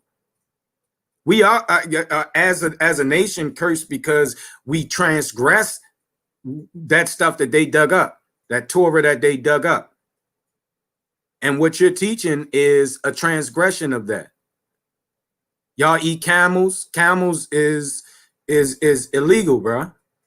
According to Torah, according to the 10 Commandments, I forget which one of those stellas or whatever that they found it on, well before Muhammad's time, well before any first century Bibles, well before the modern Old Testament was put together by Yehuda ben Nasi at the Council of Jamnia in 90 AD, somewhere around there, circa 90 AD. Well before that, bro. So this is the inconsistencies in your logic, my dear brother. Like, I'm just being real. This is not being subjective based on religion. I agree that this book has had interjections in it. And I also am aware of the fact that so does the Quran. has multiple translations which contradict each other. You have the Hadith and all these other private interpretations like the Talmud, Mishnah, and all of that, which is not true to the original book. And you just proved that. Okay, before we close out, who was the priest? Hilkiah. Who was Hilkiah? What was he known for? Bro, we not doing who was this. We addressing this issue where we are now, bro, which is I'm the addressing fact. this. Okay, let me address that. Wait. What we're talking about is your contradictory statement. We all know. I can pull the surah up for you. I have it in my notes. The surah says, follow the children of Israel, and it tells you to follow their book. That's what it says. Believe in the book and believe in the prophets. These words of these prophets. Them prophets speak nothing of reincarnation. Them prophets speak nothing of eating camels. None of that. It's unlawful. Your book does mention reincarnation. What are you talking about? Nah, it doesn't. It mentions nothing. It mentions nothing about reincarnation whatsoever. Of course it does. I can show it to you right now. Okay, show me reincarnation. First thing, before we go digress, there were astral poles all in the temple. In Solomon's temple, there was, you know what astral pole is, right? Yes. There were astral poles all in the temple. People were worshiping Asherah in the temple, in the holy temple that Solomon built. When was that? Can you give us that source? Bring that up. There was a priest named do me a favor. Wait, you have to bring that up. You have to bring that up. Thank you. Can't just say that. I got you, bro. Before we digress to the other thing we're talking about, there was a priest named Hilkiah. Hilkiah,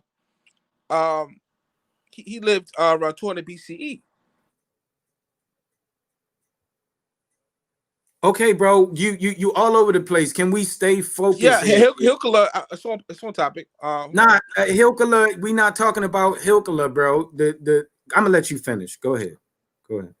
Right, I'm not on topic. Hilkiah, there was astral poles in the temple, and Hilkiah had found the Torah, an original Torah, in the Jewish temple, and he wrote a lot of stuff down that was not in the Torah and attributed to Moses. So he a lot of stuff that says is from Moses, that Moses wrote this, Moses wrote that. No, it was Hilkiah who wrote it, because when priest Hilkiah was living, there was astral poles in the temple, but he went into the temple with a friend of his, who was a woman, I forgot her name, and they found the Torah scroll intact in the temple, and they were reading it and all that, and Hilkiah wrote things in the Torah that were not there in the original Torah that he had, and he just said Moses wrote it, so the Israelites would listen to it because they would listen to Moses. So Hilkiah wrote a lot of the Torah. A lot of the Torah was written by the high priest Hilkiah, who was a priest from the tribe of Levi. He was a priest named Hilkiah. He wrote a lot of the Torah. A lot of the Torah was written by. Where's the sword? Okay. So yeah, I need a book, chapter, and a verse for everything that you're saying. Right, like, bro. you're saying a lot of things, but I need a book, chapter, and verse, because the only thing I know is the Most High. He don't want no astral poles nowhere around his temple. You gonna get destroyed worshiping an astral pole around his temple. So that don't sound right to me. Right. Well, I will say that during the time of Ezekiel, that is highly possible. I just want to know the source, because Ezekiel was talking about all the creeping things in the temple and all of that, and they had polluted the temple. I know they polluted the temple a couple of times, but I just need to see that source. So I'm not saying that what you're saying is not true. I highly doubt it, especially when, in Jerusalem. Are you sure you're not talking about Jehoshaphat's nonsense? No, I'm talking about in the Jewish temple. I got the source. It's Flavius Josephus, Antiquity of the Jews, Book 8, Chapter 2. Again, that's hold up. Work. Hold Antiquity up. of the Jews, Book 12. Go ahead. Yeah, because I got that. I have the Antiquity of the Jews, and I have an electronic copy of it. But let me see if I can Google it real quick so we can get it on the screen. Can you share your screen? Do you have it? I'm on my phone. I can't share. So I have to share. And the second source is the wait a minute. Let's deal with the first one. Antiquity of the Jews. What is it? What's the text? Book 8. Book 8. I think I got an online site that allow me to access it online, because I got a PDF copy in my my ebook, Antiquity of the whatever the Jews, thing. Book 8, Chapter 2. Then you got the Catholic Encyclopedia, Volume 8, page 772, 722. Catholic Encyclopedia, Volume 8, Okay, page bro. Let's 625. pull it up. Let's go slow. Let's go slow. I did. Okay. Let's see if this is going to pull up, or hopefully it don't kick me out. None of that. Let me exit out of some of these other things I got going on. Let me get out of this Facebook thing. I don't need that up. Okay, cool. All right, I'm in book 8, Antiquity of the Jews, book 8, containing the interval. Oh, let me share my screen. Jeez, would have been nice. So let me stop sharing this one. So stop this screen and share. Let me take my broski's Jacob seeds note down so we can see. I don't know what's going on. What I done did now. I thought I took it. Okay. See, I'm trying to do too much stuff. I don't want to get kicked out of here. Brother Yehukin dip.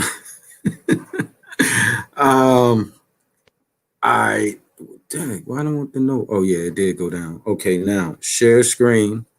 Let's see. Share screen, share screen. Josephus. So what I need? Chrome tab. Josephus, Book of the Jews.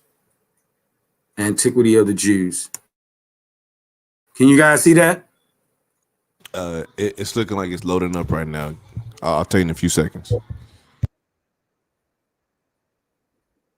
Okay, bet. All right, Antiquity of the Jews, chapter number 2, I think you said.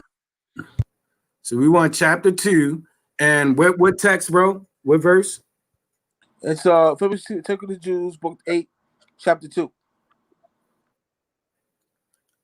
The whole, okay, let's read. About 1053, Solomon, having already settled himself firmly in his kingdom and having brought his enemies to punishment, he married the daughter of Pharaoh, king of Mitzrayim, and built the walls of Yerushalayim, much larger and stronger than those that had been before. And thenceforward he managed public affairs very peaceably, nor with his youth any hindrance in the exercise of justice, or in the observation of the laws, or in the remembrance of what charges his father had given him at his death. But he discharged every duty with great accuracy that might have been expected from such as are aged and of the greatest prudence. He now resolved to go to Hebron and sacrifice to Elohim upon the brazen altar that was built by Moshe. Accordingly, he offered their burnt offerings in number 8,000. So we in the book of Kings and Chronicles. And when he had done this, he thought he had paid great honor to the Elohim. For as he was asleep that very night, the Elohim appeared to him and commanded him to ask of him some gifts which he was ready to give him as a reward for his piety. So Shlomo asked Elohim what was the most excellent and of the greatest worth in itself, what Elohim would bestow with the greatest joy, and what it was most profitable for man to receive. For he did not desire to have bestowed upon him either gold or silver or any riches, as a man and a youth might naturally have done. For these are the things that generally are esteemed by most men, as alone of the greatest worth and the best gifts of the Elohim. But, said he, give me, O Yahuwah, a sound mind and a good understanding, whereby I may speak and judge the people according to truth and zedekah, or righteousness. With these petitions, Elohim was well pleased and promised to give him all those things that he had not mentioned in his option: riches, glory, victory over his enemies, and in the first place, understanding and wisdom. And this is such a degree as no other mortal man, neither kings nor ordinary persons, ever had. He also promised to preserve the kingdom to his posterity for a very long time if he continued righteous and obedient to him and imitate his father in those things wherein he excelled. When Shlomo heard this from the Elohim, he presently leaped out of his bed. And when he had worshipped him, he returned to Yerushalayim. And after he had offered great sacrifices before the tabernacle, he feasted all his own family. So bro, it's getting late. So which one of these is it? What are we looking for? Because I don't even know how long this is going to be. We're looking for a Hillcom or something like that. That's what he was talking about. But it looks like it just Bro, keeps on. he said he has a book, so he should have the citation in that book, broski. Which one is it? It's chapter 2, which verse? What you gotta do if you're in my computer is just go hit Control F and type in Hilkela. Control F. It'll come up anywhere that says Hilkela in the article. It'll pop up. Oh, is it going to kick me out of this online thing? I No, did it Control already. F. So on your computer, type in Control F, hold Control and F. And all you gotta do is type I in did. Hilkela. Oh, I see it. How you spell Hilkela? H-I-L-K. H-I-L-K. Okay. I-A-H. Anytime, anywhere in the article you'll see it. If you just Control F, it'll come up. All right. So hit enter. Hilkiah. Hilkiah. Yeah, okay. Okay, it's not coming up nothing, bro. It says 0 out of 0. Let me just type in Hilk. Let's try that. Nothing. That's a 0, bro. Sometimes, put on the source, it'll do that. It'll do that for whatever. Bro, so no, what I'm asking you, bro, you said you did a book, bro. I never wrote a book. I did do dissertations and all of that in college and write papers like that, but and we had to cite the source. We had to have the book, the page, paragraph, whatever, all of that good stuff. What is it called? I forget what it's called. Some kind of languages, MLA, and all of that script, how you document your bibliographies and all of that. So do you have the chapter? I mean, let me look through here, man. Bathsheba sat down, Donijah, Buka, Abijah, high priest. I don't see nothing in here, bro. Remotely, like what you, oh no, am I not? Because I think I went back to chapter 1. Yeah, my bad. Oh no, I guess it must have did it by itself. Okay, let's see, Judah. Let's see if I can spot check. This stuff is small and I'm already blind and it's getting worse the older I get. So and this stuff is small, bro. Let's see. I don't see it, bro. What do we look? What is this? We're looking for a person named Hilka that supposedly wrote in to do idolatry in the Torah and claimed that Moses said it was okay, according to Rabbi Lewis. No, what I said, when there was actual post in the temple, Hilkiah went into, he's a high priest. He went into the temple and found the Torah scroll. He found the Torah, and he had wrote a lot of stuff. That's exactly what I said. That's exactly what I said. Hilkiah promoted idolatry, and he wrote in the Torah to do idolatry and claimed it was from Moses. That's exactly what I said. Right. Yeah, that's exactly right. Mm-hmm. Okay. Yeah, well, we don't see Solomon to King Hiram to King Solomon. We don't see anything in here. Brother, I got the Bible verse. It's 2 Chronicles chapter 34. Okay. 2 Chronicles chapter 34. Should have did that from the beginning. Yeah, we should have did that from the beginning. Yeah. Sorry.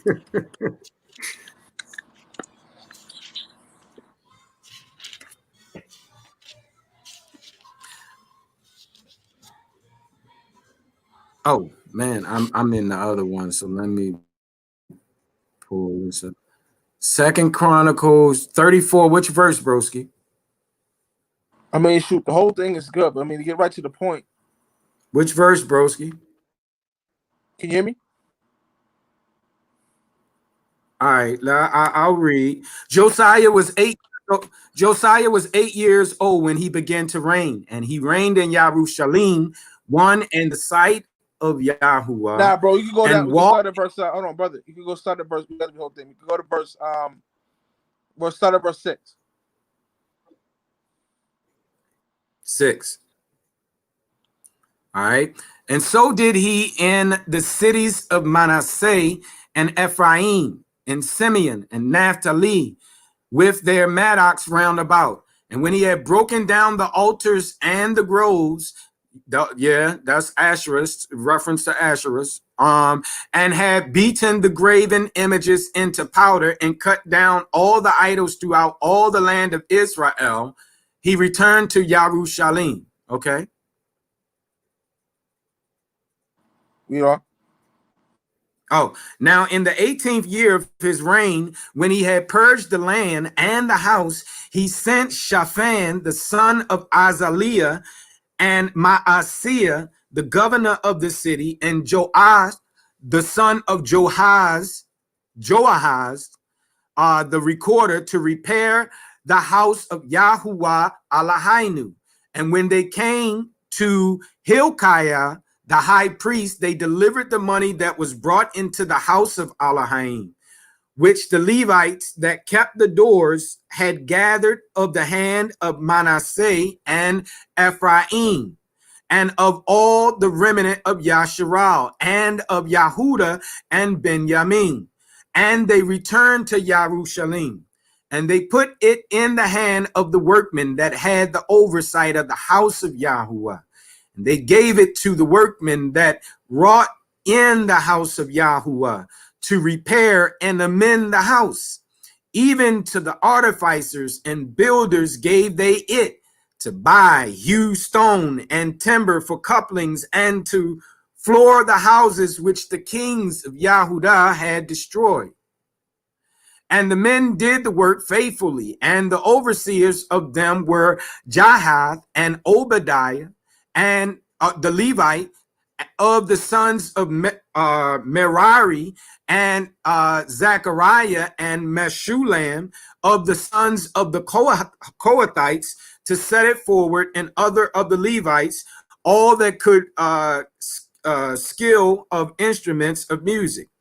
And they were over the bearers of burden, and were overseers of all that wrought the work in any manner of service. And of the Levites, there were scribes and officers and porters. Hilkiah discovers the book. And when they brought out the money that was brought into the house of Yahuwah, Hilkiah, the priest, found the book of the law of Yahuwah given by Moshe. And Hilkiah answered and said to Shaphan the scribe, I have found the book of the law in the house of Yahuwah. And Hilkiah delivered the book to Shaphan. And Shaphan carried the book to the king and brought the king word back again, saying, all that was committed to thy servant, they do it. And they have gathered together the money that was found in the house of Yahuwah, and had delivered it into the hand of the overseers and to the hand of the workmen. Then Shaphan the scribe told the Malach, saying, Hilkiah the priest have given me a book. And Shaphan read it before the Malach. And it came to pass, when the king had heard the words of the law of Torah, that he rent his clothes. And the king commanded Hilkiah and Ahikam, the son of Shaphan, and Abdon, the son of Micah, and Shaphan the scribe, and Azariah, a servant of the king, saying, go inquire of Yahuwah for me, and for them that are left in Israel and in Yahudah, concerning the words of the book that is found. For great is the wrath of Yahuwah that is poured out upon us, because our fathers have not kept the word of Yahuwah to do after all that is written in this book. Okay, stop right there. Hilkiah. So yeah, as you can see, Hilkiah found the Torah in the temple. He took it to Shaphan, took it to the king of Israel, because at this point Israel was doing whatever was right in their own sight. They were not keeping the law. There was astral poles in the temple. So they took the Torah that they found to the king of Israel, and he rent his clothes and repented based on the Torah that they had found. Because at this point Israel was a complete idolatry. Go ahead.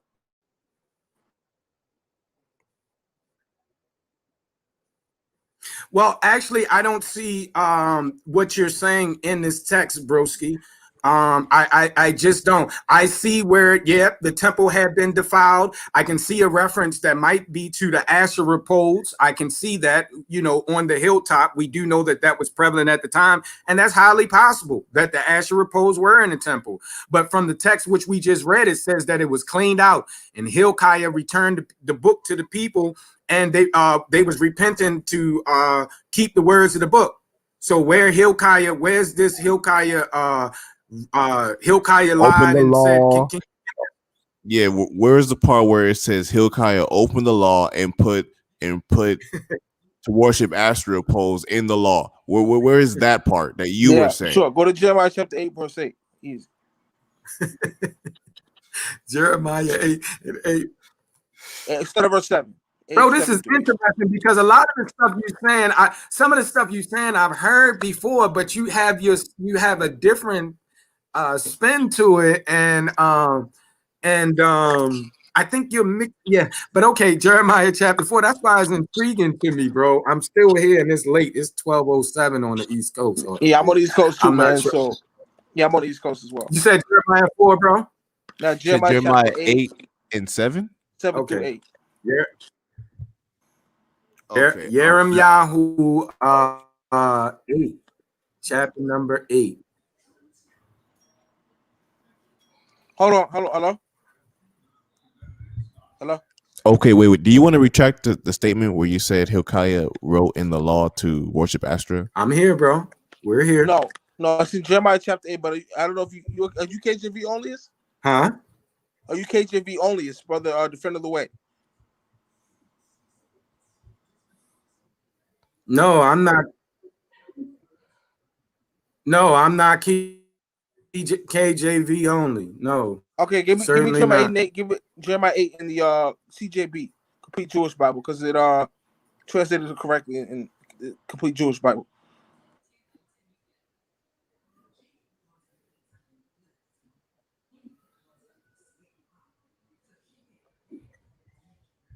So you're saying a Jewish Bible is different from what? What text? Jeremiah 8. Yeah, give it to me in the Complete Jewish Bible, Jeremiah chapter 8, 7 through 8.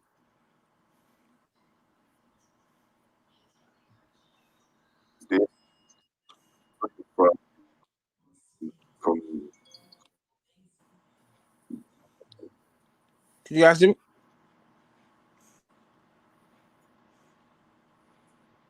Jeremiah Can you give me that? I need that in the Complete Jewish Bible. He wants it in the Jewish Bible. Okay, what verse? What we'll get that. What verse, bro? Complete Jewish Bible, CJB. Broski, what verse? What verse? Jeremiah chapter 8 in the Complete Jewish Bible. What verse? 7 through 8. 7 through 8. Okay, cool.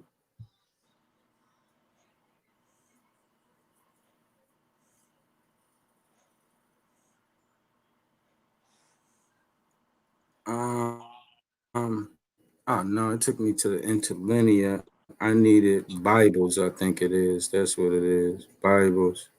Let's see if I got the CJV in this one here. CJB, Complete Jewish Bible.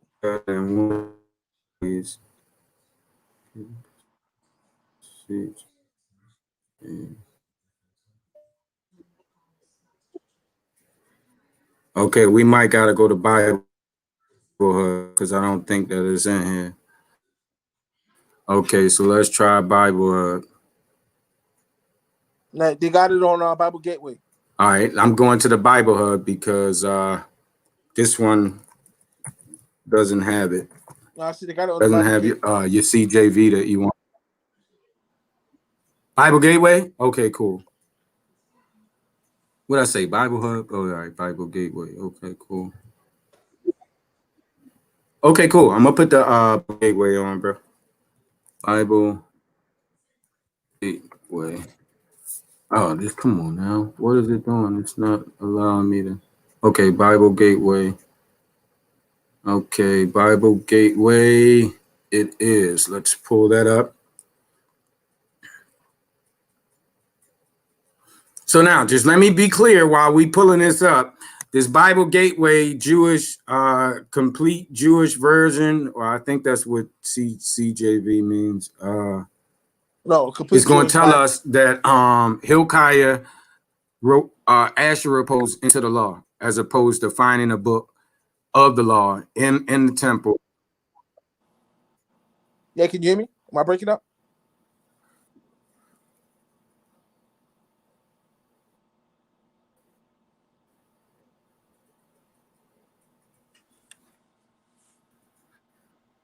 Hello? Nah, you here, bro. I can hear you. I'm Jewish version now. It's for the Whatever it complete is, I'm Jewish Bible. Complete Jewish trying to Bible. pull it CJB. up now. I'm about to share my screen.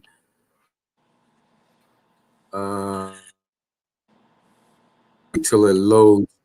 We didn't have lag and all of that. All right. So Jeremiah Bible Gateway, searchable languages. Okay. So, okay. Okay.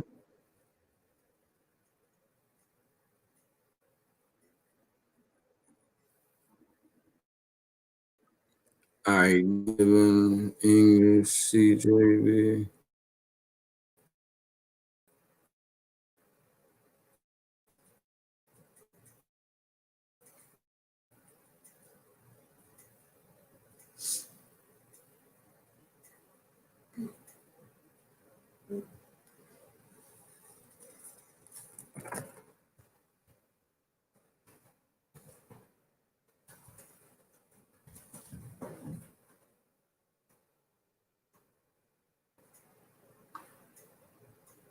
Okay. Can you guys see that screen? Yeah, we can see it.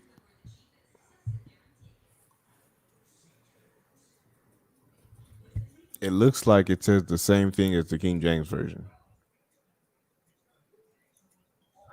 It's called the CJB, the complete Jewish Bible.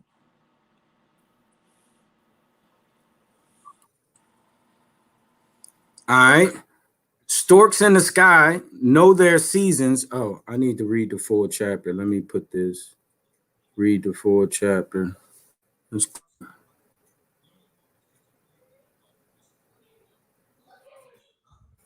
Wow, this thing is slow.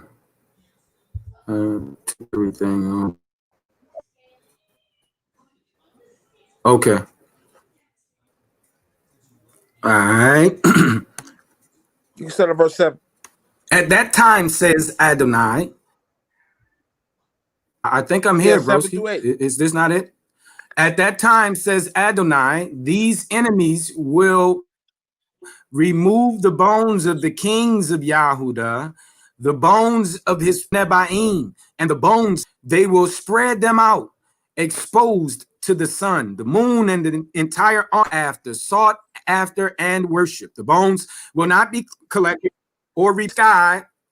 Storks in the sky know their season. Doves, swallows, and cranes, they're my of Adonai. How can you say we are when in fact the lying pen of the scribe, okay? And why the wise are put to shame, alarmed, and trapped. Okay.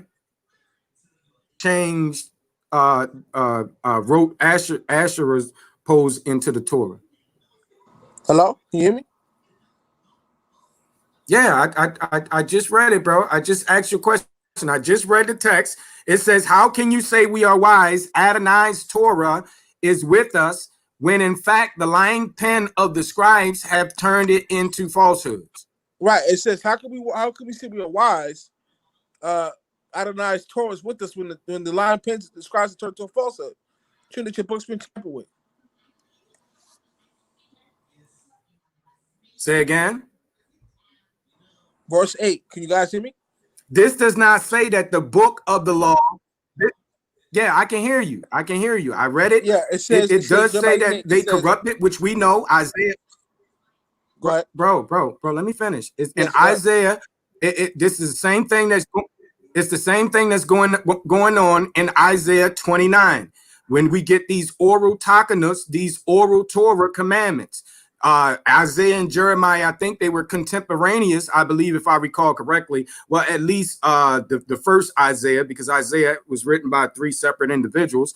But anyway, how can you say we are wise? Adonai's Torah is with us when in fact the lying pen of the scribes has turned it into falsehood. So what he's saying is that they changed the Torah and they did by their own man-made commandments. This is the precept for this. I mean, well, not a precept, actual another example of this is Isaiah chapter number 29. This people draw near me with their mouth, but their heart is far from me, teaching the precepts of men for Torah. It didn't say they changed that book of the law. Didn't say he created the book of the law. The book of the law preceded these folks who were writing falsehoods. And it doesn't say Hilkiah also wrote Asherah posed into the Torah. I'm guessing if he did, why aren't we told to have Asherah posed in the temple? Where's that in Torah? Where does it say thou shalt put Asherah pose in the temple and worship idols? Where do we find evidence for your theory? That's what I'm asking, broski. I got the text on the screen. It's the same thing as the King James Version, and it does not exist. You should stop talking about the Torah. This is about 10 different points that you try to bring up against the Torah, and they've all backfired. Now, why it said the prophets are going against it with the pen, if you just read further, it even gives you the explanation. They are given to covetousness. For every one of them, from the least of them unto the greatest of them, is given to covetousness, from the prophet even unto the priest. Everyone dealeth falsely. That's why it's saying that, not that they wrote into the book to do sin, because it does say in the book that if you add or take away, the Most High is going to add punishments on you. So where is your point? First, and then we got Torah that specifically. No, I'll make this real quick, bro. And then you can jump right in. And then you got Torah that talks against the stuff that they're doing here. So if Hilkiah author, I mean, that's not making any sense. But go ahead, broski. My bad. No, I was just going to say, just everything that you're saying, Mr. Rabbi Lewis, is completely contradictory to the Torah. You should just right. I'm not even going to say that. But you know what? You just need to. I don't know where you're learning your information from, but if you actually just read the Bible, if you just read it, you wouldn't be saying a lot of this thing that you're saying right now. That's the thing. And according to the Bible, it says, if you don't speak to this word, there's no light in you.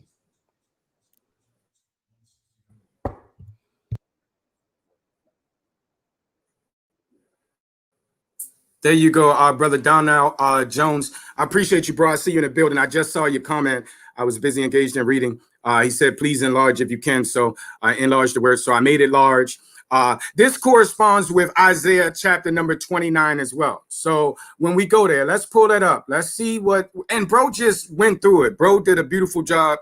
Brother Jake to Great did a beautiful job. This is why we read in context. We don't just take passages out and then, that seem like they agree with what we want them to agree to, and just take them totally out the context. The context, as brother Jake, my brother, pointed out there, it clearly says that they did not keep Torah, which forbid them to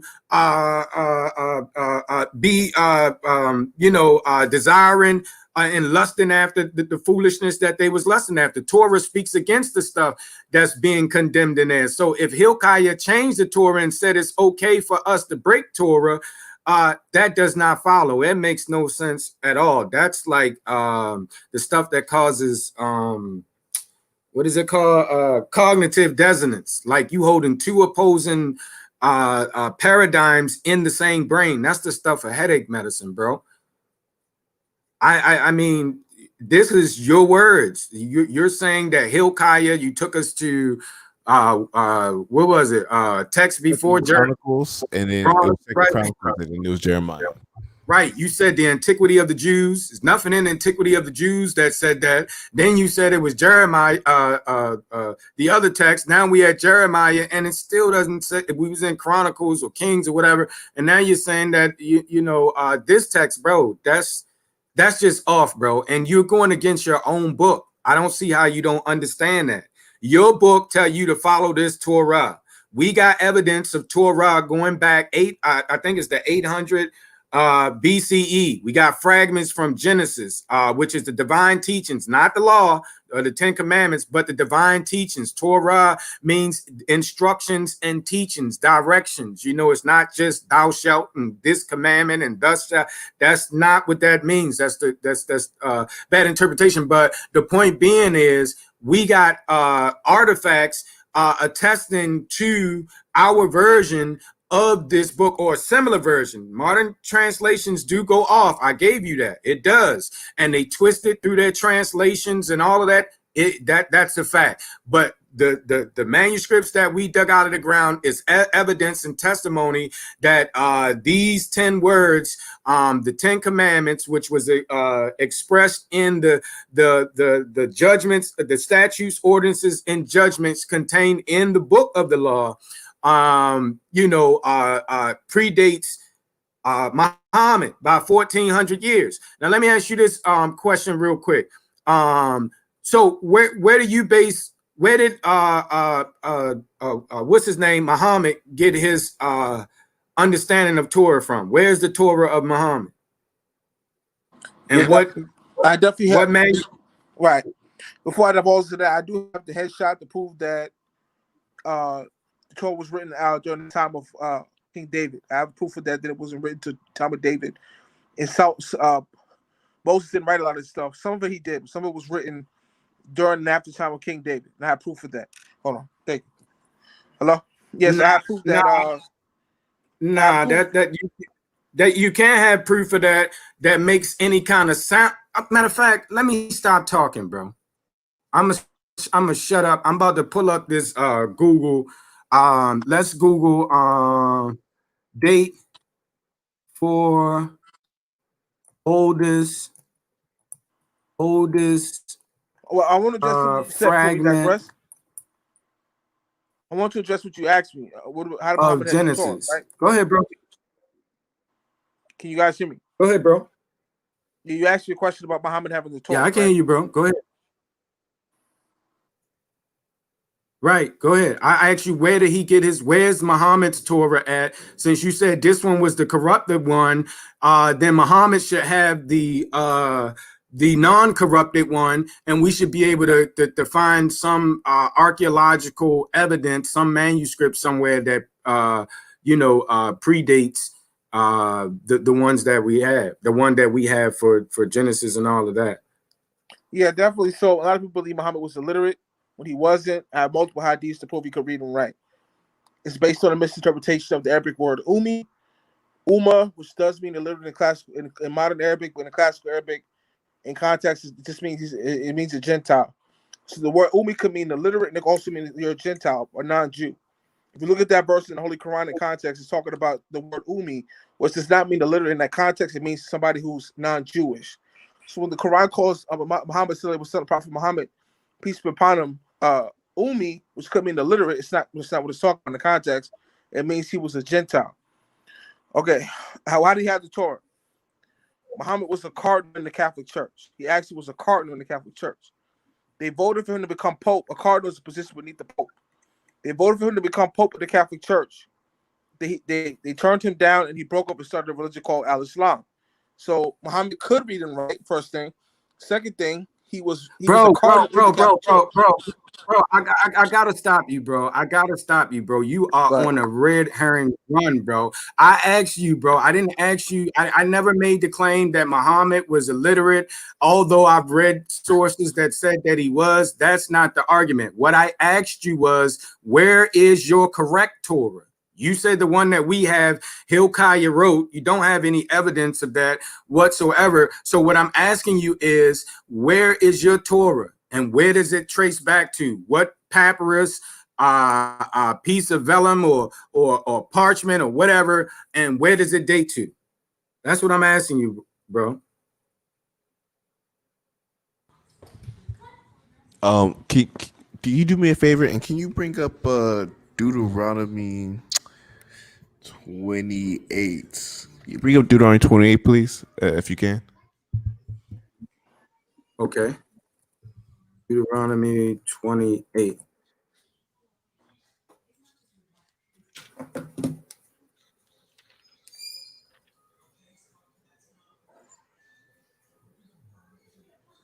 And then when you have it up, bring up verse 58, please. Okay.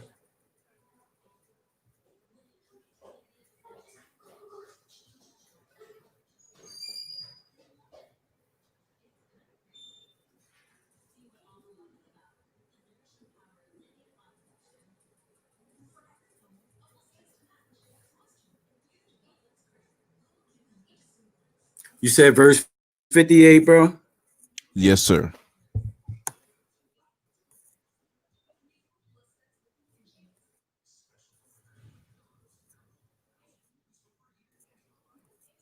Verse 58.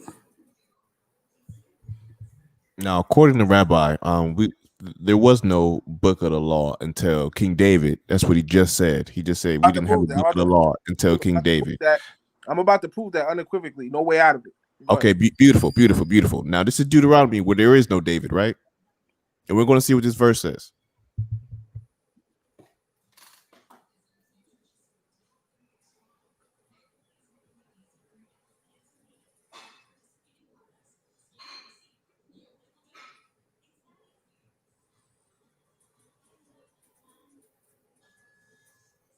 It says, if thou wilt not observe to do all the words of this law that are written in this book, that thou mayest fear this glorious and fearful name, Yahuwah Eloheinu. Confirming it says written in this book. Yes, that's what it say, bro. And is there David around? Is this before David or after David? Before David, bro. Long time before David, bro. For Dawid. So Mr. Rabbi, As a matter of fact, how do you understand that? That's one about right there? About 500 years before Dawid. About 500-600 years. Okay, so let me. Can I respond? Let me headshot it. Take me 5 minutes, right? You have the floor.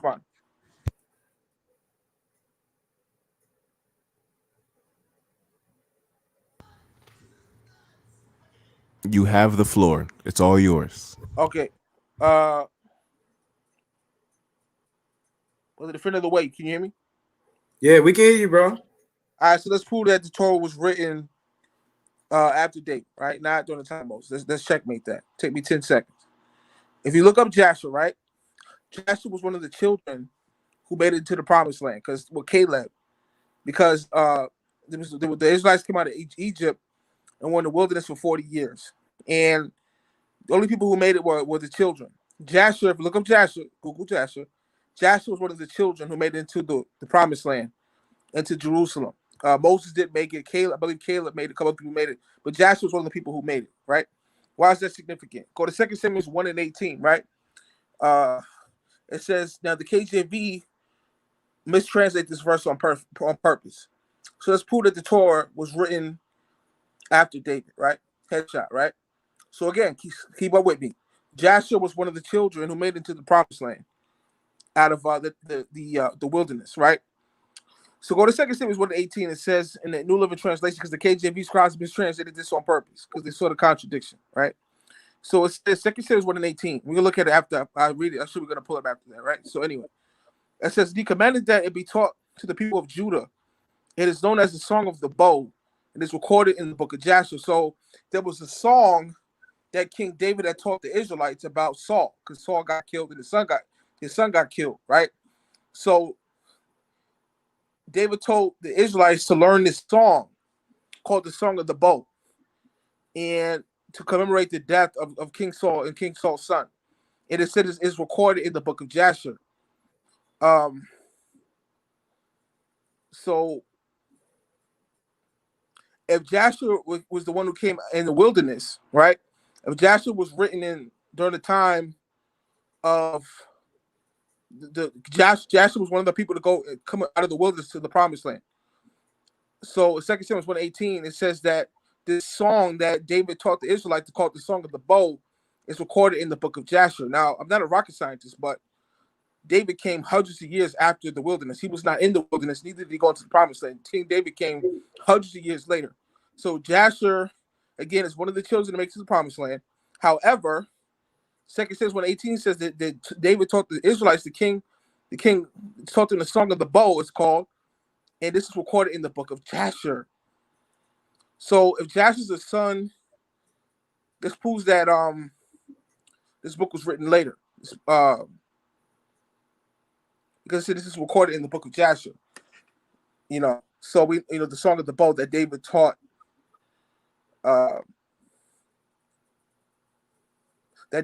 the Israelites about King Saul and his sons. We know this is written in hindsight. Because it says he commanded it to be taught in past tense. So we know that they're speaking in past tense here. And we know Moses didn't write this because this was after Moses. Checkmate. So I'm Go ahead, go ahead. because he made a song to teach them about a bow, that means that there was no book of the law. No, let me say it again. Let me slow it down because I said a lot. If you go to 2 Samuel 1:18, it says the KJV is on the whole chapter, the whole verse is in parentheses. They mistranslated this on purpose. If you look in the NLT, it says, and he commanded, this is King David. King David commanded that it be taught to the people of Judah. It is known as the Song of the Bow, and it's recorded in the book of Jasher. Jasher was one of the children who made it to the promised land after the wilderness, after 40 years in the wilderness. In the book of Jasher, it contains verses about stuff that King David did. Now, David lived hundreds of years after Jasher lived, because Jasher was one of the children. If you look up Jasher, he was one of the children that made it out of the wilderness. And there's stuff in the book of Jasher that was written around the time of King David, because David taught the Israelites a song called the Song of the Bow. And it says that the story about the song was recorded in the book of Jasher. So we know Jasher was completed and written after David, not during the time of the wilderness when Jasher lived himself. So we know the Torah was written during the time of David, because the Song of the Bow was contained in the book of Jasher, which they took out the canon. And this is a song that he taught the Israelites that made it to the book of Jasher. The story's in the book of Jasher, but it was written obviously after David lived, because he's the one who taught the song. So that proves that the Torah was written after the time of David. Okay, so how did the children of Israel get to the promised land? So Moshe, peace be upon him, he split the Red Sea. He went to Midian for 40 years. He killed the Egyptian guard. He fled to Midian, and then after 40 years, and he came back and delivered the Israelites into the wilderness through the Red Sea. They call it. They split the Red Sea with the staff. The Israelites went to the wilderness for 40 years, conquered multiple lands. That's a geographical lesson, and only the children made it to the promised land. Even Moses didn't make it. And there was no law given. That's what you're saying. No, I'm saying Jasher was one of the children. Look up Jasher. Type in Jasher's name in Wikipedia. Jasher was one of the children. I have the book of Jasher. I'm sorry. I have the book of Jasher. Yeah. So Jasher was one of the children who made it to the promised land. If you look it up, Jasher was one of the children. Go to 2 Samuel 1:18. I said for last Sunday that year. I have that underlined in my book. I understand that verse. I know that this exists. Right. So I say one more time. That year, David taught the Israelites something called the Song of the Bow, which is a song about King Saul, his predecessor, and Saul's sons being killed. He taught the Israelites a song called the Song of the Bow. And it says that this song, that story was recorded in the book of Jasher. So we all know Jasher lived during the time of after the Exodus, and David lived 1,000 years later after that. And the song is in the book of Jasher, recorded in the book of Jasher, so that this book was written much later. It wasn't written during the time of Moses. The Torah, because the book of Jasher is part of the Torah was written after the time of King David. I yield. Okay, so you're saying just because David had created a song that there was no book of the law, even though in Deuteronomy it says there's a book of the law. Actually, if you go to Joshua 1:8, let me just go to Joshua 1:8. I'm just going to go to Joshua 1:8 because this is crazy. This is crazy. So did Joshua go? Did he was he the leader of Israel after Moses? Yes or no? Yeah, Joshua, Joshua, right? Yeah. Okay. I'm gonna read Joshua 1:8. Sure. No, actually, no. I'm gonna start verse 5. There shall not any man be able to stand before thee all the days of thy life, as I was with Moses. Excuse me. So I will be with thee. I will not fail thee nor forsake thee. Be strong and of a good courage, for unto this people shalt thou divide for an inheritance the land which I swear unto their fathers to give them. Only be thou strong and very courageous, that thou mayest observe to do according to all the law which Moses my servant commanded thee. Turn not from it to the right hand or to the left, that thou mayest prosper whithersoever thou goest. Verse 8. This book of the law shall not depart out of thy mouth, but thou shalt meditate therein day and night, that thou mayest observe and to do according to all that is written therein. For then thou shalt make thy way prosperous, and then thou shalt have good success. So again, this is two people. Moses wrote the book of the law in Deuteronomy, and now we have the book of the law in Joshua. And Joshua for sure made it to the promised land. And with that, I yield. Anybody repeat my argument? All due respect, can you repeat my argument? Anybody who understands what I said? So we're gonna understand that you understand what I'm saying, because I said it 3 times. I explained it very slowly. I'm going to explain what you said. You're saying that there's no way that there's no way that there was a law, because according to you, this person named Jasher, who created the book of Jasher, has a song, but the song was learned by David, and David was a person that was born later in time. Therefore, there's no way there could be a book of the law just because David taught this person a song that made it to the promised land. But I'm telling you that Joshua also went to the promised land, but correct. Joshua also has a book of the law. I think I know what he's saying. I think I know what he's trying to say in the argument that he's trying to make. And in that sense, he would be correct. I think he's mixing up. He got a lot of information going on there that he's mixing up, but I think I'm getting what he's saying. There's something called there's something called the documentary hypothesis in dealing with the book of Genesis. We know for a fact that Moshe could not have written down his own death. He could not have witnessed his own death. I think he's using a wrong example or whatever, but I think I get where he's coming from. There's things recorded in the text after Moshe died in the Torah, in the divine teachings that that talks about events that took place after Moshe died. So it is impossible for Moshe to have written them. And we understand that. No, we do not have copies of the Torah going back prior to the time of, I think is even after the time of Dawid. I think is 600, because Dawid lived circa 1000 BC, 980, somewhere around him, so 900, 9th century, 10th century BCE. And so we don't have written copies of it until the modern version of what we have. Some scholars say it comes from Baruch actually, which was a scribe for Yeremiah, that he actually wrote down or gathered the books or what have you of the teachings of Moshe together and edited them and all of that. In other words, wrote the rest of the history to it and added what teachings he had at the time to it. I can understand if that's your position. And I agree with that. No, we don't have a Torah or documentation of a Torah.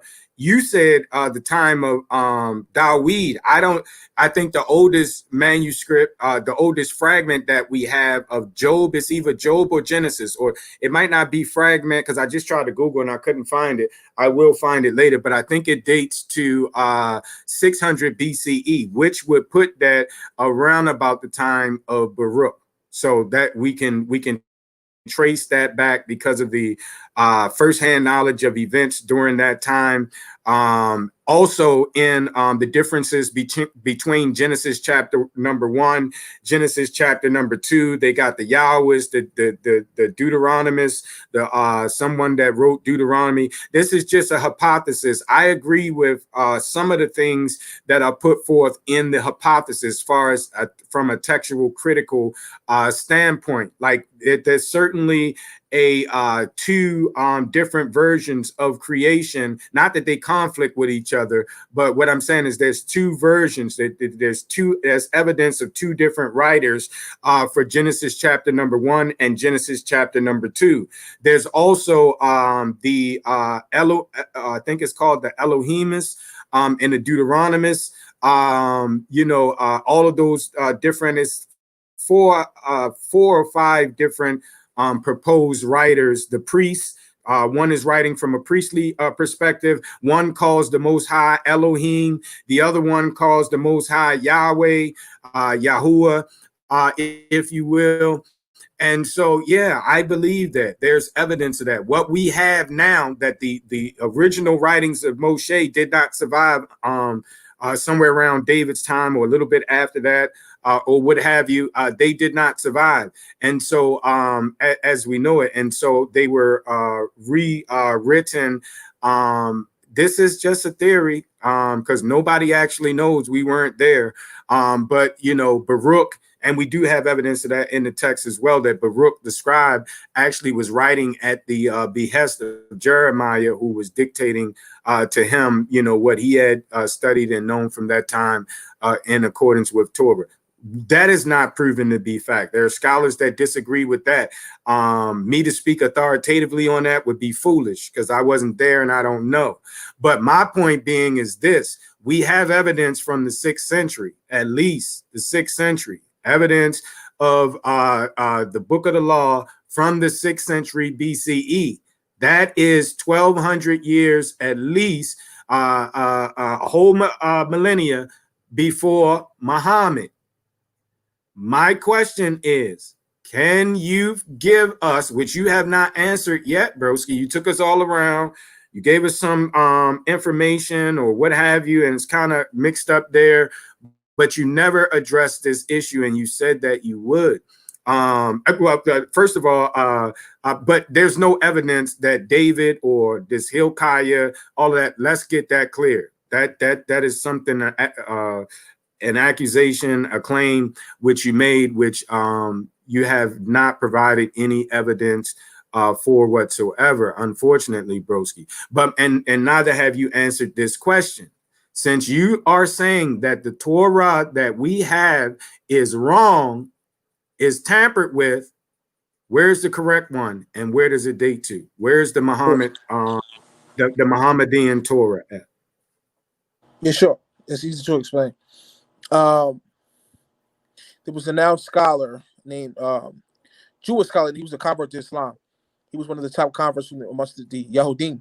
His name was Ka'b ibn al-Akbar, and his father had an original Torah, with before the Torah was tampered with. That Muhammad's name was written in the Torah, That's why they converted so fast because uh because Muhammad's name was in the Where's this? Torah that we had. Do we have any evidence of this Torah? Is it extant today? And you're talking about from the time of Muhammad. So he had a Torah that would date to 600 AD, 1200 years after the oldest evidence of our text, the Torah that we have. You already juxtaposed what I said. You agree with everything I said in a nutshell that the earliest Torahs we have date to after David, around David or after David. You agree with that? Yes, I do. Date to David or the after David. After David, right? You said David's time. I take it even further. They wasn't even around. I agree. I can take it even further. It was after David. I agree with that. It was after David.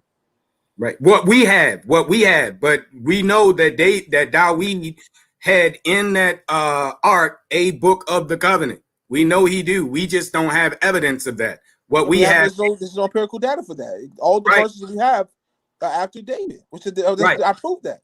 Right. I agree with you. You don't have to, that's beating a dead horse. I deal with the facts. I can have my own opinions and all of that about it. But the facts is we can only prove back to 600 BCE, which is not even David's time. It's about 400 or 500 years after David, Dawid, and Shlomo Solomon's time. My question to you is, don't tell me a story, bro. A story. You just told me somebody had a Torah from.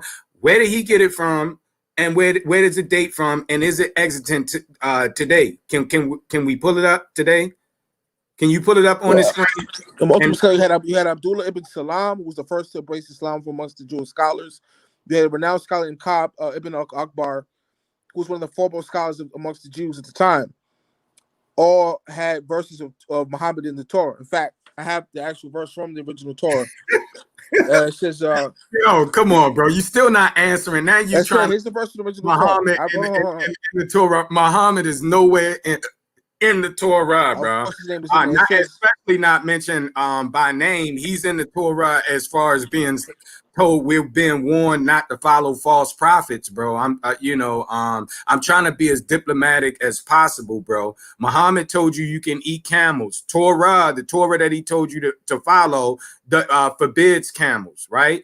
And that's just one of several that I can think off the top of my head. There is the Bible talks about honey, the bumblebee is unclean. The Bible speaks about corn when corn didn't exist back then.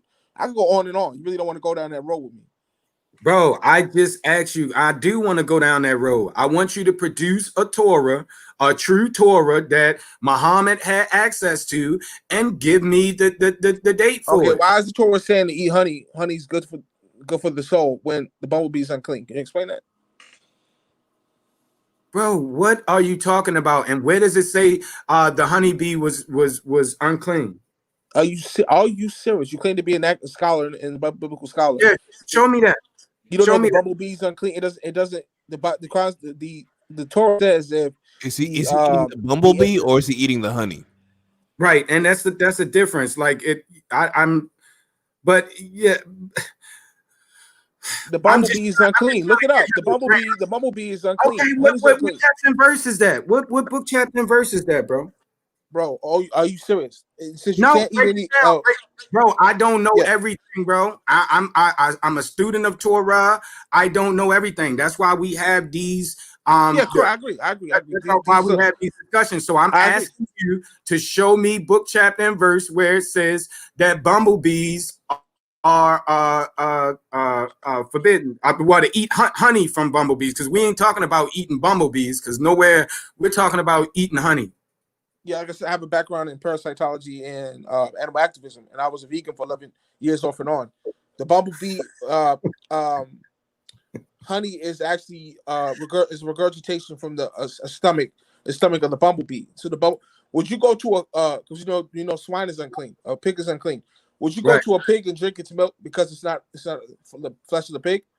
No. Would you go to a pig and drink its milk? No, you got a point there. No, yeah, exactly. So why would you go to a honey? But this is why I asked you. This is why I asked you. Where does it say the bumblebee is unclean, bro? Because it's all it says right there in the Torah. Let me get it. Where does it say that at? because the locust is clean. It has to leap upon all fours, I believe it's called, or it's unclean. The bug. Hold on. Yeah, you're right. When you're eating an animal, but you're not eating the honeybee. No, but yes, I just gave you an example. Would you go to a pig and drink the milk from a pig? Because it's not the pig's flesh. It just comes from the pig, Lewis. It just comes from the pig. He got a valid right. point. Yeah. You're right. You're right. He said no. He said no. But you know what? We would go to a goat and get goat's milk. You know why? The goat is That's clean. The goat is clean. What are you talking about? Okay. So what's your point? The bumblebee is unclean. The goat is clean. The bumblebee and the pig is unclean. Where does it say the bumblebee is unclean? First of all, John ate wild honey, but you don't believe in the New Testament. No, he did not. Because that's a bad translation. If you do look at the actual translation, it's talking about like a sap, like sap you get from a tree, like maple syrup. It's not talking about actual honey from a honeybee. It's talking about a sap that you get from a tree, like maple syrup. When the scholars were translating the text, they mistranslated it as honey. That's not honey. Didn't mean back then. It was a sap from a tree. Okay, you know what? Let me look that up then. That's a good point, broski. I am not gonna I'm looking at this, and according to what I'm looking at, it's saying the honeybee is unclean. So I'm going to check that out. I don't have the answers for that argument that you're making, and it's a good, valid argument. I'm not even going to hold you there. That's a good, valid argument. But my point being, once again, what does this have to do with you producing a tour? And that's a valid point. I'm not changing the subject. We're going to get on that, and I'm going to check it out, and I'm going to get back to the viewers or what have you, and we'll address it. We'll get back with you and have you on and dealing with it, because you made a valid point, which I don't have the answers for. I will check into it and get the answers though for you for sure. So, but right now, what your valid point that you made still has anything to do with you producing the true Torah from Muhammad, the true Torah that Muhammad based his correct interpretation according to you from. Can you produce that? Yeah. I just read it. I read it again. Hold on, let me go. Nah, you didn't, bro. I reading about whatever your appeal to authority, whoever this guy, right. Islamic Yahudim, whoever he was that you mentioned. Can you go to a manuscript? Can we pull up can you reference a manuscript of the Torah that Muhammad had that is, older? It would have to be older than in order for it to be the truth. And if you're saying that our version is corrupted, then you have to produce an uncorrupted version that precedes the one that we had.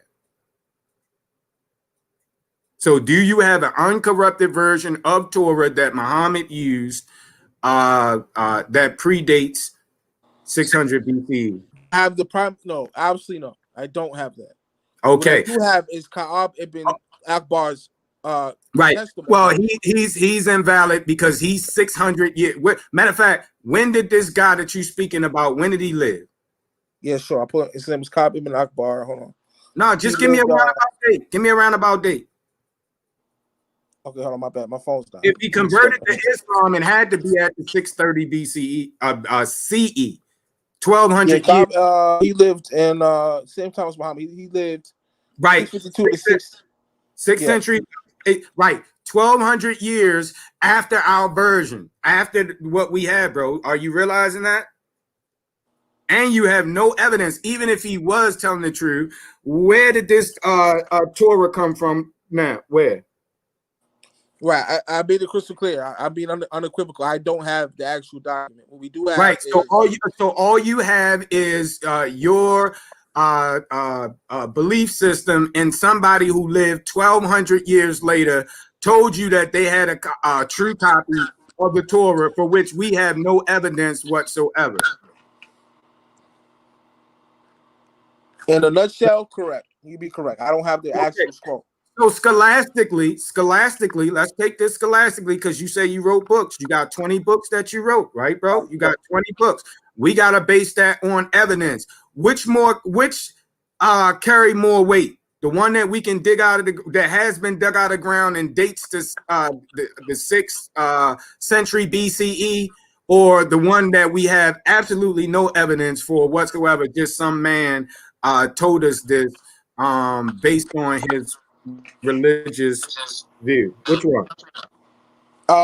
That's a matter of perspective. You know, I have sources that I trust that you may not trust, and vice versa. You may have sources I wouldn't trust that you do trust. So it boils down to perspective. That's a relative answer. Well, I mean, a source. Let me ask you again. A source that's closer to. We say Moshe lived circa 1500 BCE. Is not 1000, if according to you, during the time of David, 10th century, 6th century BCE, a lot closer to Moshe's time than 680 in the Common Era CE? Yeah, I just made it crystal clear. I agree. You're right. I don't have the actual original Torah intact saying that. We do have records of these scholars saying that they did have the original Torah with Muhammad's name in it. I do not have any empirical data for that. I agree. So I would yield to that. Okay, bet.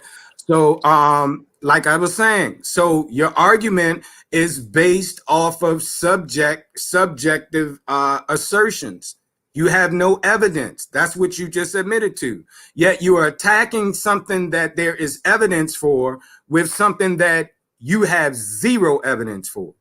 You're saying what we have and dug out of the ground and can trace back to 6th century BCE, 1200 years before Muhammad and this other guy that you mentioned, that's false, but you can't produce a source that dates to that time period or prior that you're claiming is the true source. Right? Correct. This is a matter of perspective. It's a matter of it's relative. So you may not trust my source, I may not trust your sources. Right. Now I trust stuff that I can deal with and, you know, empirical evidence. You know, I'm not just a believer. I believe because I can go back and dig up and find stuff that they dug up 600 years before Christ even lived, and evidences of the Hebrew language and culture and the Mesha Stelas and all of those archaeological real life stuff, scientific stuff that we can dig up. Manuscripts and letters and fragments. Well, there's no manuscripts from that time, but fragments of manuscripts which later appeared. So that's what I believe. I certainly wouldn't believe someone from 1200 years. Matter of fact, 1200, let's say 5 and 6, 2100 years after the fact, telling me that something is corrupted, which you have no evidence for, based on somebody's words, which they couldn't prove themselves. That's just not good sound logic, broski. That's all I'm saying. You have a valid argument about these bees that I do not know about, and I will check into that. Why are we allowed to eat honey even though the bee is unclean? That's a good question. You are absolutely right. According to Leviticus, I think it's 11 and 26. The bumblebee would be unclean, according to what I know and understand now. But in the information I have available to me now. But what I will do is check into that and actually see. That's a valid point. Most of what you've been saying is, you know, way off as we illustrated, but that's a valid point that I will check into. But your attacks against this book, I think that, you know, is kind of it's hypocritical, bro. Your argument was that there are textual variants in our script, set apart script, and that is absolutely a fact. But there are likewise textual variants in the Quran. Also, the teachings of the folk that you are looking up to or follow or subscribe to, the Shia a faction of Islam, according to what you're saying. I'm no way in no shape, form, a Islamic scholar. I studied it when I took up philosophy and religious studies at the university, but that was 25 years, 25, 30 years ago or somewhere around there. And I don't remember what the actual situation was, but I do know this, that the same complaints that you are bringing against, you're saying the Torah has been tampered with and this and that. I agree, but so has your Quran. Your Quran has been tampered with, and as well. Also, your prophets, the one you are saying, and your teachers, you said they told you don't follow Jews because they are cursed. I know for a fact that according to what the Quran says, Muhammad says, follow the people of the book and follow that book. I got 3 surahs for that. I know for a fact that that is what the Quran says. I read it with my own eyes, right? I used to have a Quran at one time. So I do know that that is a fact. So that would be hypocrisy on your part for you to say that your book has interpolations when your book has interpolation. It would be hypocrisy for you to say that some of the folk who have interpreted the Bible, or should I say misinterpret the text, have done exactly that, misinterpreted the text and inserted their own opinions, subjective opinions into the text. I agree with that. But like I said, you have the same thing on your end as far as your book, the Quran, where you have the Hadith and all these other, the ones you just mentioned that said that you don't follow Jews because they are cursed, when Muhammad specifically told you to follow the people of the book, follow the Yahudim and follow the teachings of the prophets, which we had. Where's your teachings of the prophets at? Where are you getting them from? According to Muhammad, it's from the book that we had, or that the Yahudim had in the 6th century, right? When Muhammad was around, and which we already established would have been Torah, the version that we have right now in our book, but just in the English. That makes no sense, bro. So you on this rant, you say you want some Hebrew blood or whatever kind of blood you are looking for and all of that, bro. You got to sharpen your knife up, bro. You certainly have to sharpen your knife because what you're saying doesn't follow. It's making no kind of sense. But broski, it's 1 o'clock in the morning. If you guys want to, we can continue this on tomorrow. I'll look into that B thing, brother. I guess my bro, I'm sure he's gonna be looking into it too. So we're not unaware the next time. You know what I mean? So we got the answers the next time. I do know unemphatically that Torah does not forbid honey. It's forbidden to eat honeybees, but not the honey. Why? I don't know. I don't have the answers for that. I'm not gonna front and tell you something that I don't know because I don't play with the book. I don't want to tell you something wrong and the Most High coming and judging me later. I don't play with the word. So, and I don't have no pride issues. Sam, the defender of the way, do not know. I don't have the answers. But what I will do is go and look and find the answers. But finally, your answer is irrelevant to the question. It's very pertinent to me because I'm a Torah keeper. So I want to know and make sure, you know, I know what I know. I do know that honey is legal. I do know that it's lawful. Why? I don't know. I can't explain that. And it may not be an answer.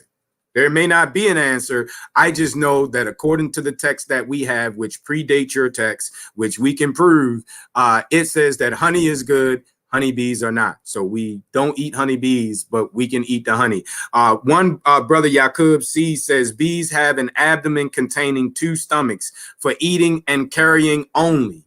The bee is unclean for food, not the honey. Where there is no law, there is no sin. So that makes sense. That's my position in a nutshell. I don't like to not know things. So it is intriguing. And you did bring up a very valid point, which I will check into. But you at the same time should be checking your religion, bro. And why you basing your putting your faith in a religion that you can't substantiate. And then you're attacking our book and attacking our system of belief for the very same things that your religion is guilty of. That would make that hypocrisy, bro, and dualistic. And I know you're not a hypocrite. I know you're a good brother. I've judged a couple of your debates. I know you study and all of that. I just think you got a bunch of stuff jumbled up there. And the vendetta against the nation, bro, is really going to get you. Nowhere. Not with the lack of information which you admitted that you don't have is here. But I appreciate you coming on though, bro. And I do love having a conversation with you, and you're always invited to return. Long as we can stay on topic and stuff like that. I appreciate you for joining Yeah, the chat. I know we gotta close out, right? Yeah, you can go ahead, bro. Yeah, definitely. My name is Rabbi Lewis, aka Louis Islam, aka Real Islam. I'm a published author, check worker at Amazon.com. My name is Rabbi Lewis. I've written 20 books, some on the stock market, some on history. I was honored on the panel. Hopefully this was edifying. They edified the hopeful elect. If Brother Defender of the Way, don't hang up. Don't kick me out.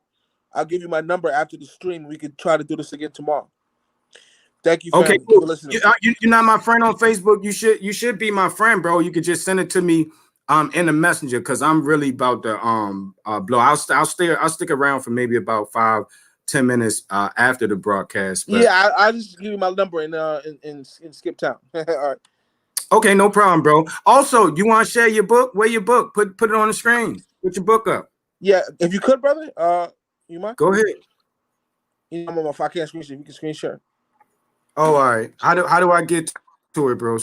It's Amazon.com. Or you could just share your... All right, Amazon.com. Okay. Amazon.com. Okay. Type in my name, Rabbi Lewis. Type in Homework for Hustlers, one of my best sellers.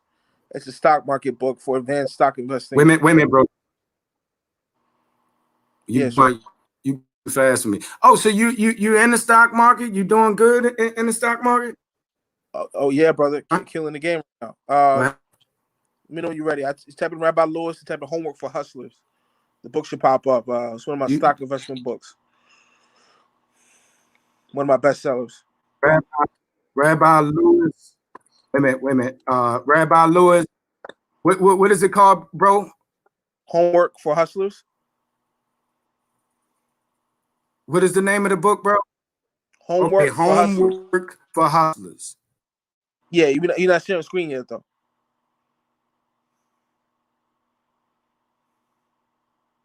Okay. It's not on the screen yet, brother. All right, I got you. Should be.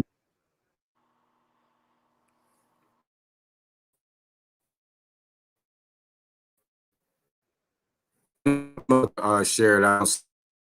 Other should be about to share as I get back here. Okay, give me 1 second. It's coming up. It's doing something here. All right, so this is our brother, Rabbi. We have a difference of theological perspectives and opinions and all of that good stuff. He wants our blood, but that's our brother. So I'm intrigued about this stock market stuff. I'm interested in the stock market. I haven't. You're not sharing screen, bro. I did take a look at it some time ago, so I definitely will. I don't see it, bro. Oh, there it is. Something is about to come up now. I thought it was doing something. Okay. I gotta wait for it. Okay, I'm about to share the screen now, broski. Okay, great.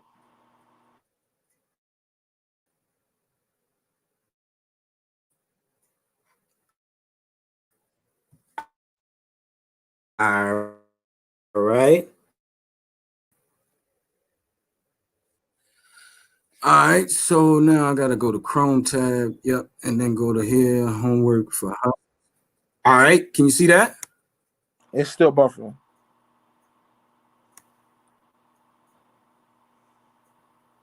There you go. Yep. Homework for hustlers. Yeah. Yeah, we can see it. Can you hear me?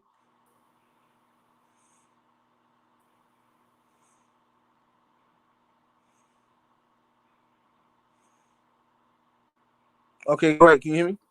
Rabbi Lewis? Yeah, can you hear me? You there, broski? Yeah, I'm here, brother. Can you hear me? Oh, it's still buffering? Oh, okay. Yeah. All right, so this is Rabbi Lewis' book. Okay. I think it just came up. I think I saw it. Okay, this is the book, Rabbi Lewis, Wall Street, Homework for Hustlers, Think Rich, Get Rich, an introduction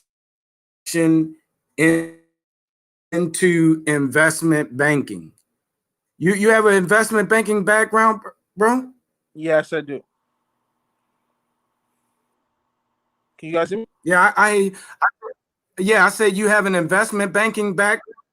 Yeah, yeah. Can you hear Yeah, I me? can Did hear you break you, up? bro. Can Oh, you hear okay. Yeah, me? it's delayed.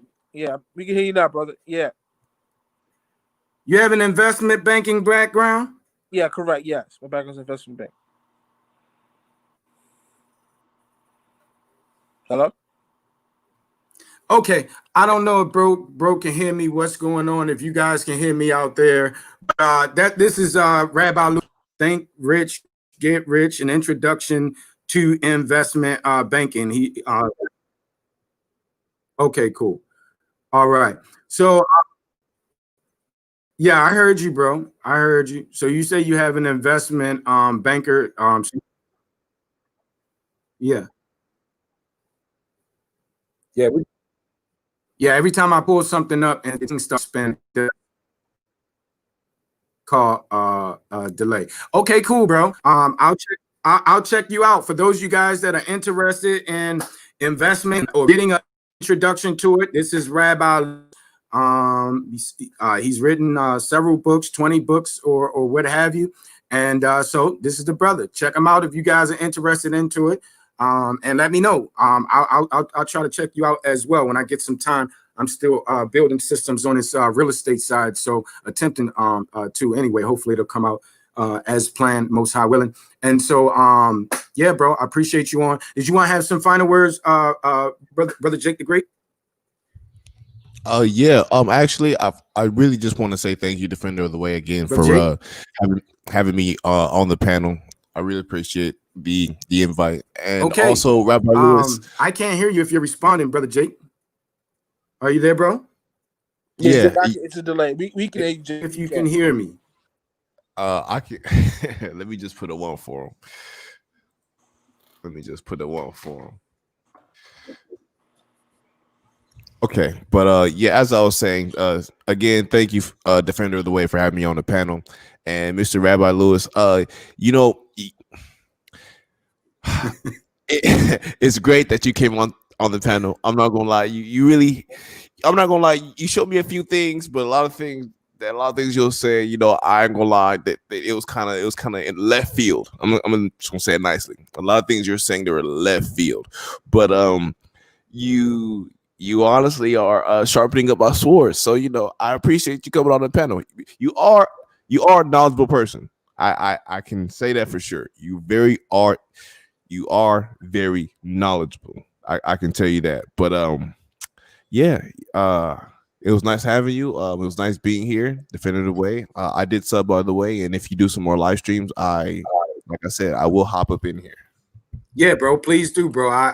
It was a pleasure having you on the platform. You know, we can discuss our varying differences and, you know, and touch where we agree at, bro, and still be brotherly. Bro, you welcome anytime, bro. I look forward to seeing you. Come on every time we jump on. Doesn't matter.